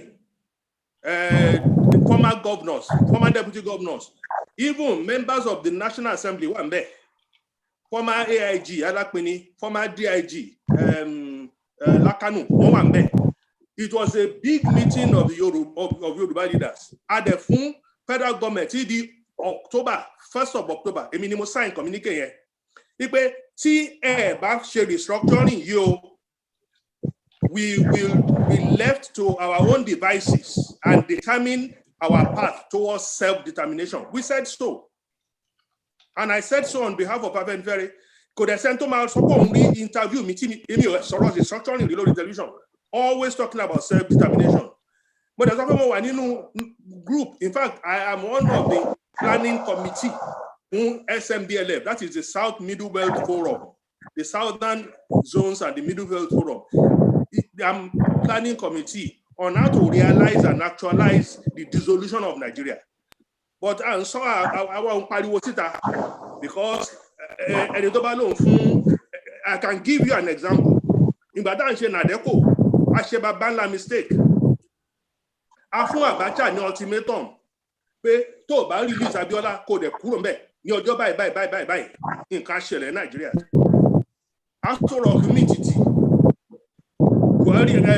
Abacha was waiting for what will happen that day. Ìjọ yẹn lọ kò sí nǹkan tó ṣẹlẹ̀. So àwọn arábí wọn lóògùn àrìndàn ni wọ́n ń jayán àṣẹ wọn ní nǹkan kan fútù fẹ́tẹ̀. Ìyẹn ló fi wá bẹ̀rẹ̀ sí wá target wa lẹ́yọ kọ̀ọ̀kan. So we know that we cannot simply just talk loosely and gaseously about self-determination in this particular arena where we have a bull in a china shop. If we give him an ultimatum and we are not in any way to carry out that ultimatum, it will boomerang on us. So, nígbà tí gbogbo wa bá ready, the 4 zones, we will make a declaration which will make it obvious that Nigeria is going towards dissolution. Nǹkan tí ó dẹ̀ yé ọ̀pọ̀lọpọ̀ èèyàn ni pé ogun ti wà Nigeria already. Tẹ́ bá dé North East nsìn. In fact, àwọn tó wà ní Àbújá tó ń jẹ́ members of the National Assembly, tó ń bá jẹ́ ọmọ Gombe, ọmọ Borno, ọmọ Adamawa, wọn ti lè sọ pé àwọn lọ sílùú wọn in the last 2 years. Kò ṣeé ṣe fún wọn. Sokoto, wọ́n ti ní àwọn terrorists yẹn, wọ́n ti bẹ̀rẹ̀ sí yan village chiefs ní Sokoto. Mélòó ló kù kí gbogbo ogun yẹn kó fọ́ gbogbo wọn ká. So, à ń dúró fún ìgbà díẹ̀ ni ẹni tó jẹ́ olórí wa ní SMBLF ní Baba Clark. Òun ló ń fà sẹ́yìn díẹ̀díẹ̀. Mo ń sọ lónìí nítorí pé ibi tá a ṣiṣẹ́ dé lọ abúlámọ̀ bá ṣiṣẹ́ dé. Àsùn àwo. Mo dẹ̀ sọ mo ní mo máa meet pẹ̀lú àwọn South lọ́la. Mo ń lọ sí Abuja, mo lọ meet pẹ̀lú àwọn Middle Belt ní ìjọ Wednesday. Mi ò tún lè sọ jù bẹ́ẹ̀ yẹn lọ. A fẹ́ lọ ṣùgbọ́n ẹni tó bá lóun ní road map lọ́wọ́ yàtọ̀ sílẹ̀ tí mo sọ yìí ó gbé síta kó dẹ̀ lọ ṣe àdìmú àtúnpàdánwọ́ fún ni. Bọ̀dé lè táwọn àmọ́ ó lè ṣe òun làwa sọ yẹn ìyẹn la dẹ̀ believe nínú. Ẹni tó bá lóun ní mi kó lọ ṣe. Bọ̀dé lè táwọn àgbẹ̀ mú yẹn ibi ìwé mímọ́ yẹn sọ ni eléyìí tá dìmú yẹn àdìmú ṣinṣin ni. Ẹ ṣeun sà, ẹ ṣeun o, Sister Lọlá, mo ti tú yín lẹ̀, ẹ béèrè ìbéèrè ní ká ẹ lọ straight. Bàbá Adébóyè, Amòye Adébóyè, mo sì máa pè yín. Okay. Mo rí pa ìnáwó, mo ti pè Sis Lọlá bí wọ́n ṣe kọrúkọ wọn nìyẹn. Sister Lọlá. Ẹ ṣé mà. ẹ já lọ bí ìbéèrè ní o tààrà. All protocols observed. Ìbéèrè mi lọ sọ́dọ̀ architect George Akinola. Mo fẹ́ quote ọ̀rọ̀ wọn. Wọ́n sọ wípé àwa ni a dá Yorùbá World Congress sílẹ̀. Àwa ni a dá ìlànà ọmọ Oòduà sílẹ̀. Kó tó sọ léyìí, wọ́n sọ àwọn ọ̀rọ̀ kan síwájú wípé àwọn ti wà nínú àwọn ẹgbẹ́ kan. Èmi tí mò ń sọ̀rọ̀ yìí, mo mọ̀ nípa Yorùbá World Congress nígbà tí ó di gbajúgbajà, ìgbà tí gbogbo everybody jáde, ìgbà yẹn lèmi mọ̀ nípa Yorùbá, ni mo tiẹ̀ mọ̀ wípé àwọn Yorùbá dìde dáadáa. Mo mọ̀ pé nínú ọ̀rọ̀ yẹn sọ wípé wọ́n ṣe pátì kan, wọ́n ṣe àkójọpọ̀ kan ní Amẹ́ríkà tí àwọn èèyàn jẹun oríṣiríṣi, bẹ́ẹ̀ tí mi ò rò wípé ó gbajúgbajà tó bí Yorùbá World Congress ṣe jáde nígbà yẹn. Now my question is, nínú ọ̀rọ̀ wọ́n ní nǹkan tó jẹ́ káwọn bọ́ síta, káwọn kúrò nínú ẹgbẹ́ ìlànà, òun ni dictatorship, financial and lack of accountability and leadership. Ìgbà tí mo wo story YWC, bí kò ṣe exist mọ́, tó ṣe wípé UK nìkan ló wà nísìnyí, mo rí wípé ọ̀rọ̀ ẹ̀yìn, tẹ̀mbẹ̀lẹ̀kun, ìwà ìkà, ọ̀tẹ̀, òun ló wà nídìí ẹ̀. Nǹkan tó dẹ̀ tún mú yín kúrò nínú ìyáàfin, ìbéèrè ni mo ní ká ẹ béèrè. Ìbéèrè ni mò ń bá lọ. Ẹ máa gbọ́, tí n bá ní ká ẹ máa sọ pé tẹ̀mbẹ̀lẹ̀kun ọ̀rọ̀ ẹ̀yìn kankan, tí n bá ní ká ẹ mú ẹ̀rí wá, ẹ̀ ní ẹ̀rí. Ẹ̀rí pọ̀ tí mo lè fún yín mà. Tẹ́ bá dẹ̀ máa mú ẹ̀rí wá, yóò fi wá lásìkò ṣòfò. Ìbéèrè gangan mo ní fẹ́ kẹ́. Ìbéèrè tèmi ni wípé tí ọmọdé bá ṣubú, ó máa ń wo wájú ni. Tí àgbà bá ṣubú, ó máa ń wẹ̀yìn wò. Gúrùpù mélòó lẹ a fẹ́ máa dá sílẹ̀ la fẹ́ máa fò lọ? That's still not a question. Ìyáàfin. Ṣé kìí ṣe wípé à ń dára wa dúró sójú kan ni? Ìtẹ̀síwájú la fẹ́. Báwo la ṣe fẹ́ ní tẹ̀síwájú? Ẹ ṣeun. Ok, mo máa pe ẹlòmíì láti béèrè ìbéèrè. Àkíyèsí lẹ ṣe kìí ṣe ìbéèrè. Mo máa pe ẹlòmíì, ibi ìbéèrè tí a lè nàka sí tààrà, ibẹ̀ ni a máa lọ. Bàbá Adéníran Adébóyè, amòye Yorùbá Gbòde, ẹ ti wà lójú ọpọ́n bàbá, ẹ béèrè ìbéèrè yín tàbí kí ẹ sọ ọ̀rọ̀. Àwọn amòye láǹfààní láti make comment. Àwọn èèyàn wa yòókù, á dùn mọ́ mi kó jẹ́ pé ẹ kàn lọ síbi ìbéèrè tààrà. Bàbá Adébóyè, you are on. Ẹ ṣé púpọ̀, ṣé ẹ gbọ́ mi? Dáadáa. Ìbéèrè mi ó lọ báyìí. Ẹgbẹ́ kan wà tí à ń pè ní Oòduà Foundation. Think tank ni ó kàn máa jókòó tá a ronú gbogbo wàhálà tó ṣẹlẹ̀ nílẹ̀ Yorùbá.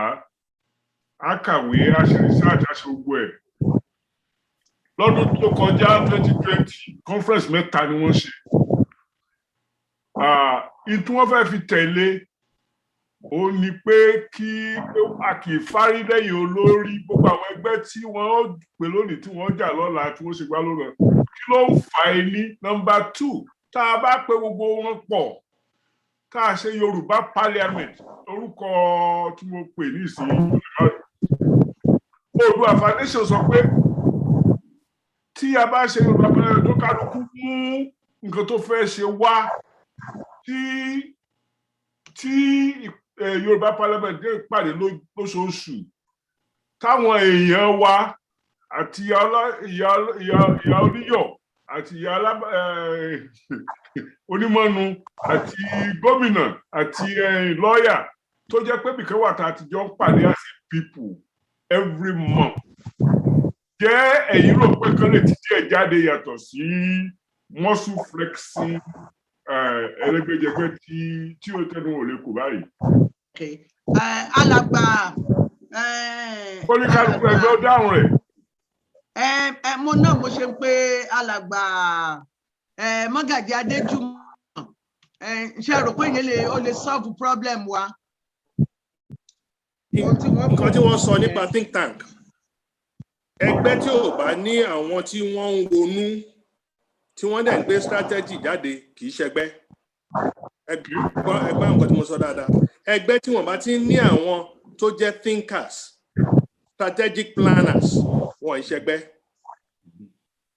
Ìdí ẹ̀rí, there are different layers of strategy, different levels of strategy. It is a multi-layered strategy approach to anything. Ẹni tó bá gbójú lé ọ̀nà kan, ó lè má rí ṣe. Àbí tó bá yẹ pé ọ̀nà kan yẹn o, Ọlọ́run fún ṣe láti bẹ̀rẹ̀. Ṣùgbọ́n láyé tá a wà yìí, it is a dynamic world. Ohun mo fi ń sọ pé táwọn èèyàn wá ti ní model tí wọ́n ti study, ẹlẹ́fẹ́ gba Yorùbá lẹ̀. Bí ọ̀rọ̀ ní tí ara ẹ̀ ò yá ni, ẹ lọ sọ́dọ̀ doctor. Kí ló ń ṣe mí? Ó ṣe diagnosis. Ó ní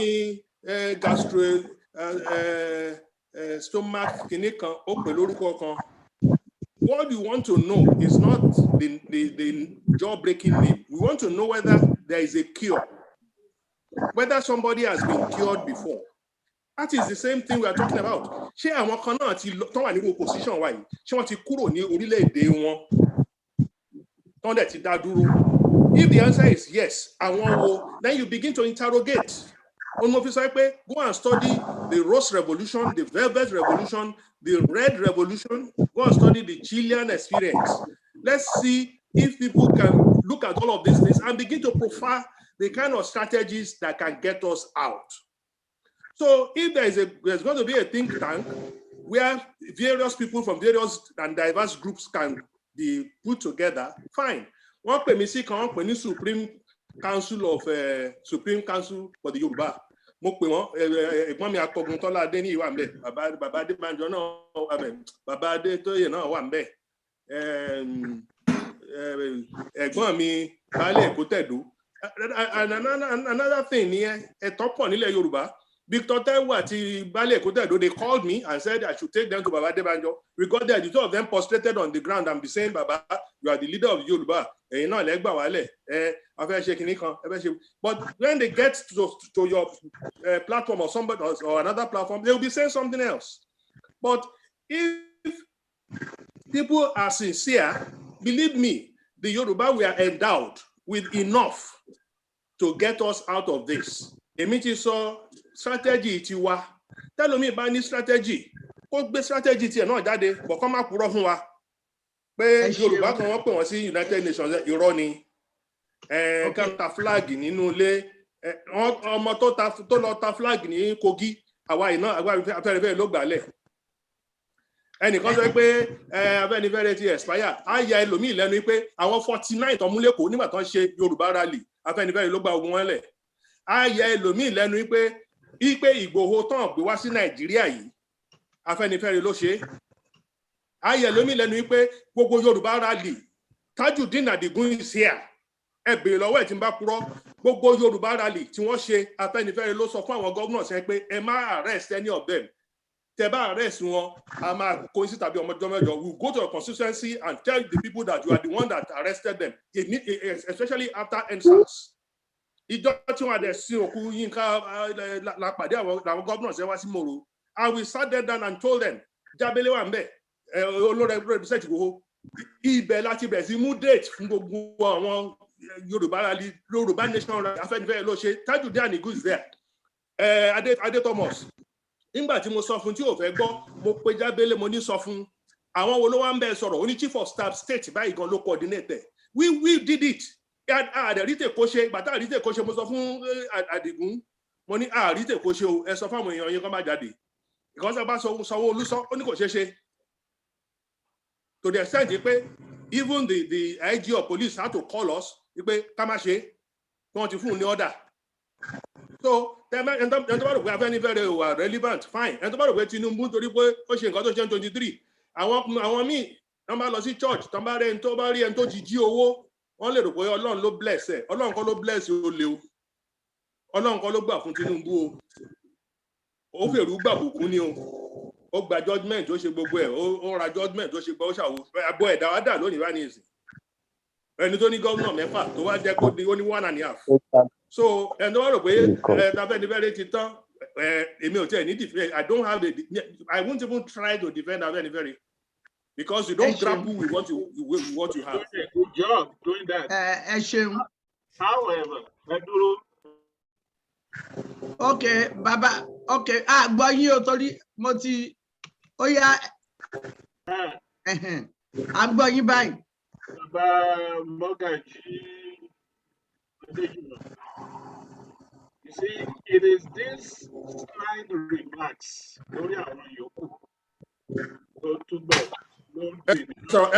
Sọ̀rọ̀ sókè sẹ́ ẹjọ́ sà.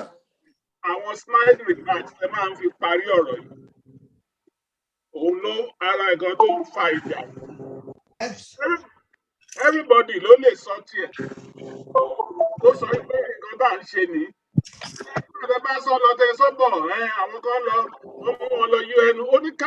Like you said, there are a lot of people who disagree with the way Afẹ́nifẹ́re is going about it. Kì í ṣe Afẹ́nifẹ́re nìkan ló ń ṣe nǹkan nílẹ̀ Yorùbá. Àwọn tẹ́lẹ̀ gbàálẹ̀ inú ara àwọn náà tó lọ́wọ́ sí. Àwọn tó ń fowó ránṣẹ́ sí bí wọ́n bá ní òkè. Lára àwọn youth tẹ́ ń sọ yìí tá à ń sọ nílé.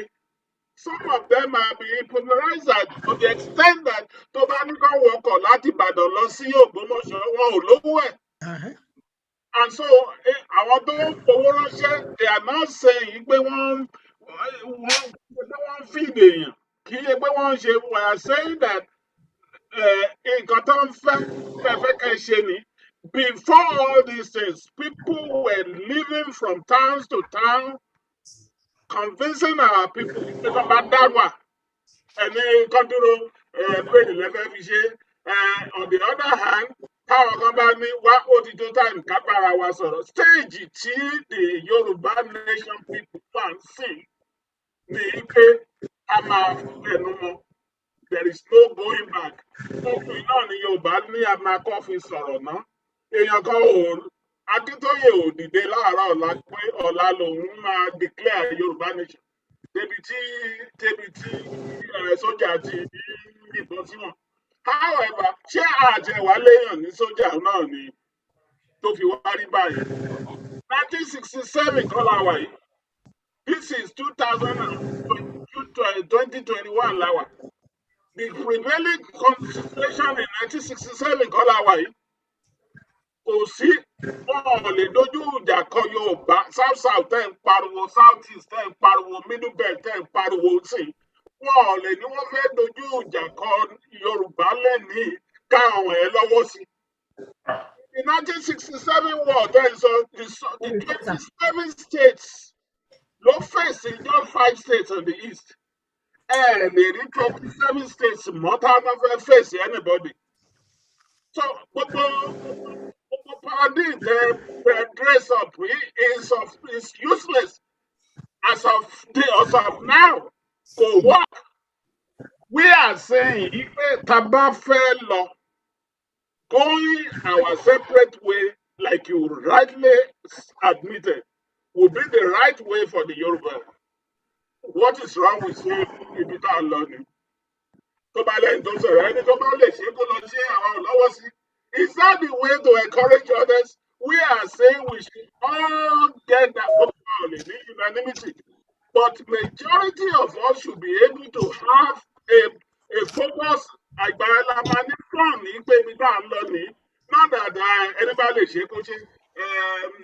when Baba Banja was here the last time,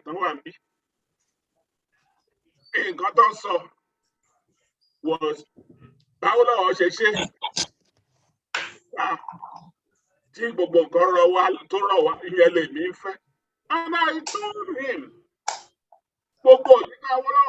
that was before independence. Right from independence, not group. Within 1.5 years under independence, you validate to it. It has always been, even, let's even fast forward. Jonathan Tafeni very don't support Nígbà Buhari. There was no significant Yoruba presence in Jonathan's administration. There was none. The Yoruba had become about Baba Ogundeso. At what the ball, every nigga had in Nigeria. Instead, the king of Bowajoku, at Afenifere, àti àwọn tó ní directorate ni wọn kájọkò pé at least let's have a majority of the people saying look, can we take a strategic thing, but that is our goal, and be able to work towards it. Pray la máa lò ẹni tó fi the first 1 year tó fi kó nǹkan jà tó ń jí ship pray náà ló lò. Kì í ṣe pé kákan máa sọ̀rọ̀ wípé kò lè ṣe. Can brain ẹni tó bá prepare ara ẹ̀ towards an inevitable onslaught from an enemy brain ẹ̀ ló lò náà. Ẹ má jẹ́ ká pàjá lọ́pọ̀ fúnra. We call ourselves here to talk and be able to understand each other. Majority of us believe that there are more than 5 to 6 generations of Yorubas have been sacrificed on the platter of this Yoruba one, this Nigerian oneness. So how many generations? And that is why we are saying strategically, America, Britain, we can. Ya èmi tiẹ̀ ní gbólóhùn nǹkan tí mo fẹ́. Ẹjọ́ gbogbo wa la máa sọ̀rọ̀. Ẹjọ́ nítorí Ọlọ́run. Jẹ́ kí n answer bàbá. Okay, ẹ jẹ́ kí n answer. Please, I need to answer bàbá. Okay. Bàbá. Go ahead, Magaji. Àwọn nǹkan tẹ́ ẹ sọ ó bà èmi lẹ́rù gidi. Ó bà mí lẹ́rù gan. Díẹ̀ tó bà mí lẹ́rù ni. Tá bá ní pé àwọn solution. Well, olóòótọ́ ìlú, òun ni òṣìkà ìlú torí ìlú ò fẹ́ gbóòótọ́. Nobody is holding anybody back from doing anything.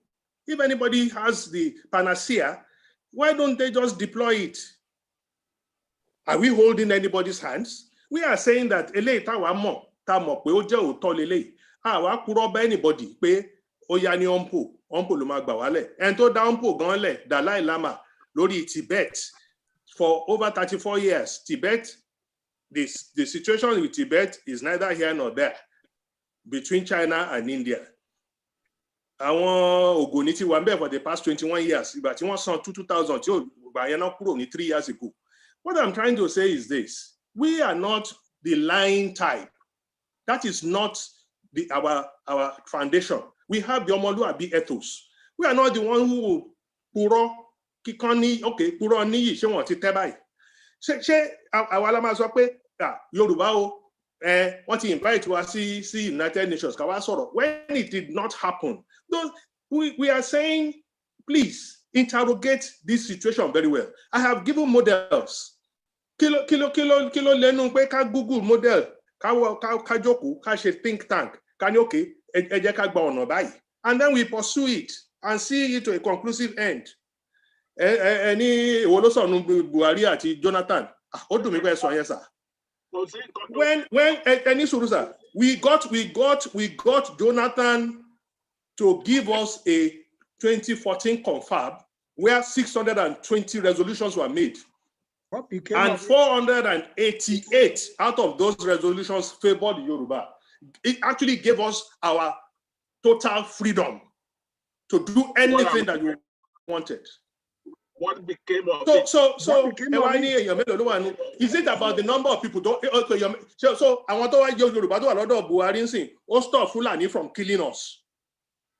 Why are we reducing this thing to the level of my own contribution? You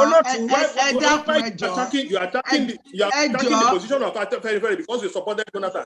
Do we have supported Buhari? Why are you support? Then Okay, ẹ jẹ́ àgbọ́yín mọ́ o, Mọ́gàjí, àgbọ́yín mọ́, on mute again. Okay. What is on the ground now is very simple. Do we have the capacity, even in this group, to say that we need some serious thinking Yoruba people, devoid of either association or group, that can form a think tank to look at solutions, to look at models, to go around the world and see, not physically, but to find those who have been in our kind of situation, how they were able to get out. Baba is saying that nobody can come and just shoot us. Are they not shooting us? Are they not raping our children, our people? We are here. I have left. Timothy sọ̀rọ̀ ní Ààrẹ Ọ̀nà Kakanfò ti pè mí sìn. Láago kan ti fẹ́ lù. Nǹkan kan tún ti ṣẹlẹ̀ nìyẹn. Mo ti kúrò ní Èkó níbí láago 3 òru rí. Ta lọ nítorí wọ́n jí ọba kan gbé. We know what we are doing here. Wọ́n tọ́ wa níjà lójoojúmọ́ pé kájà. They actually are taunting us. They are actually trying to trick us into a war. And Baba is saying that nobody can just come and fight us. Are they not doing it? Are they not doing so already? Let me take more questions so we can go. But before I take the questions, we have our clergy. A ní àwọn ẹlẹ́sìn tí a ti pè wọ́n. Ó tiẹ̀ tó bàbá mi àgbàlagbà. Okay, ẹ jẹ́ kí ẹ dákun pásọ̀ láti Nàìjíríà, ẹ foríjì mí. Àgbàlagbà ni bàbá, wọ́n sì ti wà ń bí láti àárọ̀. Chief Imam Bàbá Ọlálẹ́yẹ. Ṣé máa lọ torí mo láti kúrò nílé láago 6 láàárọ̀ ọ̀la. Ṣé yọ̀ǹda èmi? Mọ́gàjí ẹ ṣé. Mọ́gàjí ṣé ẹ̀yin ẹlẹ́fẹ́ máa lọ? Bẹ́ẹ̀ ni. Torí mo láti kúrò nílé ní aago 6 láàárọ̀ ọ̀la. Ara ẹ̀ sì ṣara ọmọdé. Bẹ́ẹ̀ ni, ó yé mi. Ẹ ṣé, mo dúpẹ́ púpọ̀ fún àti àárọ̀ tí ẹ ti wà pẹ̀lú wa. Ọlọ́run ó máa fún yín ṣe. Á tún pè yín torí pé kò tí ì tán, àfìgbà tó bá tán, ẹnu ẹ̀ náà ni a ṣì wà. Ọgbọ́n yín ò ní dópè. Ní gbogbo ìgbà ni a máa pè yín kí ẹ wá tún bá wa sọ̀rọ̀ lórí ètò Yorùbá Gbòde. Ẹ ṣeun o, bàbá mi nílé Olúyọ̀lé, ọmọ arólú owó, ọmọ arólú omi, kẹ́pẹ́ o. Ẹ ṣé, àtàlọ́ àtàbọ̀ ẹlẹ́dàá yóò máa pamọ́. Oòduà á gbè yín o. Ẹ ṣeun. Mo fẹ́ pe Sheikh Yusuf Ọlálẹ́yẹ torí ọjọ́ ti lọ, bàbá sì ti wà ń bí pẹ̀lú wa ti pẹ́. Bàbá Ọlálẹ́yẹ, àbí wọ́n ti lọ ni?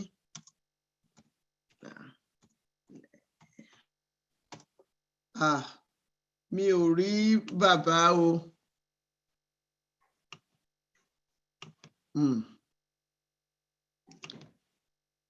Mi ò rí bàbá Ọlálẹ́yẹ, mo sì rí wọn tẹ́lẹ̀.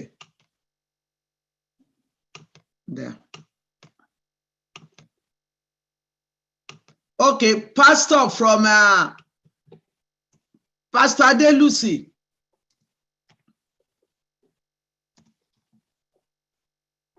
Pastor Adelusi, mo ti unmute yín.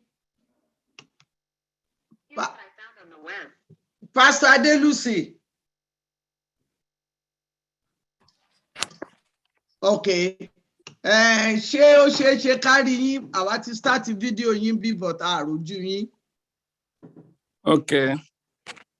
Okay. Tí ẹ bá fẹ́ lo video yín kò ṣe nǹkan kan. Okay. Okay. Ìbéèrè tí mo fẹ́ béèrè, mo fẹ́ kí ẹ sáré bá wa dáhùn ẹ̀ ní gbólóhùn kan. Gbogbo àwọn èèyàn ni wọ́n ń sọ̀rọ̀ èpè àólẹ̀. A sì ti ń gbọ́ tipẹ́tipẹ́. Èmi á wá máa rò pé èpè àìmọye ọdún tó bá jẹ́ wípé bí àwọn èèyàn ṣe máa sọ.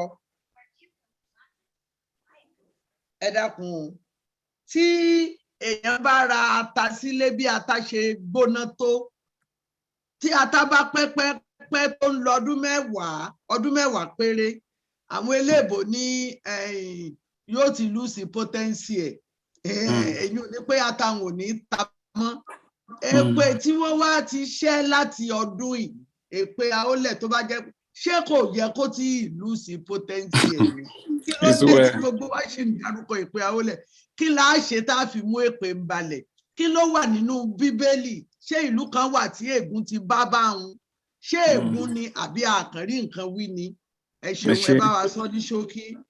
ẹ ṣé, thank you. Èpè ó dàbí ká sọ pé ẹ̀gún ni wọ́n pe èpè nínú bíbélì. Ọ̀nà tó pọ̀ ní èpè ni ẹ̀gún fi wá. Èyí tí ẹ̀gún kan tó wà lórí gbogbo ẹ̀dá láyé bíbélì ṣe gbé kalẹ̀ ni ẹ̀gún ẹ̀ṣẹ̀. Èpè tí a gbà láti ọwọ́ Ọlọ́run nípasẹ̀ Ádámù àti Éfà nípa pé wọ́n ń dẹ́ṣẹ̀ sí Ọlọ́run tí ẹ̀ṣẹ̀ fi wáyé, èpè kan nìyẹn. Ṣùgbọ́n a rí kà nínú bíbélì wípé èpè yẹn tó jẹ́ ẹ̀gún tó lágbára yẹn lórí gbogbo ẹ̀dá láyé ni o. Ẹ̀gún is a cause, that èpè is a cause. Now Ọlọ́run ọba ó pèsè àyè sílẹ̀ nínú bíbélì. Ó gbé torí láìsí ìtàjẹ̀sílẹ̀ ó ní ẹ̀gún yẹn kò lè ṣẹ́, kò lè sí ìdáríjì, wọn ò lè pa èpè yẹn rẹ́. Ṣùgbọ́n wá gbé ọmọ rẹ̀ sílẹ̀ Jésù Kristi wípé kó bí ẹbọ ni nígbà tí èèyàn bá ń ṣe ẹbọ bí ilé táwọn Yorùbá máa ń ṣe ká pẹran ká ṣe léyìí ó wá gbé ọmọ ẹ̀ sílẹ̀ bí ẹbọ. Wọ́n pa á lórí igi àgbélébù láti mú èpè ẹ̀gún ẹ̀ṣẹ̀ yẹn kúrò, èyí tó fún èṣù lágbára lórí ayé lórí gbogbo ẹ̀dá láyé ni o. Èyí náà sọ pé all men have sinned and come short of the glory of God torí pé ẹ̀gún ti wà lórí ọmọ ẹ̀dá. Nínú ìwé Galatia orí 3 13-15 àríkà ni pé Jésù wọ́n gbé sórí igi àgbélébù kí ẹ̀gún yẹn lè kúrò lórí ayé. Èpè kan nìyẹn o, ẹ̀gún kan nìyẹn. Now ìyẹn ti kúrò, ṣùgbọ́n àwọn wo ló kúrò fún gbogbo ẹ̀dá ni. Ṣùgbọ́n tí èèyàn bá ti wà lábẹ́ àkóso ohun tí Ọlọ́run sọ, condition tí ó fi sílẹ̀ fún ẹ̀dá láti bò lábẹ́ ẹ̀gún yẹn kò lè kúrò, kò tí kúrò nìyẹn. Dó Olúwa ti fi àyè ẹ̀ sílẹ̀ fún, ṣùgbọ́n ó gbúdọ̀ gba Jésù Olúwa tí olùgbàlà. Ó gbúdọ̀ wá sí ọ̀rọ̀ Ọlọ́run kó mọ̀ pé ẹlẹ́ṣẹ̀ ni mí o, kó dẹ̀ yí padà. Ṣùgbọ́n àwọn èpè kan wà tí ọmọ èèyàn lè fún ara rẹ̀ gbà sí ayé ara ẹ̀. Ẹ̀gún ó wà. Eléyìí tí wọ́n ń sọ báyìí tí ẹ̀ ń sọ ẹni tí àólẹ̀ tí ẹ̀ ń sọ. Àwa ò mọ bí ẹ̀gún àólẹ̀ ti wálẹ̀ nílẹ̀ Yorùbá. A ò mọ àwọn tí ó ṣépè fún. Bóyá Èkìtì ni o, bóyá Oǹdó ni o, bóyá torí èpè ò lè wá láìsí pé a covenant has been broken. Májẹ̀mú ni wọ́n bàjẹ́ àbí àìgbọràn àbí pé ó dàbí marriage àti ọkọ àtìyàwó ni. So nínú Bíbélì a gbọ́dọ̀ mọ àwọn tí èpè yẹn tí ó kárí wọn, àwọn wo ni ó ṣe àólẹ̀ àbí àwọn májẹ̀mú wo náà jọ nípapọ̀. Ṣé gbogbo ilẹ̀ Yorùbá wọ́n ní gbogbo Yorùbá ló fi ṣépè. Òun náà ni mò ń sọ yìí, ọ̀nà wo ni èpè àólẹ̀ ló fi gbà lórí ilẹ̀ Yorùbá? Torí àólẹ̀ jẹ́ Yorùbá náà ni, ara wọn ni. Ọ̀nà wo ló máa fi ṣépè fún olú ẹ̀ Yorùbá? Kí ló ṣe fún wọn? Àti wípé kí ni àwọn wo ló sign agreement pẹ̀lú covenant wọn ni wọ́n break tó fi ṣépè fún wọn? So tí a bá mọ̀ yẹn àsopọ̀ òkè èlèpè yóò kò lè mọ́ mi, kò sí lórí mi, kò sí lórí ilẹ̀ Yorùbá. But tí ẹ bá ń sọ nípa pé àìṣọ̀kan, èmi ò rí àìṣọ̀kan ní nǹkan tó ń lọ lọ́wọ́lọ́wọ́, èmi ò rí. In fact mo rí pé wọ́n lọ síwájú ni.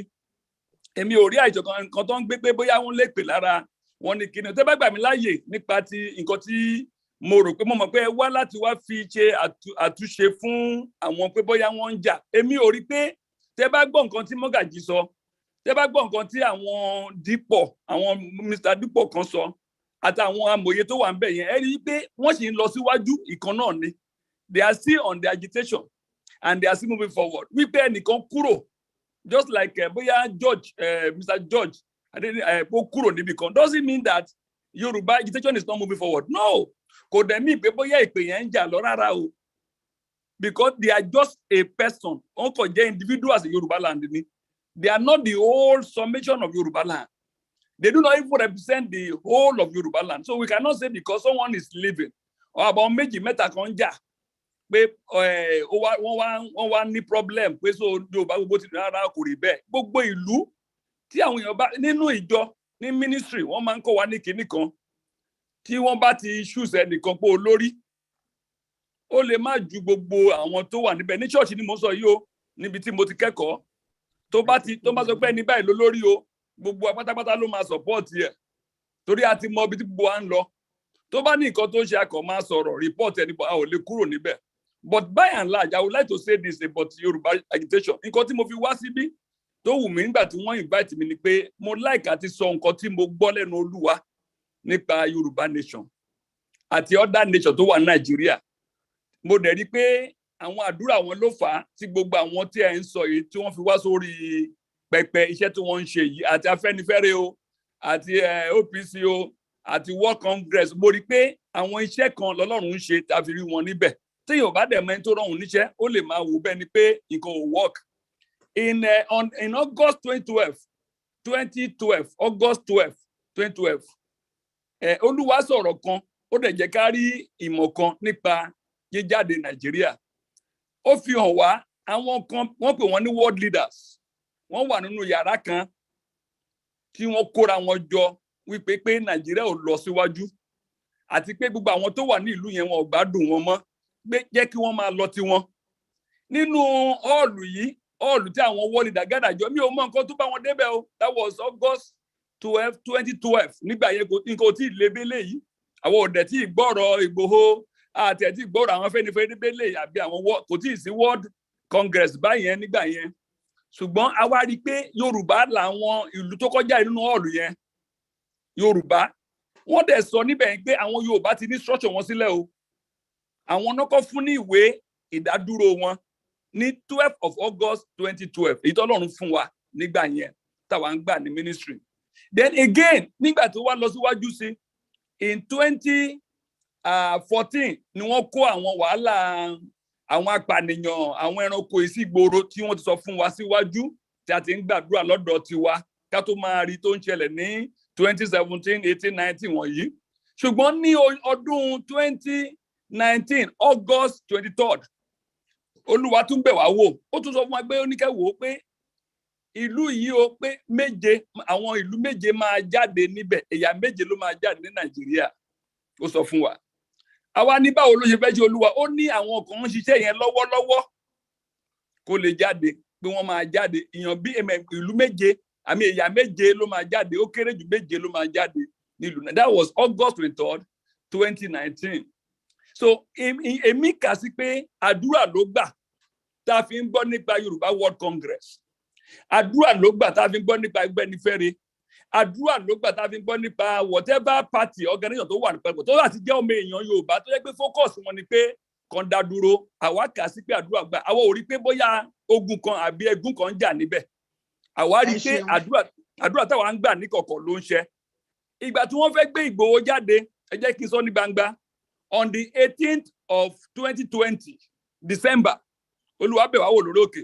mi ò mọ Ìgbòho mi ò mọ Chief Adéyẹmọ mi ò mọ mo kọ̀ rí pé Olúwa gbé wá pé ọkùnrin yìí ní ijó kan o ó dẹ̀ gbé wọ́n dẹ̀ fún ní authority láti ṣe àwọn iṣẹ́ kan ní Yorùbá land December 18, 2020 nígbà tá a máa wọnú social media later after January torí àwọn èèyàn wá gbàdúrà yẹn lórí òkúta ní Ìgbòho ta ní Sunday ta ní Adéyẹmọ mo ṣe àbẹ̀gbà ọkùnrin ni mo rí so àwa gbàdúrà fún wọn ó kọ̀ da January ló jáde tó dẹ̀ wá bẹ̀ sí ń ṣiṣẹ́ mo wo dẹ̀ sọ fún àwọn tó wà ní diaspora kan tí mo mọ̀ pé ó dà ní pé ọkùnrin kan máa jáde ní Nàìjíríà o báyìí iṣẹ́ báyìí náà ló máa ṣe ó dẹ̀ máa láàkókò tó máa fi ṣiṣẹ́ yẹn that was December 18th, 2020 so tí a bá sọ pé wọn ò lọ síwájú jẹ́ pé mi ò nígbà láwọn pé ogun kan ń jà bá mi a sọ pé rárá kò rí bẹ́ẹ̀ lójú tèmi pé torí nǹkan tọ́lọ́run ń ṣe nǹkan tó ń sọ fún wa lárí tó ń ṣe lọ a dẹ̀ ń gbàdúrà pé Olúwa gbé àwọn èèyàn dìde tó máa ṣiṣẹ́ yẹn àwọn èèyàn dẹ̀ ń dìde bó jẹ́ èèyàn márùn-ún ni márùn-ún ṣùgbọ́n iṣẹ́ yẹn ṣà ń lọ tẹ́ bá gbọ́ nǹkan táwọn mọ́gàjì sọ báyìí ẹ rí pé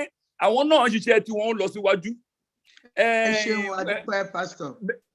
wọ́n ṣe tí wọ́n lọ síwájú so mi ò rí pé ogun àbí ẹ̀gún àólẹ̀ ń jà lórí ilẹ̀ Yorùbá ibi tí èèyàn bá ti wà there will always be disagreement here and there human beings ó máa sọ̀rọ̀ ìyẹn omi pé ogun ẹ̀gún wà ń bẹ nǹkan tẹ́ máa rò pé ẹ̀gún ni pé tí ò bá lọ síwájú tẹ́ bá wo gbogbo nǹkan tó sọ látẹ̀kan ẹ rí i pé wọ́n sì ń sọ̀rọ̀ nípa ibì kan pé wọ́n lọ ni ìyẹn ló ṣe pàtàkì sí àwọn èèyàn gbogbo kò lẹ́tọ́ ní àgírí pé wọ́n ní ti fún wọn àlàáfíà ní ẹ̀lẹ́. ẹ ṣeun adúpẹ́ a máa rí yín bá kókó ọ̀rọ̀ yẹn ti sọ tó ẹ̀yin olùgbọ́ wa níbi tí adé yìí máa pé bàbá wa láti ìjọ Nigerian Muslim Council bàbá imam mo ti unmute yín bàbá ẹ̀yin unmute ara yín sà. A ti ń gbọ́ yín sí o bàbá. Olótù mo kí ẹ kú akitiyan fún tí ẹ represent gbogbo àwa orílẹ̀ Yorùbá Ọlọ́run á jẹ́ kí ẹ̀mí yín ó gùn. Àmín sà. To me personally mi ò mọ̀ bí ẹlòmíì ṣe gbé you are one of the proud fún ògo Yorùbá. Ẹ ṣé àdúpẹ́ sà. Ọlọ́run bá á dẹ̀ máa kún yín. Mo dúpẹ́ lọ́dọ̀ wọn tí wọ́n ti sọ̀rọ̀ dáadáa. Ẹnu nǹkan tí èmi fẹ́ kí ká gbọ́yé ṣe rí ní Yorùbá níran you are the best. Ọlọ́run bá ṣe yín ní kókó. Ẹ lè jẹ́ ẹ̀mí fún gbogbo orílẹ̀ Nàìjíríà. Ẹ bá mi ìran Yorùbá. Níran Yorùbá. Ẹ kọ̀ nǹkan kan lẹ̀ lẹ́nu. You are not going anywhere. Ẹ̀yin ni ilé, ẹ̀yin lòbí. Àwọn náà sọ pé àwọn fẹ́ lọ. Kì í ṣẹ̀yin lẹ̀yin ń lọ. Torí ẹ̀yin ni ẹ̀mí tó kó wọn jọ. Àwọn yòókù bọ́ dìde. Ẹ kọ́lẹ̀ báyìí. Bọ́dì. Èmi ò rí vision gẹ́gẹ́ bí nǹkan tí alàgbà pásítọ̀ tí wọ́n sọ. But nínú nǹkan tí Ọlọ́run ọba tí ó fi yé wa níbi tí wa náà ti ń bọ̀ yìí. Ó kéré nísìn àwa náà ti délé ayé bóyá ó máa lọ ká bí 85.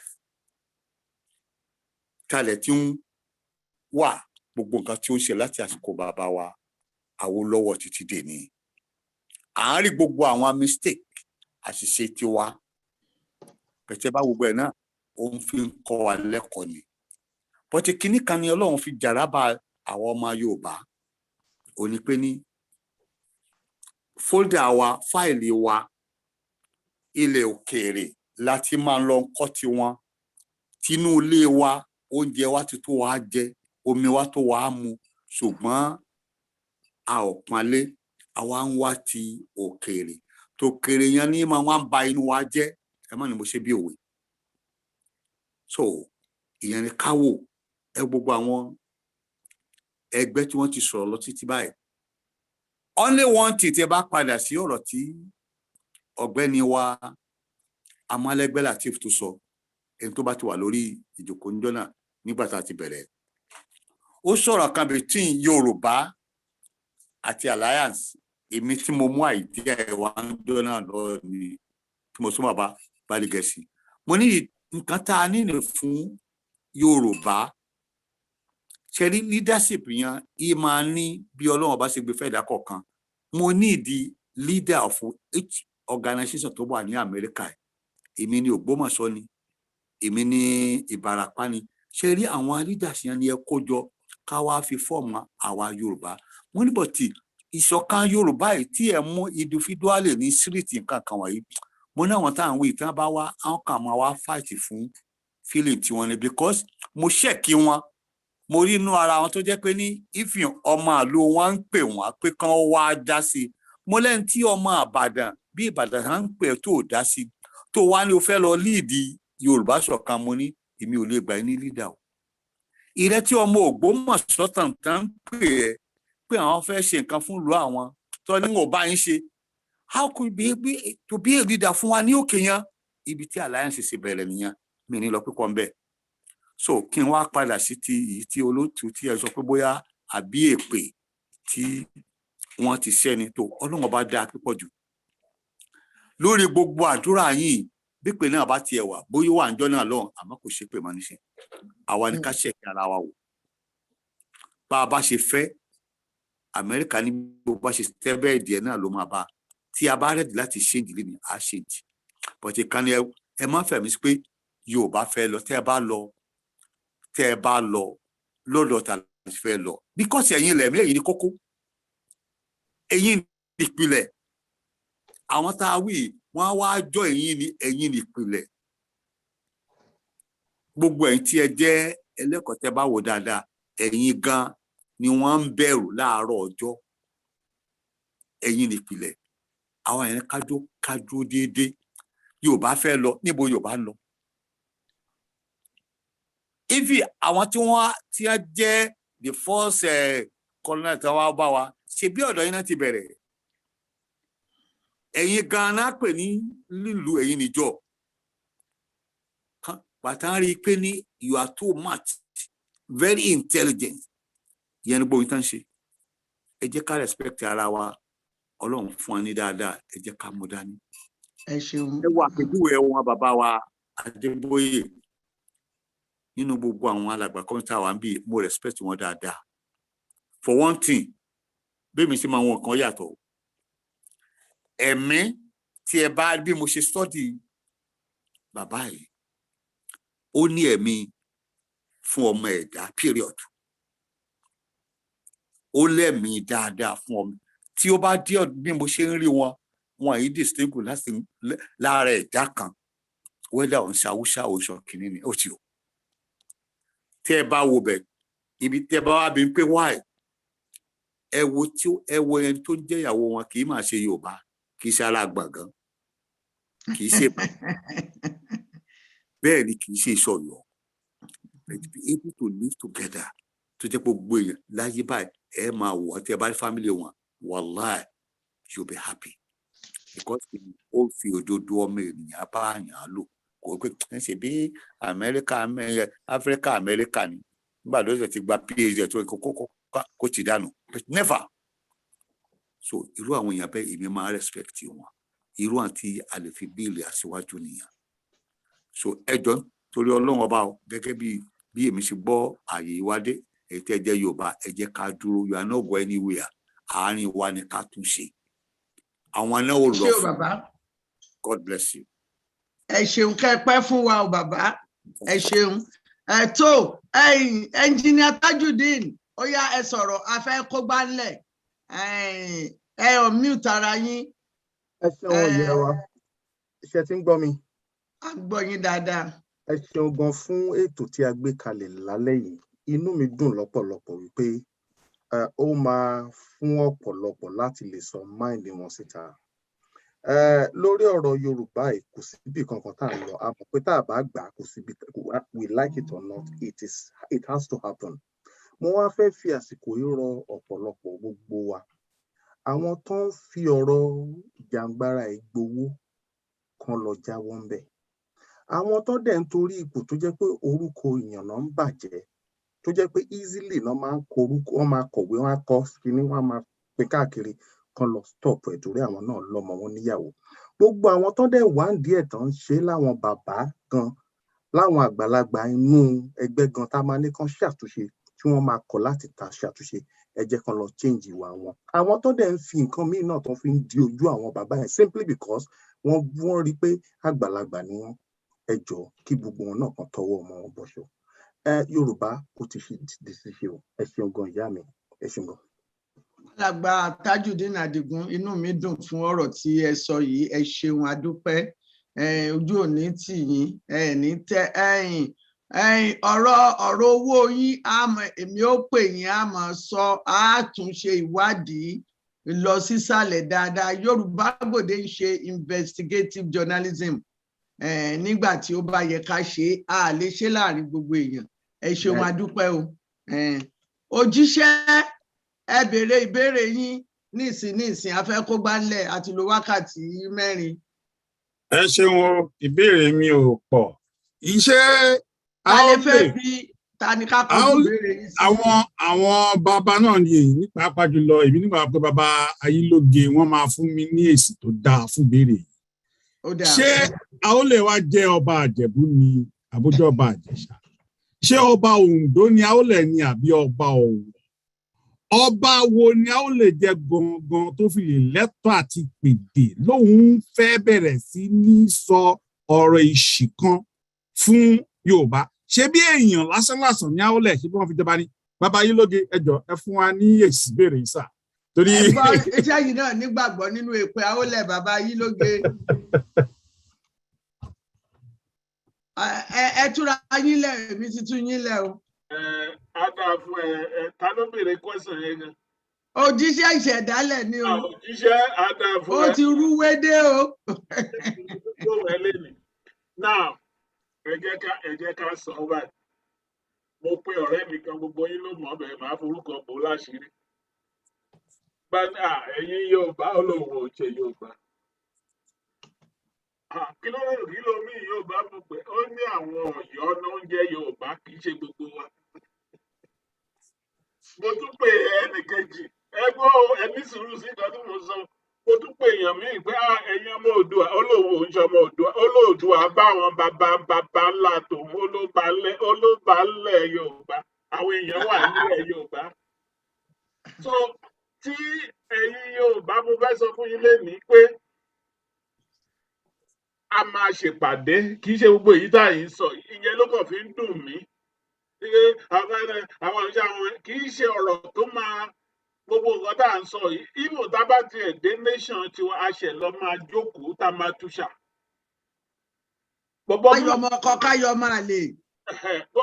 Fúlàní tó wá ní last week ó ní tó bá gba Yorùbá nation láwọn gómìnà tó wà ń bẹ̀ yìí náà ló máa ṣe olórí wa mo ní kó tutọ́ ẹ̀ dànù. Gbogbo wọn yẹn láì máa jókòó ojú kan gbogbo wa ni. Instead tá a fi ní 50 organization tó wà lọ́ndà 50 ṣé 65 lẹ́ni tó sọ̀rọ̀ lẹ́ẹ̀kan sọ ẹ jẹ́ ká limit ẹ̀ kọ́ pa gbogbo wọn pọ̀ so that wọ́n ní ká tọ̀ síbì kan kó bàa lè hó. a pàtó pọ̀ bẹ́ẹ̀ ni kó lè hó ṣọ̀ṣọ̀ṣọ̀. Let me answer your question. Nǹkan tí mo fi sọ bẹ́ẹ̀ ẹni bá mọ ìtàn tó lead sí pé àwọn lè ń ṣépè yẹn a rí i pé within the Ọ̀yọ́ ni gbogbo ẹ̀ ti ṣẹlẹ̀. Aláàbíyàn ní kíní pé kó lọ ṣàṣojú ìwọ set up síbẹ̀. Gbogbo betrayal yẹn within the Ọ̀yọ́ people there are people in Yorùbá land tẹ́ bá sọ̀rọ̀ àwọn olè tó sọ pé kò kàn àwọn. Àwọn Ọ̀yọ́ tí ló ṣépè fún kì í ṣàwọn. So gbogbo nǹkan wọ̀nyí nǹkan tí mo fi fún yín ní gbogbo background yẹn ni pé Yorùbá like every other race gbogbo wa ló ní bá a ṣe ṣàn wá àwa kan bàbá Akíntọ́lá ó ń pè wá ní àwọn tó wá láti far west mi ò wá mọ̀ bóyá Ògbómọ̀ṣọ́ ní near west wà ní Ìbàdàn but gbogbo wọ̀nyẹn la ní láti take into account àwọn Yorùbá foundation ni o àwọn Awólọ́wọ̀ foundation ni o àwọn gbogbo these are issues that needs to be ironed out and synchronized to be able to have a nation. Yeah, thank God, Odùduwà, Ajayi Crowther, Awólọ́wọ̀, these people had tried to unify the whole race. Even the name Yoruba was given to Oyo people, according to history, by the Fulanis and Hausas lókè lọ́hùn. Bẹ́ẹ̀ ni wọ́n ní Yáríbà ni wá, wọ́n là kọ́ ni. So by default, la fi ń jẹ́ Yorùbá. So tábàtẹ̀ máa ní nation, you can't just get up today pé Yorùbá nation, wọ́n á ní dá sọ pé àwa ò ń ṣe Yorùbá àwọn Ọ̀yọ́. Ẹ bá gbó kọ ya bẹ́ẹ̀ ni. Àwọn kan sọ pé àwọn Yorùbá ti wà nífẹ̀ẹ́ kí Odùduwà tó dé. So these are all things we cannot run away from each other. Agbede ara, our cultures are the same. I believe pé Ọ̀yọ́ ni gbogbo, I mean pé Ifẹ̀ ni most of our ọba ti wá. Gbogbo wọ̀nyí la máa collate, la máa ṣe, and then come up with an appropriate this thing. So èpè tẹ́tí ẹ̀ ń sọ yìí. Èmi believe pé àwọn tó ń sọ pé ẹnu Yorùbá ò kò. Uniformity náà ń fẹ́ bí òun náà ń fẹ́. Unity wà ní Yorùbá land. Even Mọ́gàjí Adéjùmọ̀ tó sọ̀rọ̀ lẹ́ẹ̀kan tá à ń argue on 5 points là ń argue fún. Ẹ̀gbọ́n nǹkan tó sọ, ó ní kò sí ultimate goal wọn is to separate us from there. But I can wò pé the tactics now pé ẹjẹ́ tèmi ni pé stage tá a wà yìí torí èèyàn kan ọ̀kan lè dé kó má bàa dàbí ti àwọn ìtò lọ́jọ́ yẹn kó fọdún kan ṣe. Àwa ní láti ní plurality or a majority of the Yoruba need to go pé ibi yìí là ń lọ. Ìyẹn la fi sọ pé eléyìí tẹ́ fi yára wa pé téèyàn kan bá tó bá jẹ́ góòlù wa nìyẹn. Why làwọn kan máa ní Yorùbá nation tẹ́ ẹ máa sọ fún wọn pé ẹ̀kàn fẹ́ kó wa dógun ni. And then in your own research, the research of your own house wà ní nǹkan tó máa tọ́ ibi tí Yorùbá lọ nìyẹn. Tó bá jẹ́ pé ibi tó mọ̀ pé Yorùbá lọ, you keep quiet out there and start to give us some strategies. Ẹ má ní sùúrù, ẹ má declare, ẹ jẹ́ ká ìmá sọ fáwọn èèyàn, ẹ jẹ́ ká prepare àwọn youth wa. Army tá à ń sọ Nigeria Army, ṣé bí Yorùbá wà bẹ́ẹ̀ kò rí bí 1967 mọ́, tó jẹ́ pé the other ranks in Nigeria Army were less than about 400. So it is no longer there. And the contingent has changed. Tábàlà fẹ́ lọ àmà lọ náà ni eléyìí tó tẹ̀ ń bí mi inú ni pé Britain ò fẹ́ ká lọ because wọ́n rí wa. Wọ́n rí bá a ṣe rí. We are so weak. Báwo ni àwọn wà nílùú wọn? Europe, after the World War ni Europe ṣe wà manageable. Tí ò bá jẹ́ pé wọ́n delegate Europe into manageable nation states after the Second World War, we would have had the Third World War. What kind of people are we? Tó yẹ pé àdúró, wọ́n mú Christianity embrace ẹ̀, wọ́n mú Muslim, wọ́n mú Mohammedalism embrace ẹ̀, gbogbo nǹkan, kò sí nǹkan tó mú wá tá embrace. Yet àti satisfied wọn ṣàfẹ́ ká progress. Bó ṣe ń ṣe wá yóò wù wọ́n. Àbẹ̀ni I would rather die fighting to correct things than saying pé àwọn kan wà bí kan wọ́n ní gbà wá. Ẹ jẹ́ kí n mú béèrè mi sí o ká tún lè rí ìdáhùn. Bàbá alàgbà Akin Ògúnlẹ́yẹ mo rọ́wọ́ yín lókè ní pẹ́ mọ́ ìbéèrè kíákíá ni ẹ dákun torí Ọlọ́run. Alàgbà Ògúnlẹ́yẹ. Òdà alàgbà Ògúnlẹ́yẹ èmi ò tún rí yín mọ́ o, mo sì ti pè yín o, mo ṣe tọ́lọ́run tó o. Ọmọ Adé kí ni ìbéèrè yín? A ti ń palẹ̀ mọ́, a ti ń kọrin ọjọ́ òní lọ́ọ̀tàn. Ọmọ Adé. Wọ́n ti ẹnu mi pa ni. The host will not allow me. Mo rí o. Ọ̀yà mo ti ṣí ẹnu yẹn mọ́ sọ. Ẹ kalẹ́ mà. Ẹ já lọ bí ìbéèrè ọjọ́ ti lọ o. Mo kí gbogbo yín kú iṣẹ́. Tẹ́ni ọmọ ológo gọ́gọ́ lèmi. Bẹ́ẹ̀ ni Tẹ́ni ọmọ ológo. Ìbéèrè tí mo fẹ́ béèrè ni pé àti pé nǹkan tí mo fẹ́ sọ. Mo fẹ́ béèrè pé ṣé mo rí pé àwọn bàbá wa kan sọ níbí báyìí láti ẹ̀kan pé àtúntò yẹn ni ó yẹ kó rí bí and then mo rí nírí wípé gbogbo àwọn bàbá tán dàgbà yẹn bí ìgbà tẹ́ pé bóyá pé wọ́n fẹ́ máa ṣe ipò yẹn lọ pé àwọn ọmọ kéékèèké kan máa dédé wọn nílé wá kàn láwọn fẹ́ pín Nàìjíríà wọn fẹ́. Mo wá fẹ́ sọ fún àwọn bàbá wa tán wà nínú Afẹ́nifẹ́re wípé ṣé ẹ rò wípé restructuring tí ẹ̀ ń dárúkọ yẹn. Wọ́n ti lọ tó bàbá Afẹ́nifẹ́re ti lọ o. Ó dùn mí díẹ̀. Ṣé nǹkan yẹn ló lè gbé wa dé ló lè jẹ́ kí ọ̀rọ̀ Nàìjíríà lójútùú? Torí gbogbo ibi tí ọ̀rọ̀ Nàìjíríà ń lọ a máa sọ pé mo ń gbọ́ tó ń sọ wípé àwọn Fúlàní pé kí ló wà lọ́wọ́ àwọn Haúsá wo ló fẹ́ bá wa jà nígbà tí Haúsá ní 19 states tó yẹ pé Yorùbá ní àwa ní 6 péré. Ta ló gbọ́n jù nínú wọn àtàwa pẹ̀lú ibi tí wọ́n kó wa délé ní? Ẹ wo ohun tí à ń là kọjá lónìí. So dìgbà tí àwọn pípì bá tó wọlé a dẹ̀ rí pé gbogbo wọn ti kọ́ńkà wa pátápátá àti rí a lot of things tí wọ́n sọ. Tí wọ́n dẹ̀ ń sọ jáde ní gbogbo ìgbà wípé àwọn ò lè ẹ́bà láyé gbé ìbò sílẹ̀ bí bẹ́ẹ̀ kó ogun máa ṣẹlẹ̀.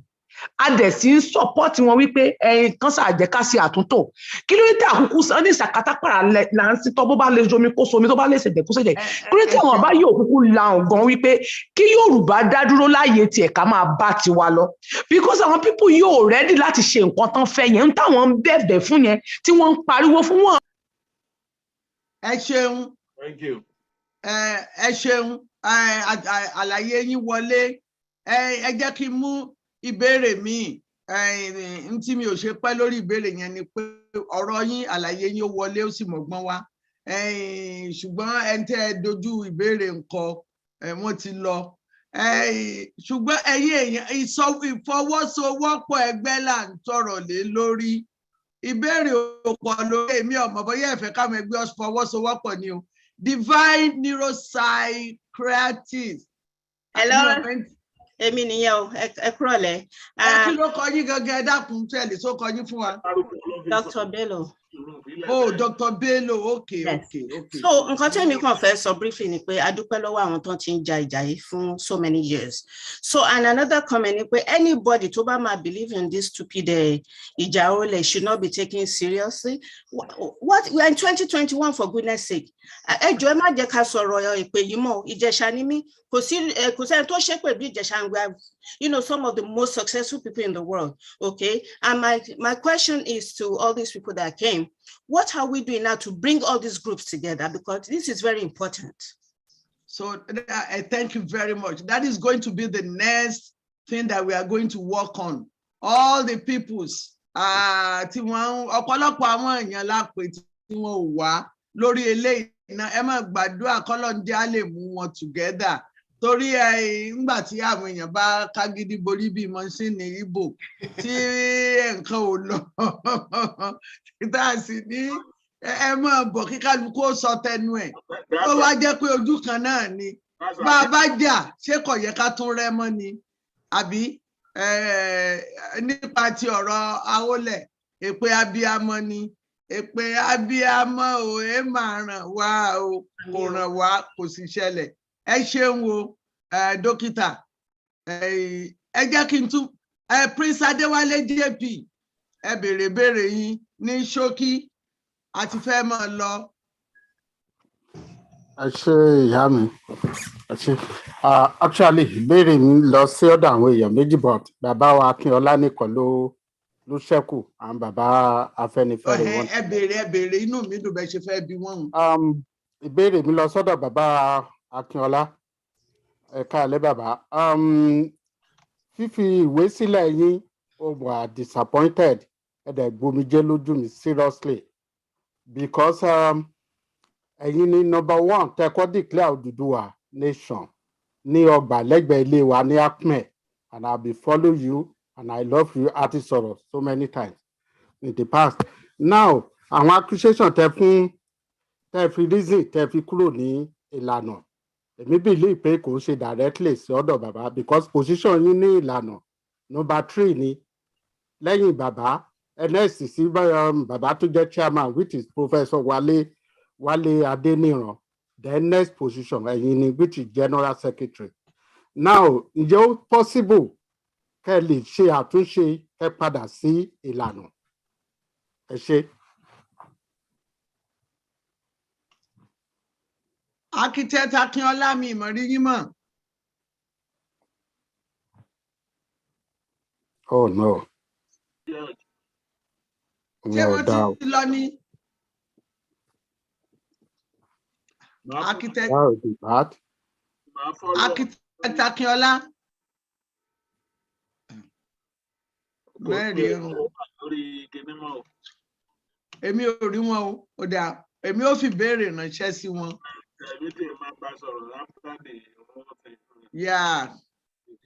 Gbogbo àwọn ẹgbẹ́ yẹn náà ni gbogbo àwọn onídàádì gbogbo wọn náà là á bá sọ̀rọ̀.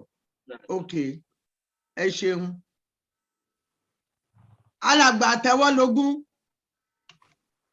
Gbogbo tọ́ọ̀bù tẹ́mi náà sókè kò ra nǹkan kan. Bàbá Adébóyè ti pé 78 ní oṣù yẹn tètè béèrè yín. Mo kí yín bàbá ìbéèrè mi ò pọ̀ púpọ̀ kò lọ síwájú púpọ̀ jù ṣùgbọ́n nígbà tí ẹ sọ pé kinní kan bíi kan náà Ìgbò kí làwọn ọmọ Ìgbò wa fẹ́ sọ nígbà tí ẹ sọ pé ẹsẹ̀ dàrú bí ìgbà kinní Ìgbò ẹjọ́ ẹ má bù wá mọ́ bàbá Ayélóge wọ́n try láti sọ nípa àólẹ̀ wọn mọ Yorùbá dáadáa àwọn Èkìtì àwọn Àkúrẹ́ ò gbọ́ Yorùbá dáadáa kì í ṣẹjọ́ wọn meanwhile the last thing ti fẹ́ sọ ni pé ẹjọ́ kí wàá la fẹ́ ṣe nípa ẹ jẹ́ kí àwọn wa tó jọmọdé kán lọ sọ́dọ̀ àwọn àgbàlagbà káwọn àgbàlagbà bless wọn báyìí la ṣe fẹ́ ṣe káwọn àgbàlagbà náà lọ sọ́dọ̀ àwọn ọmọdé báyìí ni ẹ jẹ́ àjọ ṣe kínní ẹ̀yin ọmọ yìí ẹ̀yin la máa gbélé lọ́wọ́ architect George mo wà so fascinated pẹ̀lú nǹkan tẹ́ ẹ̀ ń ṣe gan ẹ jọ̀ọ́ pẹ̀lú bàbá Ògèdèǹgbé pẹ̀lú engineer Tajudeen Kazeem something like that gbogbo nǹkan tẹ́ ẹ̀ ń ṣe ìkọ̀kan náà ni ẹ come together láti wá ṣe láti bá àwọn àgbààgbà yìí ẹ jẹ́ ká lọ sí promised land bàbá Ayélóge mi ìbá yín sọ̀rọ̀ bye. tó bá tiẹ̀ bá wọn wá má bá àwọn ọmọdé wá torí tó bá wá mo máa rán ẹni kò ní.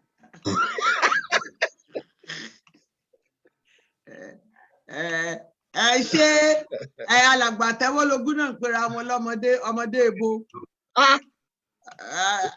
ẹ̀yin náà ti ní silver ẹ ti ní silver lónìí o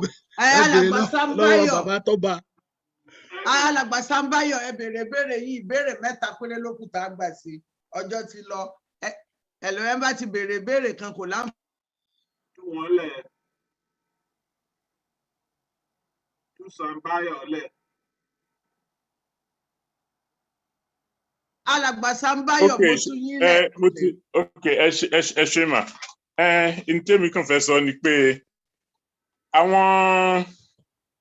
àwọn tó ń jàjà yìí ẹ jẹ́ ká rántí pé volunteers ni wọ́n torí ó dàbí ẹni pé alàgbà George Akínọlá there was a lot of bóyá bíi blame on him and ọ̀rọ̀ yìí dàbí ọ̀rọ̀ reason tí Yorùbá fẹ́ fi kúrò ní Nàìjíríà ni nígbà tó bá rí i pé kinní yìí ti dàrú to the point pé a ti ro àtúntò àtúnṣe kò ṣeé ṣe mọ́ ní Yorùbá fi sọ pé ẹ jẹ́ a kúrò alálàgbà yóò dẹ̀ lóhùn ìjà Yorùbá mọ́ bẹ́ẹ̀ ó believe pé bóyá tó ń bá wà níbòmíì á lè ṣeé ṣe so ká má focus on individual especially tá a bá ń try láti settle disagreements naming names ó máa ń dá wàhálà lẹ̀ níbi irú alàgbà TJ Raimi tó ti fẹ́ máa accuse George Akínọlá kínní kan ó máa dá unnecessary kínní lẹ̀ ni so èmi kàn sọ eléyìí torí tẹ́bá máa the follow up ma pé ká move away from naming name. Okay, ẹ ṣeun o gbogbo ẹ̀yin náà ẹ ń gbọ́ o bí a bá ka ẹrú inú ẹrú á bàjẹ́ ẹ má jẹ́ àdárúkọ ara wa mọ́ okay alàgbà Tọ́pẹ́ Adéwùsì wọ́n ní ọwọ́ yín ti wà lókè tipẹ́ físíkà ọwọ́ lẹ́nà ọwọ́ ẹ̀rọ ni ó yá ẹ túra yín lẹ̀ ẹ on mute. ẹ ṣe o ẹ dákun ẹ ṣe kíákíá.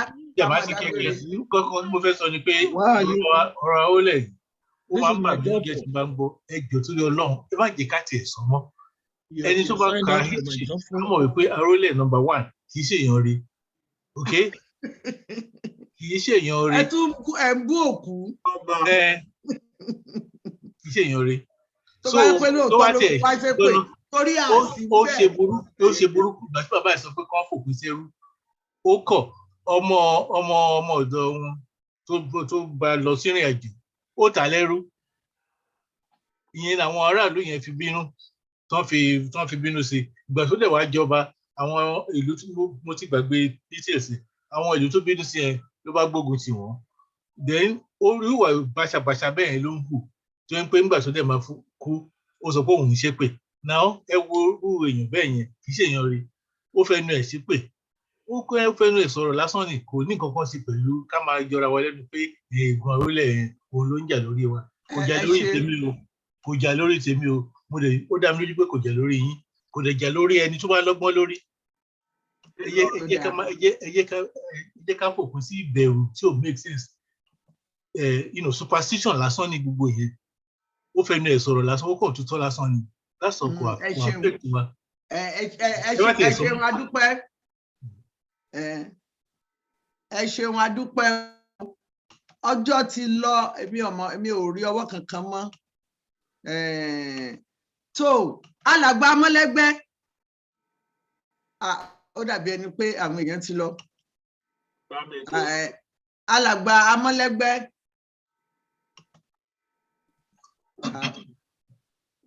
mo fẹ́ kí ìbéèrè kan ṣoṣo náà mo fẹ́ béèrè lórí ọ̀rọ̀ píkníkì tí ẹ ṣe alàgbà Amọ́lẹ́gbẹ́ ṣe ti wà ń bẹ̀. mi ò lọ́ọ̀bì kankan. ẹ mà ṣeun ẹ kú sùúrù bá a bá gbálé ta bá gbáta àtàn ládàrí rẹ̀ síbi tá a ti bẹ̀rẹ̀ yóò bá ní ibi arókòdé ibẹ̀ là ń fàbọ̀ sí. tẹ́ ẹ bá ní agbára láti ṣe nǹkan kan yàtọ̀ sí nǹkan tó ṣẹlẹ̀ nígbà yẹn kí ni nǹkan tí ìbàjẹ́ bóyá a lè kọ́gbọ́n bẹ̀ tó ṣẹlẹ̀ nígbà náà àti ọwọ́ tẹ́ ẹ fi mú un kí ni nǹkan ṣoṣo tẹ́ ẹ rò pé bóyá ìbàjẹ́ bí àtúnṣe tẹ́ ẹ bá ṣe. bẹ́ẹ̀ni ẹ kú àtàárọ̀ ṣe mọ̀ pé ọ̀pọ̀lọpọ̀ tí àwọn èèyàn ń ṣe lálàyé lálẹ́ yìí ẹ wo bí tí a ti bẹ̀rẹ̀ yẹn gan-an ò ní foundation tí gbogbo nǹkan ṣe lọ tá a ṣe tún dé ibí because gbogbo àwọn tẹ́ ń gbọ́ lóríṣiríṣi Afẹ́nifẹ́re ní eléyìí ní kankan ní you are talking about very few years ni compare with táwa fi bẹ̀rẹ̀ ẹ bá rí i pé ńgbà táwa náà gbogbo àwọn tó jẹ́ kókó láàrin wa ń gbà yẹn ara wọn náà wà lórí aago disin in various platforms organizations and so on and so forth. Àtijọ́ gbé gbígbóná àtijọ́ gbé tútù àti wá mọ́ra wa dáadáa tèmi Dr. Adébóyè bá ṣe mọ́ra wa tẹ́lẹ̀ nǹkan la mọ́ra wa nísìn torí at some point many of us irú èmi Dr. Sekoni and quite a few wọ́n ń wò mí bí oníwàhálà rẹpẹtẹ ni pé because èmi gẹ́gẹ́ bí ọmọ Yorùbá tọ́lọ́ndẹ̀ fi mí sáàyè yẹn ó yẹ kí n lè kó gbogbo ọmọ Yorùbá tó kù kí n kó wá kí gbogbo wa ká máa ṣe yùmùyùmù kò sí tó wù mí tó bẹ́ẹ̀ but Yorùbá aṣòro lead gan sẹ́rí gbogbo àwọn tó ń sọ pé ká gbàgbé Awólẹ̀ yẹn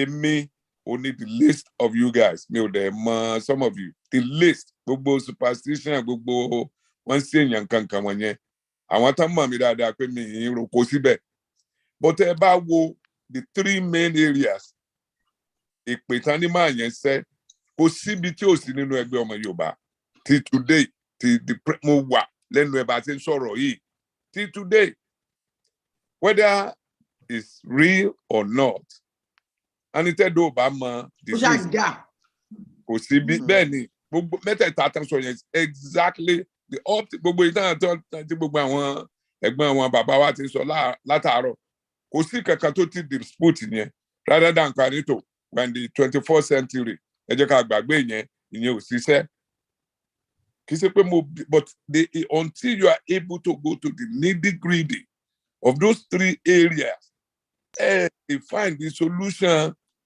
bó ṣe wà nínú family ọmọ Yorùbá nìyẹn bó ṣe wà nínú ẹgbẹ́ nìyẹn bó ṣe wà nínú church nìyẹn aláàjì ìtàn bá sọ nìyẹn tí n bá sọ tí wọ́n gan lásán nínú mosque kò sí bẹ́yìn náà mọ̀ pẹ̀ àbí ò sí nínú church ni nígbà táwa. ẹ dákun ṣé ó wá ṣe é ṣe ká tún kóra wa jọ irú píkníkì tá a ṣe ń jọun kí gbogbo Yorùbá pátá bóyá tá a bá ń bára wa jẹ àní mọ́ bára wa jà mọ́ ṣe rò pé irú ẹ̀ ṣe é ṣe. ẹ̀yin náà sọ pé ọ̀pọ̀lọpọ̀ nǹkan tí ẹ mọ̀ tẹ́lẹ̀ lẹ ti mọ̀ ní ìsìn ǹjẹ́ ó lè ràn wá lọ́wọ́ láti tẹ̀síwájú ká bára wa jẹ ká mọ̀ bára wa jà.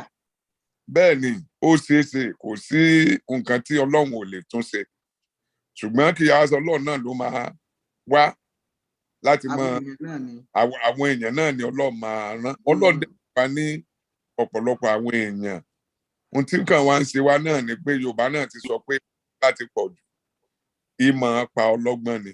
The foundation discussion of this thing tí mò ń sọ fún yín náà ni ọ̀rọ̀ ta ni òjò lórí. Ẹ bá ti dá nǹkan lẹ̀ láàrin Yorùbá ibi tí gbogbo ẹ máa. Bọ̀ nísìn gbogbo àwa tá a mọra wa, àwa tá a níṣe tí ì ṣe pé a fẹ́ lu jìbìtì, kódà kan láti lu jìbìtì rí ni, àwa náà sì ló ní jìbìtì wọn. Ẹni tán ní tòkátù náà ló ń wá ká. Gbogbo wọn tó ti ẹ wọlú yín, you've been there from day one. From day one. Táàtù wo lẹ tí ìwà gbà? Tayo táàtù rédíò personality. Dẹ̀ dákẹ́ lórí pé àkójọ yìí náà ni. Ẹ̀ ń bá Muslim ṣe, ẹ̀ ń bá Christian ṣe, ẹ̀ ń bá lẹ́gbẹ́lẹ́gbẹ́ ṣe látijọ́. Èwo ni ó wá di wàhálà tẹ́yìn náà ò sí ń bẹ̀. Torí gbogbo question tẹ́ ń béèrè lọ́wọ́ wa yìí, ó yẹ káwa náà máa béèrè lọ́wọ́ yín kẹ́ máa ń ṣàwà. Ẹ̀yin ju àwa lọ sí àmọ́ pé oníròyìn ni ti àwa. Ebi tí wọ́n bá sì fẹ́ lẹ́mọ̀ sọ̀sọ̀ ọ̀rọ̀ tẹ́ni a máa sọ náà là ń sọ yìí. Ọ̀dọ̀ yín la ti ń retí action alàgbà Amọ̀lẹ́gbẹ́. Èmi, Dr. Adeboye, and many of us, we are soldiers that will die fighting for the peace and the development of this. Bẹ́ẹ̀ni tó pè ó tún dìde. Wọn ò tí kó lẹ́nu ẹ̀ dì sí. Mo wà ń bẹ̀ full scale ní bá sọ nǹkan mí nísìn.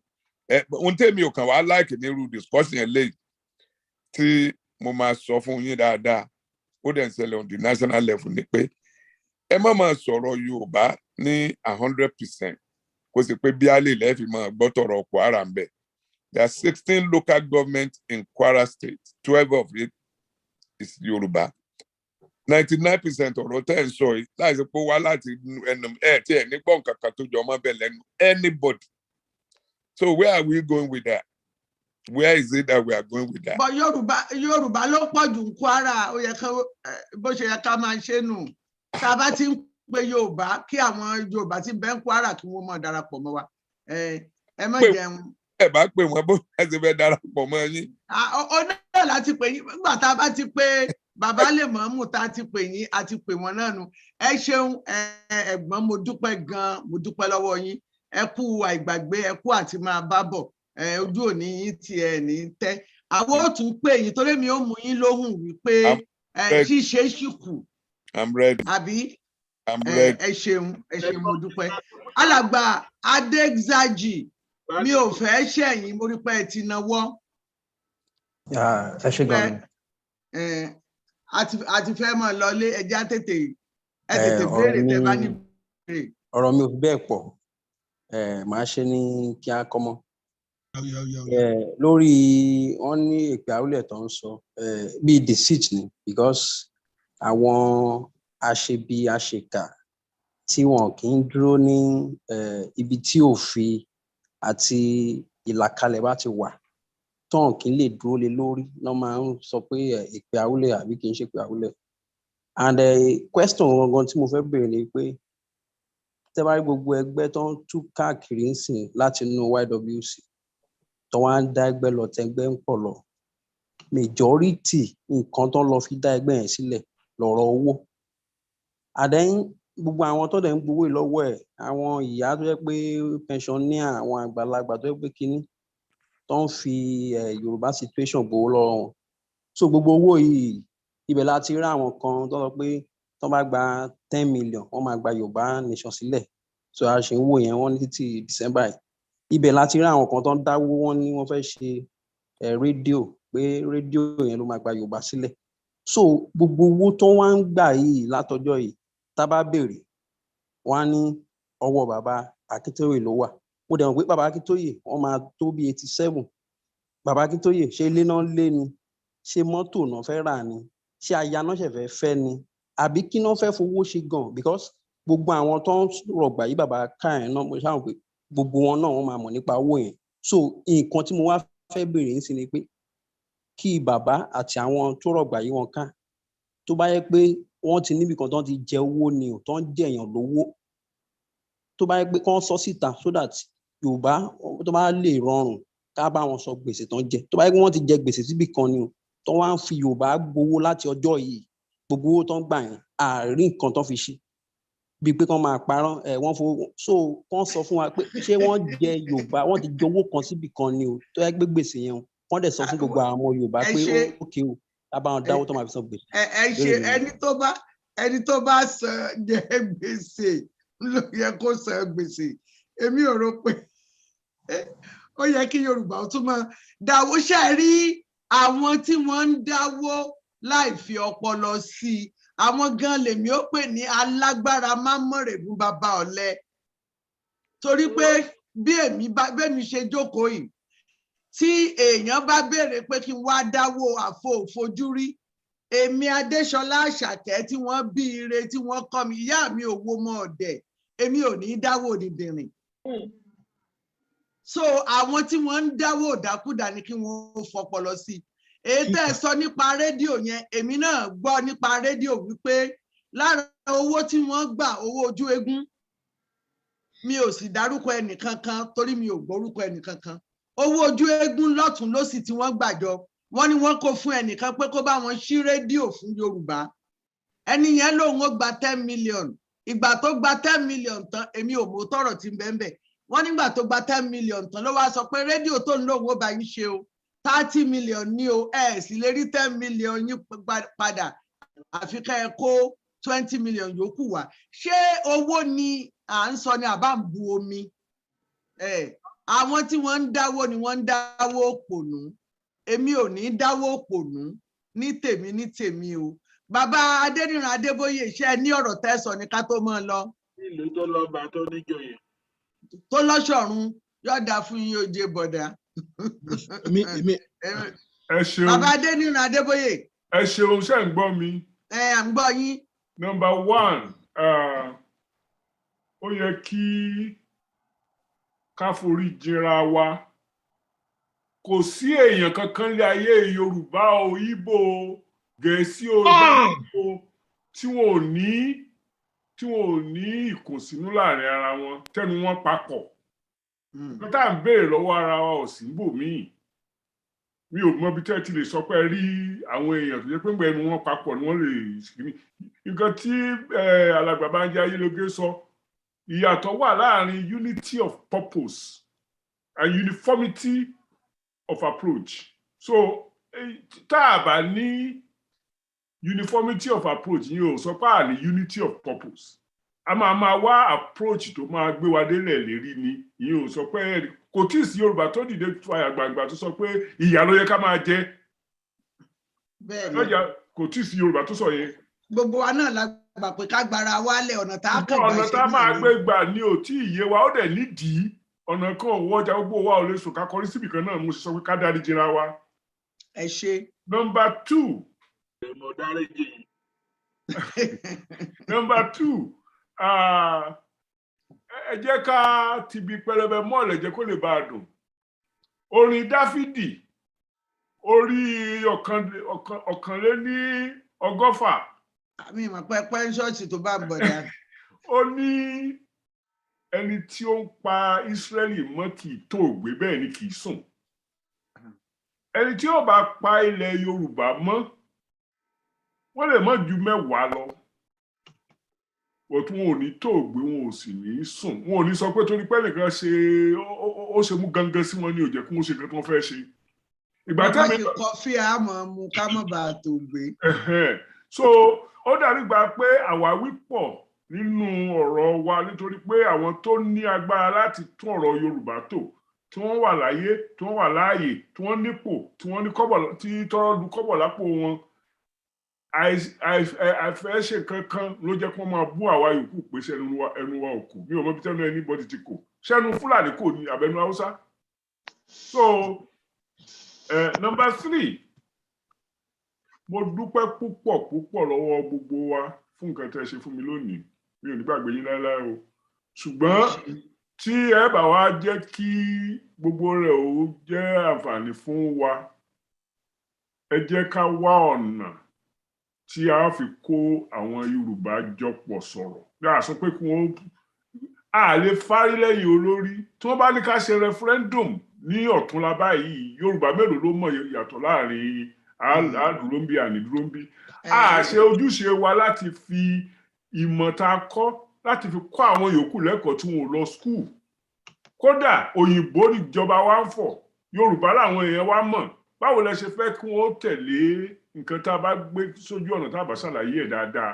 We need public education of the people. Ẹ ṣeun, a máa ṣiṣẹ́ lórí ẹ̀ gan-an. Ẹ ṣeun. Bá mẹ́tò ẹ béèrè ìbéèrè yín ní ṣókí torí a ti fẹ́ máa kọrin ọjọ́ òní lọ tán. Ẹ ṣe gan-an. Ìbéèrè mi, bàbá tán lọ yẹn mọ́gàjí yẹn ló lè dáhùn ẹ̀, but gbogbo tán sọ pé Afẹ́nifẹ́re yẹn náà ẹ lè jẹ́ kán mọ̀. So èmi fẹ́ mọ̀ pé with what they are doing, gbogbo tá a ti ń rí pé restructuring yóò lè work. Kí ni relationship between what they say they have and then having election in 2023? Èmi ò bí wọ́n sì mú ìbéèrè wá lọ́jọ́ mẹ́jọ. Thank you much. Kọ́lọ́njẹ́ àdìgbà yẹn lọ. Kẹ́lẹ́mi ọmọ gbà Prince Adéwálé JP. Ẹ béèrè ìbéèrè yín àti fẹ́ mọ́ lọ. Prince Adéwálé JP. Mo ti béèrè ìbéèrè mi mà. Mo ti béèrè tẹ́lẹ̀ pẹ̀lú Akínọlá, Jọjọ Akínọlá tẹ́lẹ̀ máa pàṣẹ rúbà. Ok, mo ti béèrè anágbára anágboro, adé ẹsẹ̀ kúkú, àtúndé ọ̀nà tó jìn, a gbìyànjú díẹ̀. A ṣẹ̀ṣẹ̀ ṣe ọdún ìdúpẹ́ tán ni. Mo ní mo fẹ́ fi àsìkò yìí dúpẹ́ lọ́wọ́ gbogbo ẹ̀yin olólùfẹ́ Yorùbá Gbòde. Mo kí yín pé ẹ kú ọdún ìdúpẹ́. Mo dúpẹ́ lọ́wọ́ Ọlọ́run ọba àjọkẹ́ ayé àṣàkẹ́ ọ̀run, ọba bẹbẹbẹbẹ tí ń bẹ ṣáájú gbogbo bẹbẹ. Ọba bẹbẹ tí ò tún máa bẹ nígbà tí ò bá sí bẹbẹ kankan mọ́. Òun náà ni ẹlẹ́dàá aṣẹ̀dá ọ̀pá ńlá tó solé ayé ró. Òun náà ni Olódùmarè tí mo dúpẹ́ fún. Torí ìwòye èṣí ńgbà tí a ṣe ọdún ìdúpẹ́ gbogbo wa náà ni a jọ wà. Mo dúpẹ́ lọ́wọ́ yèyé mi o Ìgbìnọlá Adékúnbí, ẹni tó fún mi ní ìmọ̀ tó jẹ́ kí n nífẹ̀ẹ́ sí àṣà àti ìṣe Yorùbá. Àtúnwá ẹ̀dú ibi tó bá wà ilẹ̀ rẹ̀ ni. Bákan náà ni mo dúpẹ́ lọ́wọ́ bàbá mi tí ó fààyè gbà mí, bó tiẹ̀ jẹ́ pé ẹlẹ́sìn ni, síbẹ̀síbẹ̀ ó fààyè gbà mí, ó jẹ́ kí n nífẹ̀ẹ́ sí àṣà àti ìṣe Yorùbá. Gbogbo ìgbà ni wọ́n máa ń sọ fún mi pé ọ̀tọ̀ ni àṣà, ọ̀tọ̀ ni ẹ̀sìn. Pàtàkì ọpẹ́ mi lọ́dọ̀ àwọn ẹ̀gbọ́n mi, àwọn amòye Yorùbá, àwọn atẹ̀lénímọ́yà. Mo tún dúpẹ́ lọ́wọ́ àwọn atọ́kùn tó ti bá mi ṣiṣẹ́ rí nígbà tí wọ́n ní àsìkò kí ó tó di pé iṣẹ́ ilé díjú fún kálukú. Atọ́kùn Ayọ̀bámi Abọ́lájí, atọ́kùn Adéyínká Sàndà, atọ́kùn Olúbùnmi Olúkanni òjíṣẹ́ ìṣẹ̀dálẹ̀, àwọn òye wọn ò gbò bó tiẹ̀ jẹ́ pé gbogbo ìgbà kọ́ ni à ń gbọ́ ohùn wọn. Mo dúpẹ́ lọ́wọ́ àwọn àgbàlú, àwọn amòye Yorùbá, bàbá Adéníran Adébóyè Onílọ̀kọ́ ọmọ Àrélù, bàbá Bánjí Ayílóge ọmọ Ìjàrẹ́ ọmọ ẹlẹ́wẹ̀ òbí kó farajọfin, ọmọ onígi tí ń ṣòwò ọ̀bù ń pò rárá díẹ̀, ọmọ olóbì tí ṣàánú ẹni tó wọ̀ sẹ́rù ayẹ ẹni, ọmọ olódò ọjà amọ̀ni gorogoro, ọmọ ológbò ṣẹ́rẹ́ akàn gangan ọkùnrin nílé ìyá wọn ẹ̀rí wọ́n ti ń jùrùkẹrẹ owó yọwọ́ nílé ìyá Àkúrẹ́ olóyè mẹ́kùn, ọmọ amúdàsílẹ̀ wọn á fi ogun ẹni pani, ọmọ ọ̀pẹ̀ méjì tí gbòde ìlú. Mo dúpẹ́ a máa rí yín bá. Bàbá Dípọ̀ Akíṣíkù, mo dúpẹ́ lọ́wọ́ yín, èèyàn pàtàkì tí pẹlẹ́wù ẹ̀tù ránṣẹ́ kí n tó mọ̀ lórí kì í bọ̀rọ̀ kìíní fún yín mọ́. Ẹ bá ń forí kì í yín ránṣẹ́. Bẹ́ẹ̀ bá wá fẹ́ kí n lọ wò ní Mọ̀pó torí kò sí tí ò sí ń bàdàn. Mo lè rórí kì í yín ní lórí rẹ́kọ̀dù Mọ̀pó. Ọjọ́ ìbí yín tá a ní ẹ̀sọ́ tẹ̀sọ́ náà mo lè rí ọjọ́ ìbí yín bẹ̀ ní Mọ̀pó. Ẹ ṣe. Mo dúpẹ́ lọ́wọ́ ẹ̀gbọ́n wa àtàtà yèyé Ọmọfọlábọ̀ Àjàyí Ṣóyínká, ọmọ Ẹ̀gbámọlíṣàbí, ọmọ Agbòǹgbò Àkàlà, ọmọ olóró tí dún yànmùyànmù ní Ẹ̀gbá. Mo kí wọn, mo dúpẹ́ lọ́wọ́ wọn. A jọ bẹ̀rẹ̀ ní gbogbo wa láti yẹjọ́ yìí. A tún ti ṣe ọdún ìdúpẹ́ míì. Kí ni kí n ṣe? Orí ìkúnlẹ̀ ni mo wà. Ìdí ọpẹ́ mi rèé sí gbogbo yín. Gbogbo ẹ̀yin amòye pátá wọn ò ní wá yín tì nínú ilé yín, nínú ẹbí yín, níbi tí a bá ti ń dárúkọ àwọn èèyàn dáadáa àní wá yín tì láṣẹ Olúwa. Gbogbo ẹ̀yin kò yẹ kó gbò tó jẹ́ pé mo máa ń rí yín lẹ́yìn mi. Àwa tá a bẹ̀rẹ̀ ètò yìí lónìí a lé ní 100. Tí a bá ṣí àwọn ti Reef Note àti ti kíní mọ́ akọjá 100 ní òní pẹ̀lú nǹkan tí mo rí. Kí ni à ń wí táyé ṣé bí ìfẹ́ Oòduà ni gbogbo yín ní. Ní ọjọ́ mẹ́jọ ó ṣeé ṣe kí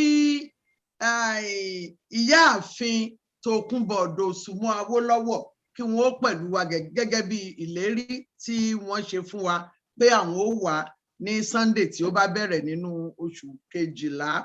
Ó ṣeé ṣe kí á rí wọn.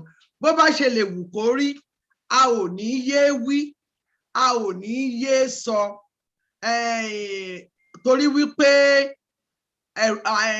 àlá kì í bọmọ lẹ́rù kó mọ́ lè rọ. Ìdí òótọ́ la wà, òótọ́ náà la sì máa sọ ní gbogbo ìgbà. Mo dúpẹ́ púpọ̀ lọ́wọ́ yín. Gẹ́gẹ́ bí èmi ti mọ àwọn èèyàn pàtàkì kan wà tó jẹ́ pé tí n bá ní mọ̀ dákọ wọn. Ọ̀rẹ́ mi ará Pòǹpólà ṣọ́ọ̀kò yìí ọmọ Agbọ̀nyùn ẹ̀rí tí n bá tún kì tán yóò tún pé èmi ni wọ́n tún sanwó. Nítorí pé wọ́n gba copyright oríkìtì mò ń wíhùn. Ọ̀rẹ́ mi àtàtà látọjọ́mọjọ́ ẹ kú àtìlẹ́yìn Yorùbá Gbòde. Ọ̀rẹ́ mi ọmọ dúdú at Yorùbá Gbòde. Mo dúpẹ́ aya Adénẹ́kàn. Mo dúpẹ́ púpọ̀ lọ́wọ́ àbúrò mi àtàtà the council woman Zulfat Adébùkọ́lá Suara. Ó ti ní ká máa lọ lórí website. Ẹ dákun a tún fi àsìkò yìí kéde a fẹ́ ṣe website Yorùbá Gbòde. Owó ni kẹ̀kẹ́ ìhìnrere. Ẹ máa ràn wá lọ́wọ́. Ó kéré ni ò jẹ́ kí n fún ọ lápè ní ahun. Ẹnìkan tó jẹ́ pé ní gbogbo ìgbà lóòrèkóòrè ni wọ́n máa ń nawọ́ sí wa bó ti wù ó mọ wá rí páwọn nawọ́. Wọ́n ní mọ̀mọ́ dárúkọ àwọn ọmọ. Ọlọ́run morúkọ yín, Ọlọ́run mọ̀lé yín, Ọlọ́run tó sì mọ̀ yín kò ní padà lẹ́yìn yín. Mo dúpẹ́ lọ́wọ́ ẹnjíníà mi ní ìhìn Ayọ̀tẹ́jú Adékúnbi, Àlàkẹ́ Ẹ̀dú Tẹ́tẹ́ǹbì, ọmọ ọlọ́yẹ Àjíbọ̀kè, ọkọ ìyá ẹ̀. Mo dúpẹ́ púpọ̀ lẹ́kùnrẹ́rẹ́. Bẹ́ẹ̀ ni ẹ mọ̀ pé àfíjú ọmọ ló máa ń ṣọkọ ìyá ẹ̀. Mo dúpẹ́. Ó di ọjọ́ mẹ́jọ tí ẹlẹ́mìí ọ̀bá gbà. Ẹ kúrò mi. Kí lẹ wí? Hello bàbá, ẹ ṣeun. Ok, ó di ọjọ́ mẹ́jọ o, èmi ò tún wá. Èmi náà gbọ́ tẹ́lẹ̀ November 14 ni ọjọ́ bíi mi. So, but mo mọ̀ nígbà tí mo ti wà sí Atlanta gbẹ̀yìn mo ọjọ́ sọ bẹ́ẹ̀. Ṣùgbọ́n àwọn Yorùbá Gbòde ò mọ̀. So wọ́n wá lọ ṣe nǹkan lẹ́yìn mi, wọ́n lọ pe ìyàwó mi, wọ́n bẹ̀rẹ̀ sí plan without wọ́n kàn ṣe lẹ́yìn mi ni wọ́n á wọ́ mi débì, mo ti débì tán kí tó mọ̀ pé surprise kìíní. Bẹ́ẹ̀ ni ọ̀dà bàbá Adébóyè èmi ò parí tèmi o, èmi fẹ́ dágbére fún àwọn èèyàn ẹ wà lọ mọ sọ̀rọ̀ tí yín níbòmí. tó gbogbo ẹ̀yin èèyàn pátápátá mo dúpẹ́ lọ́wọ́ yín. Ẹ máa pe iléeṣẹ́ Yorùbá Gbòde, ẹ máa mú ìmọ̀ràn wá ń tẹ́ ẹ bá fẹ́ máa gbọ́ òní ẹnu tiwa ò máa sọ ní gbogbo ìgbà láṣẹ Ọlọ́run. Ẹni tó fúnni lówó kò fẹ́ kí ebi ó pani, ẹni tó fúnni nímọ̀ kò fẹ́ kí á rìn lókun àìnímọ̀, ẹni tó fúnni lọ́mọ kò fẹ́ kí á jàjẹrun bí iṣu. Mo dúpẹ́ lọ́wọ́ yèyé mi o, Ẹ̀gbìnọlá Adékúnbi, àtúnwọ̀ ẹ̀dú tó kọ́ mi láṣà mo jèrè àṣà. Ire ní mògùn ará Àgbẹ̀dẹ ọmọ awórin túnrin rọ. Ire ni mo ti ń bọ̀ ló pọkọ́ fún mi wá, èmi náà ò ní mú ṣubọ̀ fálágbẹ̀dẹ. Àgbẹ̀dẹ gbọ́n wọ́n fẹ́ wìrì rọ̀kè. Àgbẹ̀dẹ ò bá má fẹ́ wìrì rọ̀kè. Tá ń fẹ́ á ní ajá ọdẹ ìbá wọlé, ìbá rí nǹkan tó jọ bí awọ mú jẹ.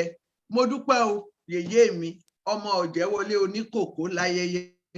Títí di ọjọ́ mẹ́jọ, Ṣọlá Yusuf ni orúkọ mi. Èmi ní obìnrin gbọ̀ngbọ̀ngbọ̀n bí ẹni tẹ̀pá òjé, àìtó ní bá gbé ká má tó ní bá wí. Á tún wá lọ́jọ́ mẹ́jọ. Ẹ̀yin èèyàn tẹ́ ń wọlé, nọ́mbà kan ṣoṣo níjọ́ tá a ti bẹ̀rẹ̀ Yorùbá Gbòde kò yí padà. Mo dúpẹ́ pẹ́ òkun àdélébáre àrìnàkore. Mo dúpẹ́ lọ́wọ́ bàbá mi náà o, bàbá Sheikh Ọlálẹ́yẹ, bàbá mi. Mo dúpẹ́ ìyẹ̀rú ọ̀kìn ọlọ́fà mọ́jọ ọlọ́fà mo láàrin kéèdọ́gba ọ̀kan ojú kan lọ́fà ọ̀kan ojú kan ní yẹ̀rú bàbá kẹ́pẹ́ pẹ́pẹ́ ní owú ṣàrọ́. Gbogbo àwọn èèyàn tó wá tí mo lè dárúkọ pátá ọlọ́pẹ́ ni mí. Ó di ọjọ́ mẹ́jọ, ó dá mi lójú ẹlẹ́mi ò ní gbà á tún pàdé. Bọ̀dálà tí Amọ́lẹ́gbẹ́ ọmọ rẹ̀ Dọlá Òkè ya ẹ̀ mọ̀ yọ̀ǹgì sí náà níbẹ̀ ṣe ń yọ̀ǹgì sí. Ìpàdé wa bí adùn bí oyin, ẹ jẹ́ n rí gbogbo yín lọ́jọ́ mẹ́jọ, ẹ rí pé inú mi ó tún dùn, ara mi ó yá gágá. Ire o, ire gbẹ̀ngbẹ̀.